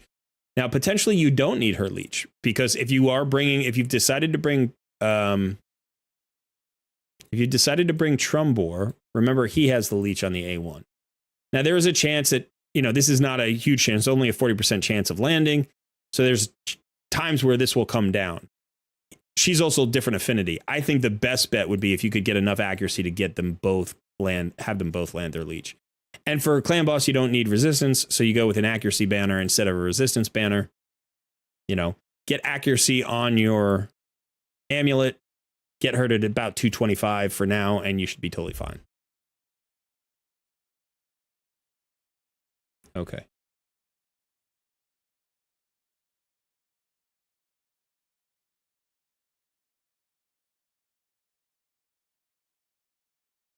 Let's see if we can, I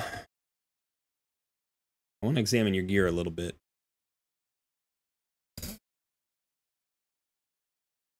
This is really interesting. You put him in a days set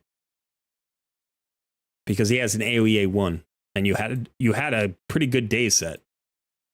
And you're like, all right, maybe I can use this.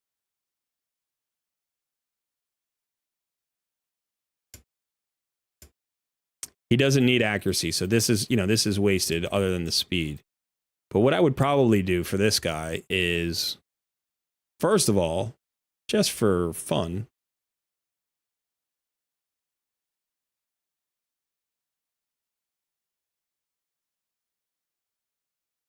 let's look at your stun pieces.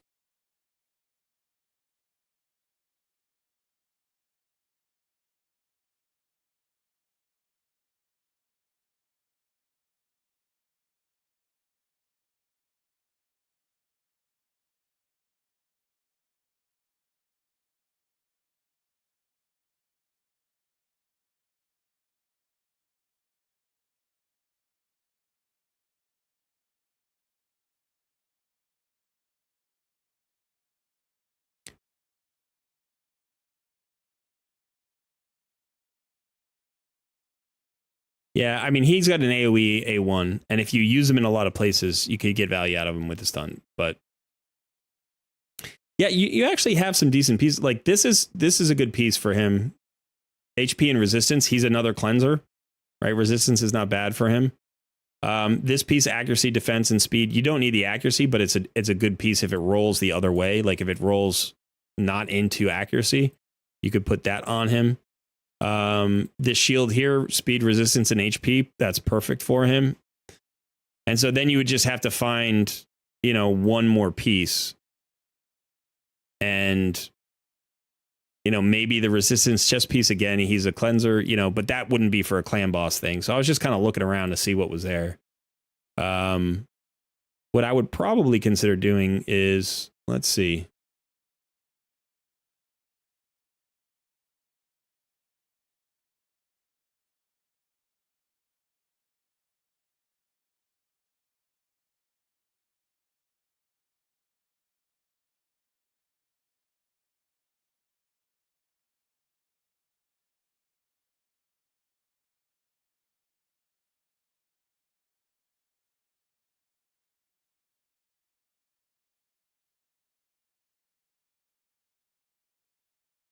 You have a lot of people in regen.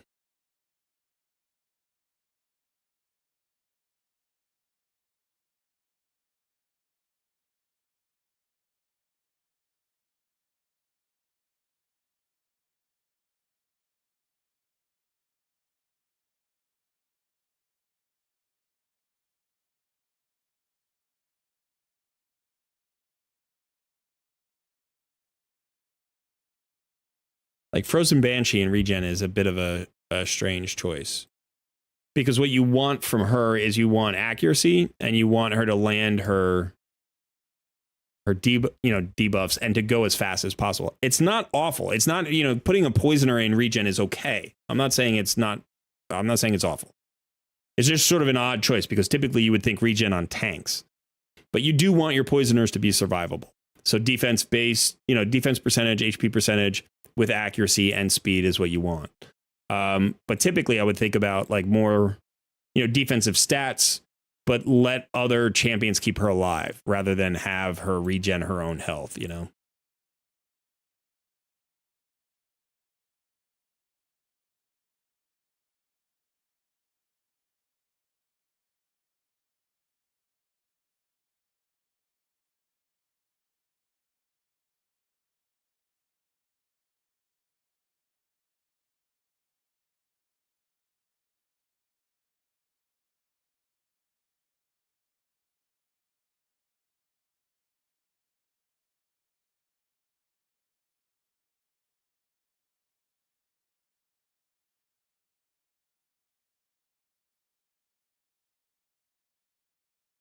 This flat defense chest piece is not bad.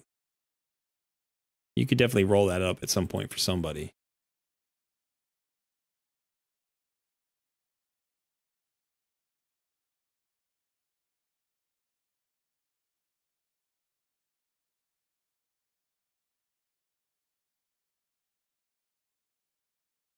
If we did this, our accuracy is only 97 right now, which is low. But we haven't rolled this one up, and this still has, how much silver do we have? We got 1 million. Well, let's take this up a little bit. The good news is anything we roll into on this piece is good. That's okay.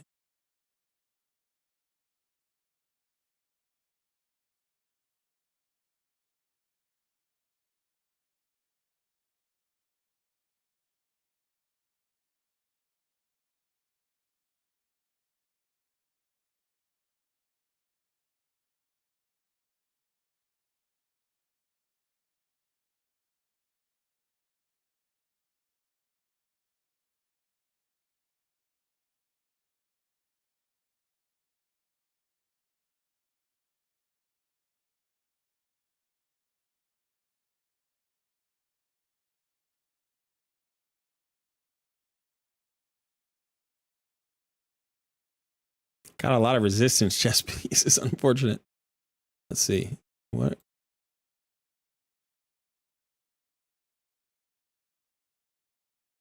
That's nice.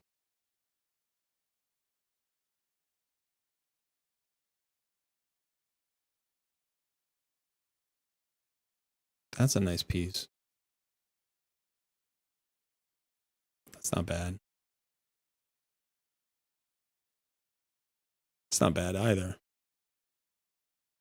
I mean, what we really need is we need speed and accuracy on her now. It has speed and accuracy. This has double speed. This is nice. Let's steal that. And then let's look at just this in speed sets.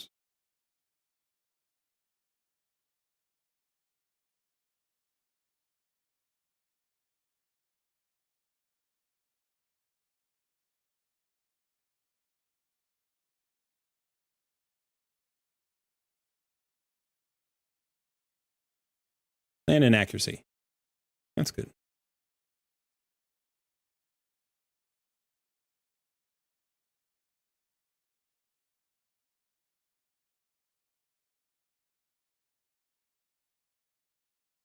So, you know, now I'm looking at this build and I'm thinking, okay, same HP, better defense, a lot better speed, like way, way better speed, right?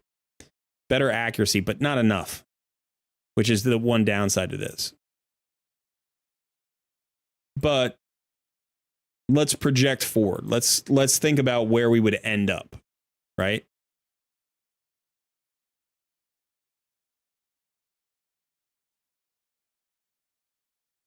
That's unfortunate. Don't need that roll at all. Okay. So let's think about where we would end up here. So with the defense percentage on the chest plate,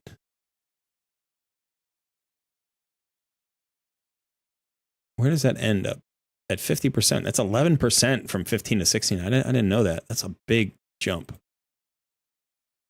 And then I think this also goes to 50%, right? Yeah, 50%. So you get another 17% HP. You get another 11% defense. You get a, you know, whatever this rolls into, preferably maybe HP or resistance. You get a little bit more HP here. Maybe you roll into speed on the bottom, or you could roll into HP. Here, you know, again, we could roll maybe into resistance. We're going to get another, let's say we get 20 accuracy off of the amulet. And then if we get 78 accuracy off of the banner, that's 98 accuracy. And then with the glyphs, because we've got 1, 2, 3, 4, 5 accuracy rolls here. So call that another 20. So we're looking at 120 accuracy, which puts us at 227, which is the number we actually need for Nightmare Clan Boss. Right? So this build will get us there. Get her fully ascended, get her the pieces that she needs in terms of accuracy. If you get an accuracy banner, and, you know, if you can get like this is a perfect piece, right? Well, not perfect because it's got an accuracy roll. But if you roll into this accuracy at all, you know, the resistance, again, for Clan Boss, you don't need the resistance. So, you know, getting both at this point on your roster, like on your account's career, like you don't quite have that gear yet, but that's fine. you know, this would be enough. Now, again, you might find some other pieces. Like, I'm not going to swap these pieces. You might find pieces maybe in the perception set, which would make it easier. Maybe you'll find pieces in speed set. Maybe you'll find pieces in the immortal set. Or again, you could farm more guardian and find the pieces in the guardian set. But this could potentially get you to the accuracy that you need for at least Nightmare. And then you could try bumping it up for Ultra Nightmare when you need it. That gets you that leech down, right? She gets regen. She's going to be, in fact, you know what? Just this alone. Let's go ahead and try this swap. Let's go ahead and try this swap. I want to see something.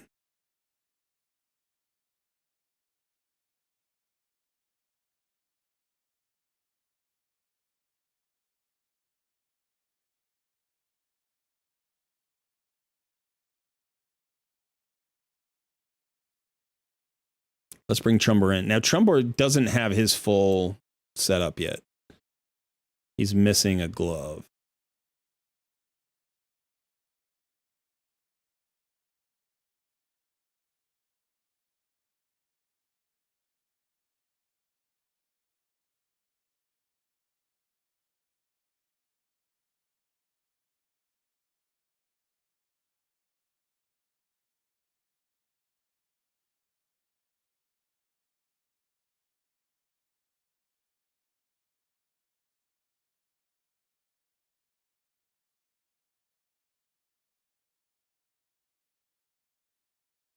He's running pretty slow.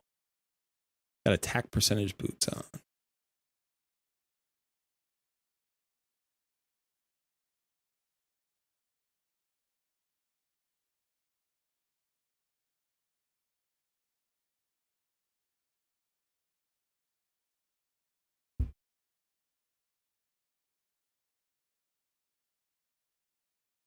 Nice. That was a good roll.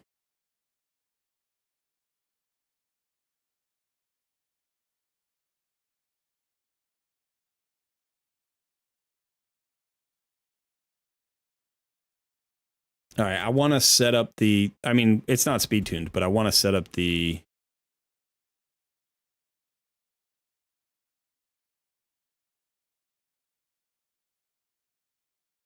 skills the right way.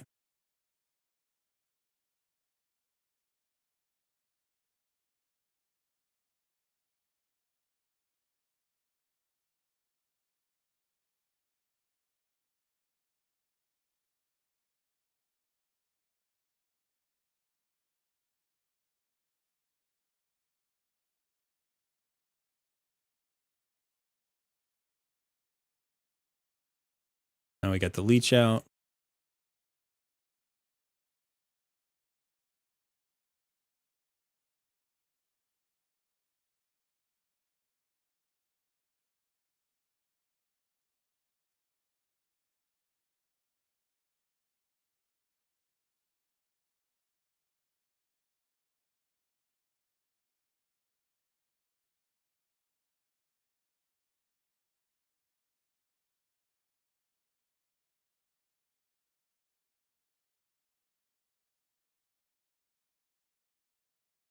I'm not sure who's going to take the stun here. Okay, so there's the stun.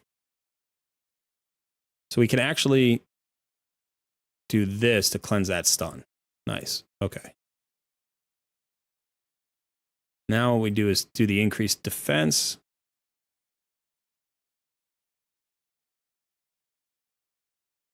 I want to do the buff extension when the ally protect is up. So it should be on the next ability, right? So let's do the cleanse, and that'll give, here we get ally protection. And then there we do this, right? Okay. Now let's run it. Let's just see if that cycles at all.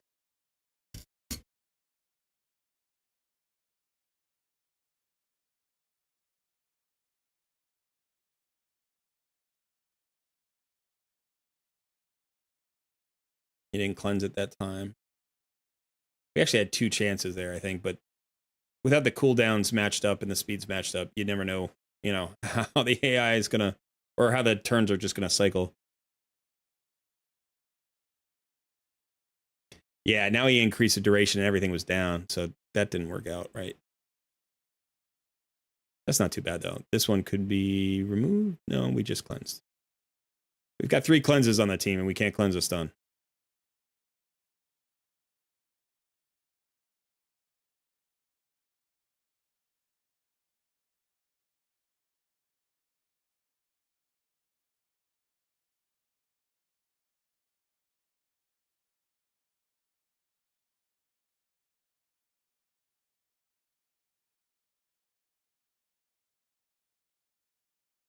Yeah, I was hoping to line up that cleanse, but it didn't really work. We'll see how many turns we get out of this though. Now, our ally protector here is level 50, right? And we know we replaced a frozen banshee who was level 50, but obviously the ally protector is going to take a lot more damage at level 50 than it would at 60. And if we can get the skills to sync up, it just feels like this could be a lot better. I'm also not sure I did the damage any favors when I cycled at the beginning. But I'm kind of curious to see where this goes.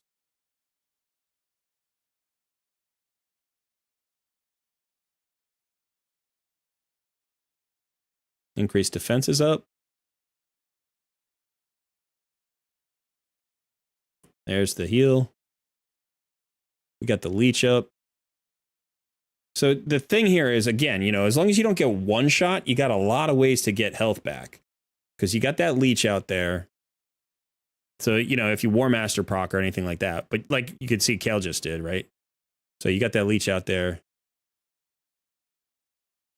Everybody's getting their health back. But the issue is, you know, who's going to die, right? So can we get Withers? No, same thing.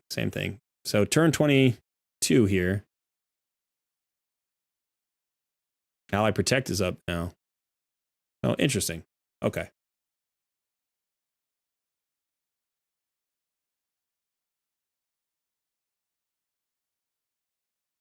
But I think potentially that's the way to go for you. Let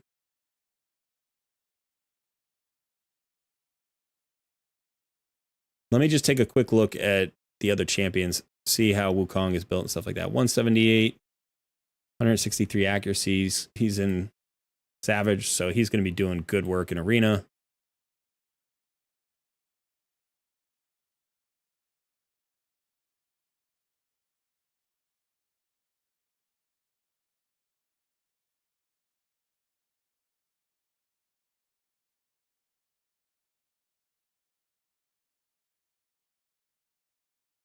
So I think another thing here is you're going to have to boost. You're going to have to boost Geo's accuracy. Bolster set's not bad on him, but you know, again, it's for the regen more than the shield. You know, now you may use him for the shield in things like faction crypts or dungeons or whatever. You know, but this is another way to potentially get more, you know, more procs out, is like to individually increase each champion's speed rather than relying on a speed booster. Obviously, the speed boosters, again, I love speed. I love that idea. So, you know, it's just a matter of does it fit the team or not.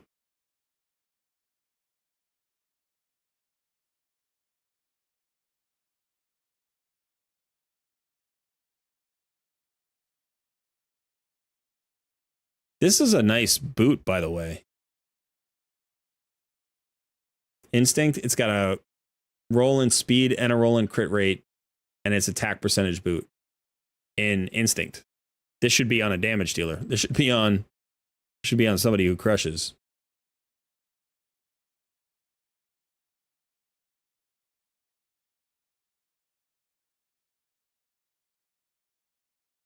You could potentially put this on Kale. Do you use him? Where else do you use him? Let's see. Did you use him in Arena? There was somebody in Arena other than Wukong, right? You're using Athel. It's a very interesting team composition. That's kind of cool.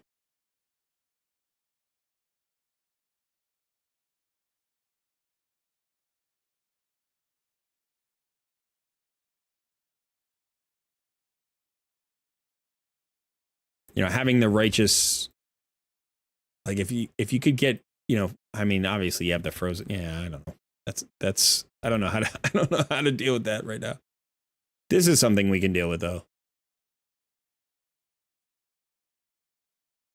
Geo is a multi-tool. He's good everywhere.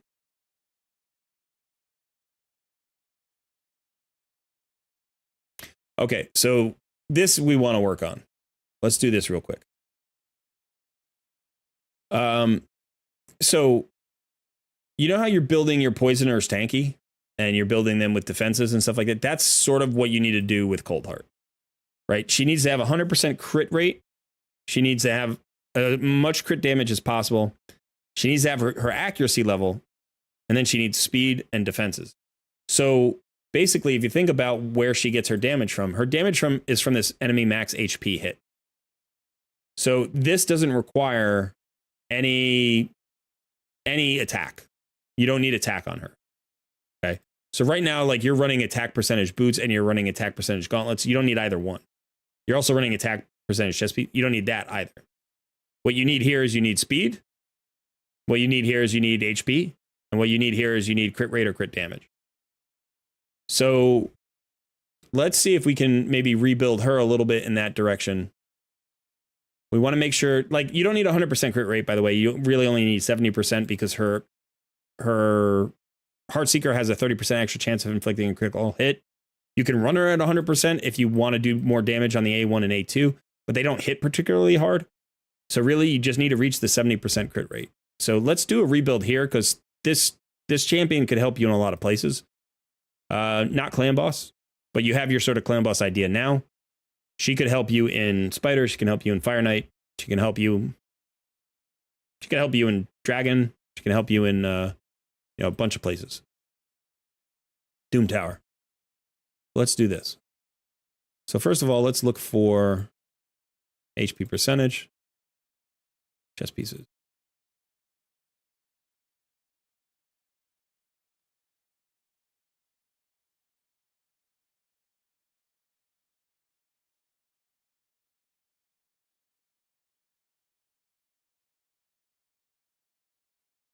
Okay, so this one's got crit rate on it at least.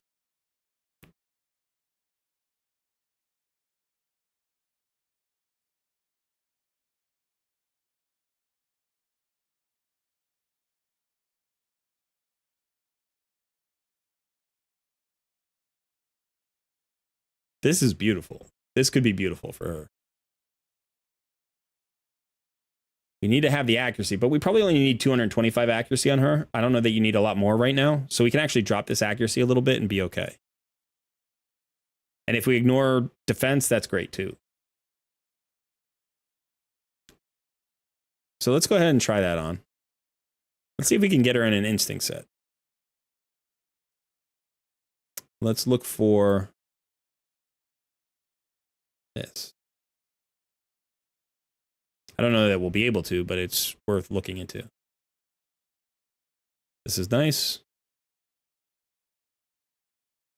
It's not bad. I like this a little bit better. Let's try that on. All right, now let's go for a glove that has preferably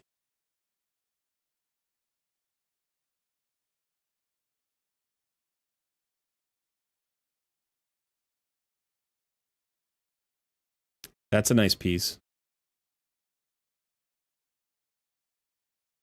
All right, so this is a nice piece. You don't need Golden Reaper to do any damage. That's not her purpose. So having her in an instinct set doesn't make a ton of sense for her, but it does make a ton of sense for Cold Heart. So I'm going to make this swap. 17% crit rate is going to be great. Now we're looking for these pieces, and we're looking for crit rate. And we want to see if we can get her in an instinct, so I'm going to check that first.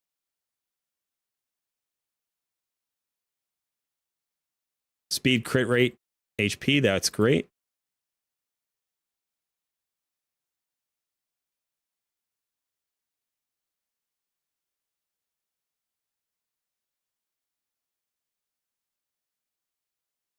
That's nice. This is nice. This is good. We're probably going to steal that piece. And probably this piece. Let's upgrade this a little bit. We don't have a lot of silver left, but I want to try to... You can get a crit rate roll. That'd be really nice. Speed is good, though.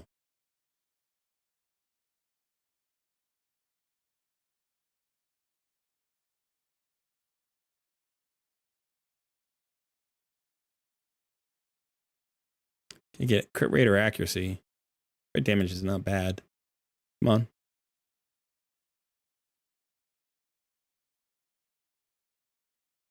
Okay, now let's look for a helmet in the perception set.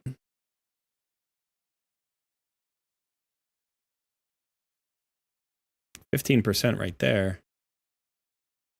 We still have to roll the boots. Let me go ahead and roll the boots. I might not need any more crit rate.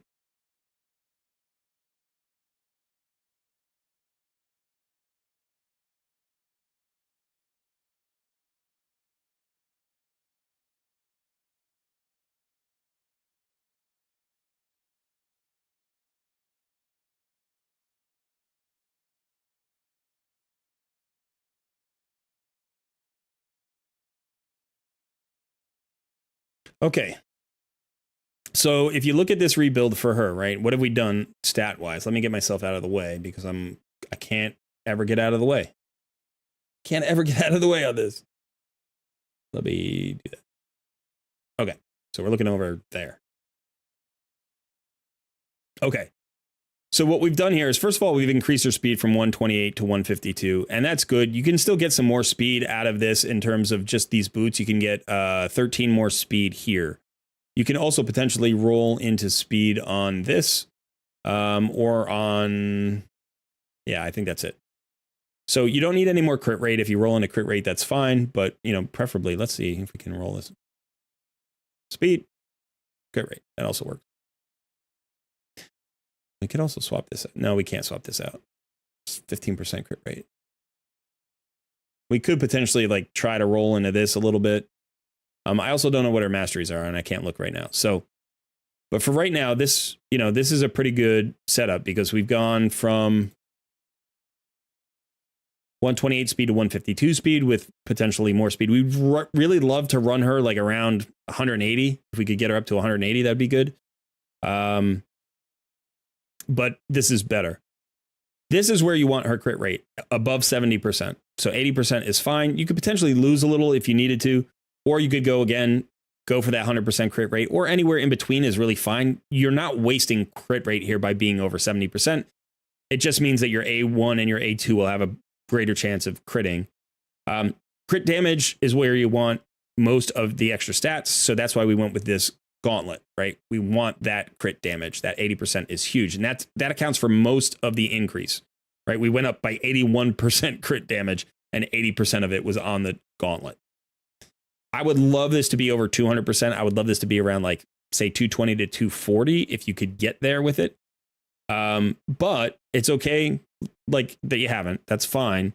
We still have our accuracy where we need it. We can definitely glyph our accuracy high enough to be over 225, which is what you need for all stage 25 dungeons. All right, so stage 20, the accuracy requirement is 225, and that stays true all the way up through 25. The accuracy requirement doesn't increase for stages 21 to 25. So she's going to hit a lot harder, and she's going to hit more often. Now, her attack dropped drastically, but you don't care. She does 90% of her damage based on her Heartseeker, and that does 90% of its damage based on the max HP of the enemy. So the attack number really doesn't matter. It's still respectable at close to 3,000. That's not bad attack, which means your A1 and A2 will still do a little bit of damage. And yeah, so this is a much better setup. Now, what I will do just before we get to the end here, I want to look at what she's running. Yeah. Now her max HP came down a little bit, but you will get that back. Remember, these are only level 8. So you're going to get a lot more. You can get up to 31% more max HP. So that's going to get you probably up to around 40,000, which is going to make her less likely to be the target of like the spiderlings and spider boss and so on and so forth. You also got a chance to maybe roll into accuracy again here, or any of these rolls are going to be fine. Crit rate gives you more crit rate. Who cares? Okay, so let's just look at these for a second. What's her banner? Accuracy. Again, you could glyph some speed onto this. This is a good banner for her, unless you had another accuracy banner that had more speed on it. But realistically, that feels good. As far as her amulet is concerned, it should be crit damage. So this amulet is not optimal. It's not awful. Makes her a little bit tankier, but you're looking for something like, let's see.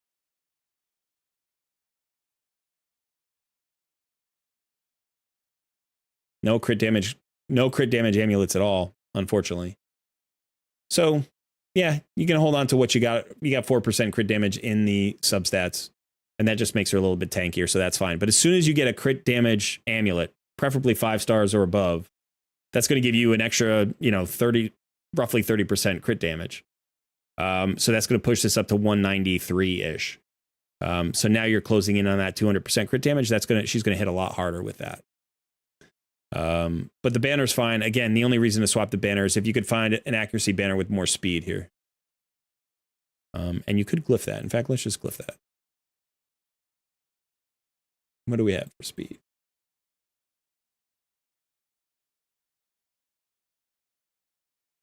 Oh, well. All right. So yeah, I think this is a good swap. I think the thing here is, you're going to have to redo your Golden Reaper. Let's take a quick look at her.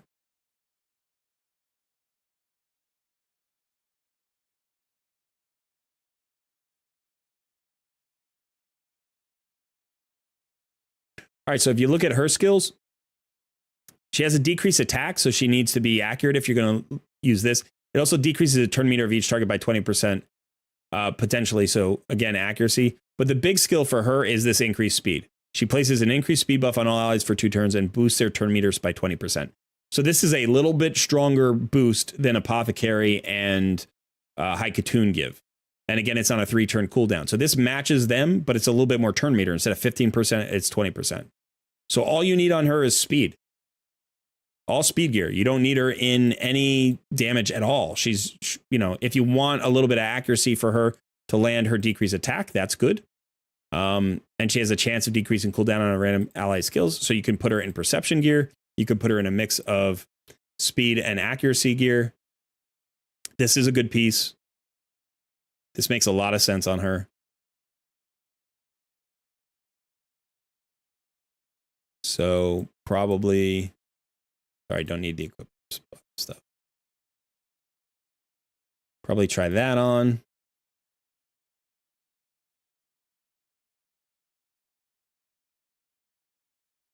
This is great. Try that on.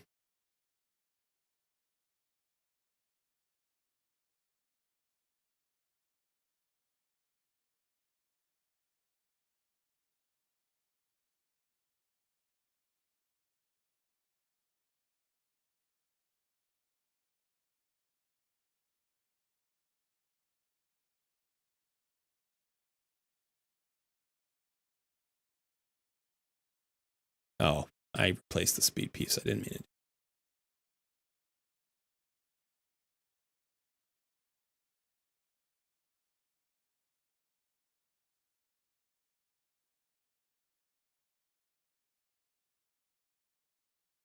Righteous could work.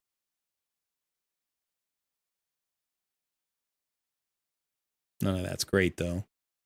Perception can work. Probably do a substat here of speed. If you can find something with speed and accuracy, great. But if you can't, the set will give you accuracy. And speed is more important than accuracy on her. You don't want to waste something like this. Crit rate and crit damage, you don't want to waste that. That should go on somebody like Wukong. Somebody who needs accuracy plus crit rate and crit damage. She does not need crit rate or crit damage. This isn't bad.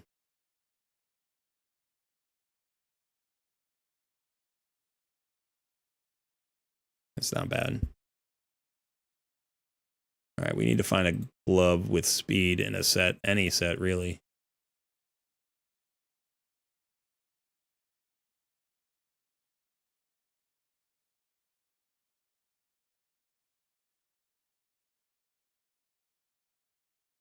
It's not bad. It's got speed and accuracy. That would be in the speed set. Let's see if we've got a weapon that makes sense.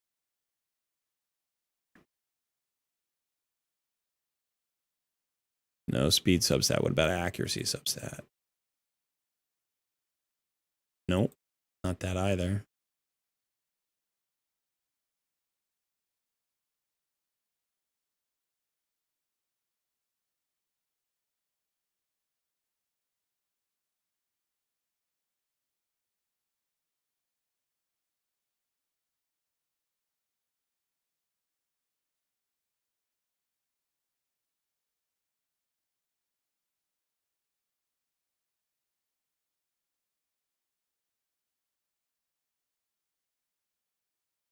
Triple roll and a speed there.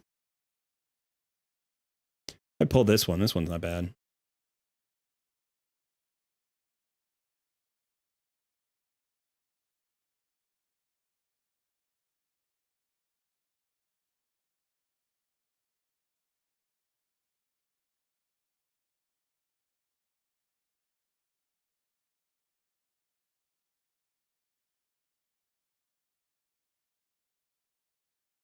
Okay, she's running at 205 speed all of a sudden, right? Much better for what she needs to do. Now, how would you use this champion? Really simply, you go into arena,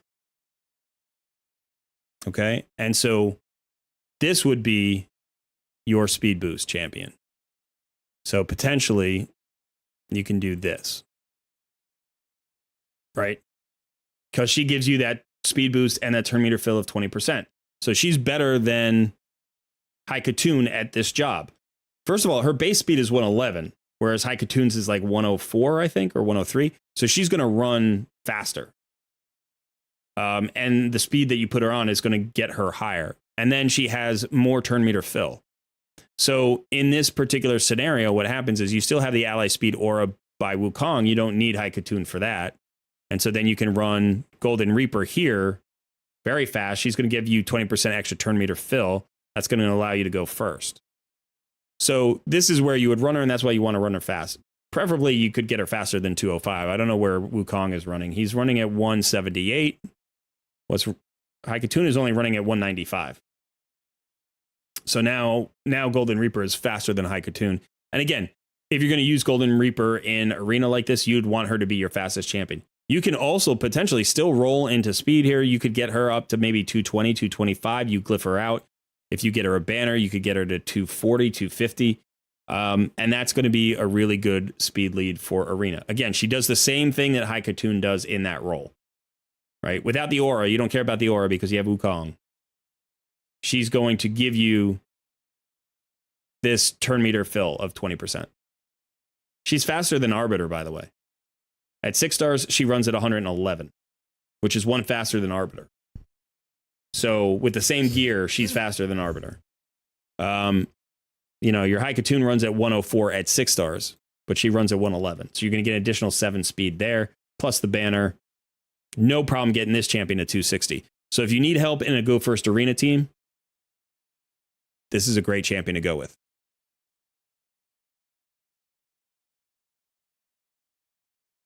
Yeah. So, you know, it depends on the speeds that your other champions are running at. You know, he's running pretty slow. She's running pretty slow. Like, it's not going to, 20% turn meter fill isn't enough. You don't really have a Go First team right now. And that's okay. That's fine. Like, you can use a Go Second team. Like, you were using a bolster set and tankiness to kind of get through and get around. And then Wukong can die and come back and die and come back, and you don't care. So this is a very different team. This is not a Go First team. You're using the Frost set to even add more CCs and more sustainability to your team. You have Athel and you know, defense percentage stuff. Potentially, if you wanted to improve this team and go with this, like, do this instead. Get a Reviver there, right? Like, put Dur in the Frost set, you know, and then you have more, again, same thing that we did with your Clan Boss team, where you're like, you're picking a philosophy. You're picking like a primary strategy for the team, and then you're adding champions to that team that enhance that primary strategy.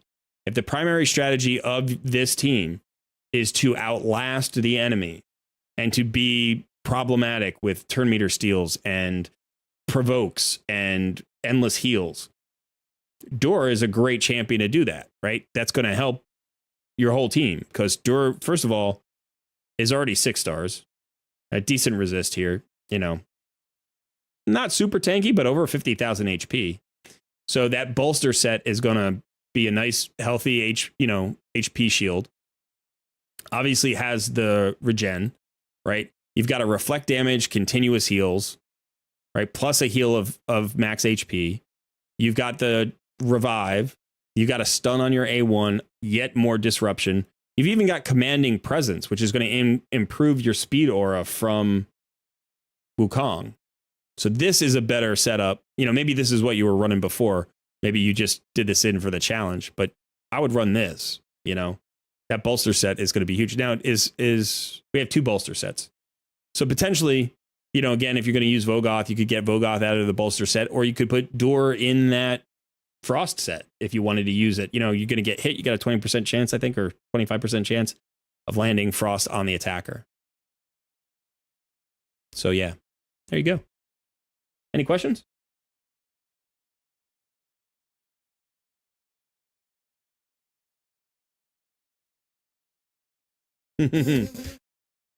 Okay, you're back out. Went AFK for a second, but now you're back.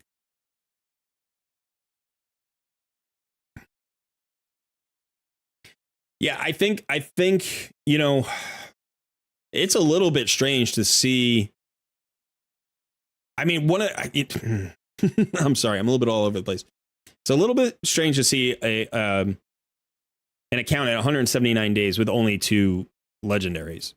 You know, that tells me you've either been unlucky or, like you said, you fed 1 legendary.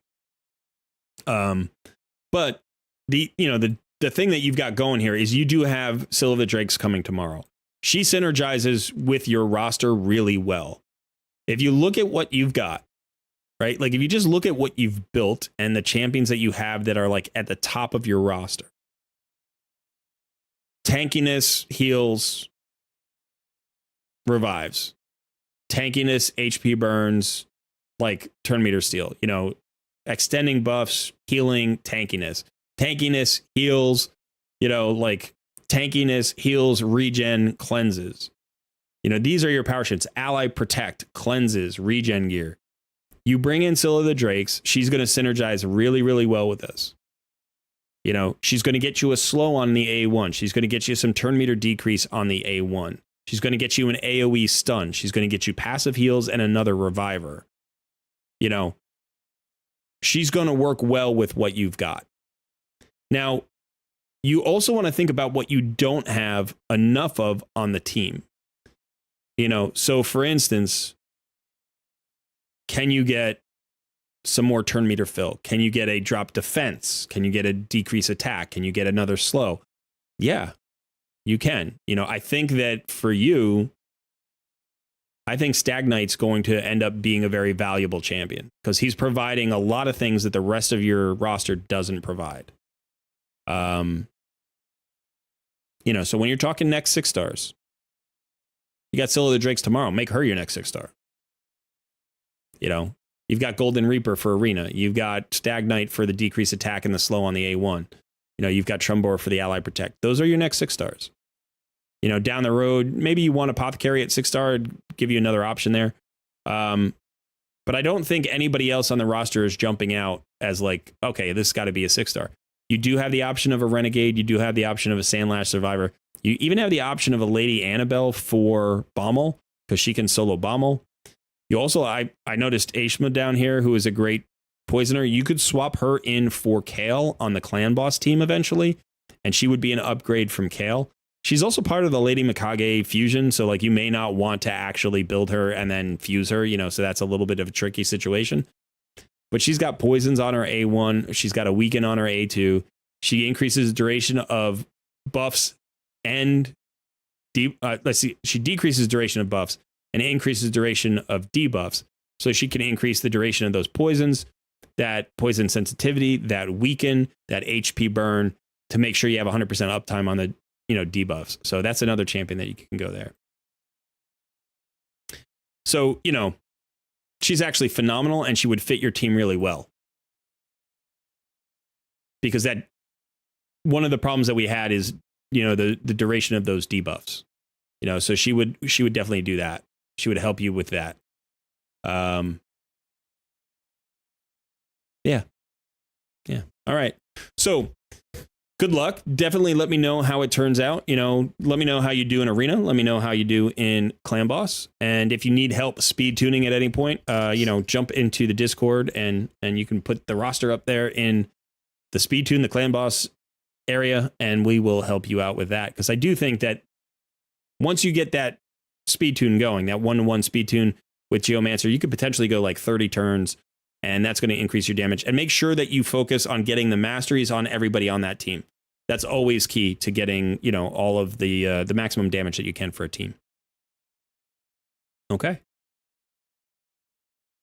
All right. Thanks so much. Hey, folks, I want to call out a couple of things before I go. One is everybody should watch J-Gigs and Hell Hades videos right now, because there's a lot going on with the No Dime December, and there's a debate going on, and I think it behooves everybody to be part of that discussion. So let the content creators know what you think about No Dime December, what your plans are, what it is that you want out of it if you're engaged with it. There's still more information out there. I'll probably be putting out another video in the next few days, probably in response to HH, actually, because I do have some ideas about the No Dime December, and we'll talk about it some more. The other thing is, what else? There was something else. I guess our stream. Oh, we're going to be streaming again on Thursday. That's our variety stream. We always do something different every Thursday. Oh, I know what it is. I have to actually edit a video this week. So, Son and I are going to figure out what that's going to look like. And then he's going to take the day off, and I'm going to try to do it without him. So that should be fun. That should be coming up this week. Don't forget. Oh, yeah. Are you excited about that?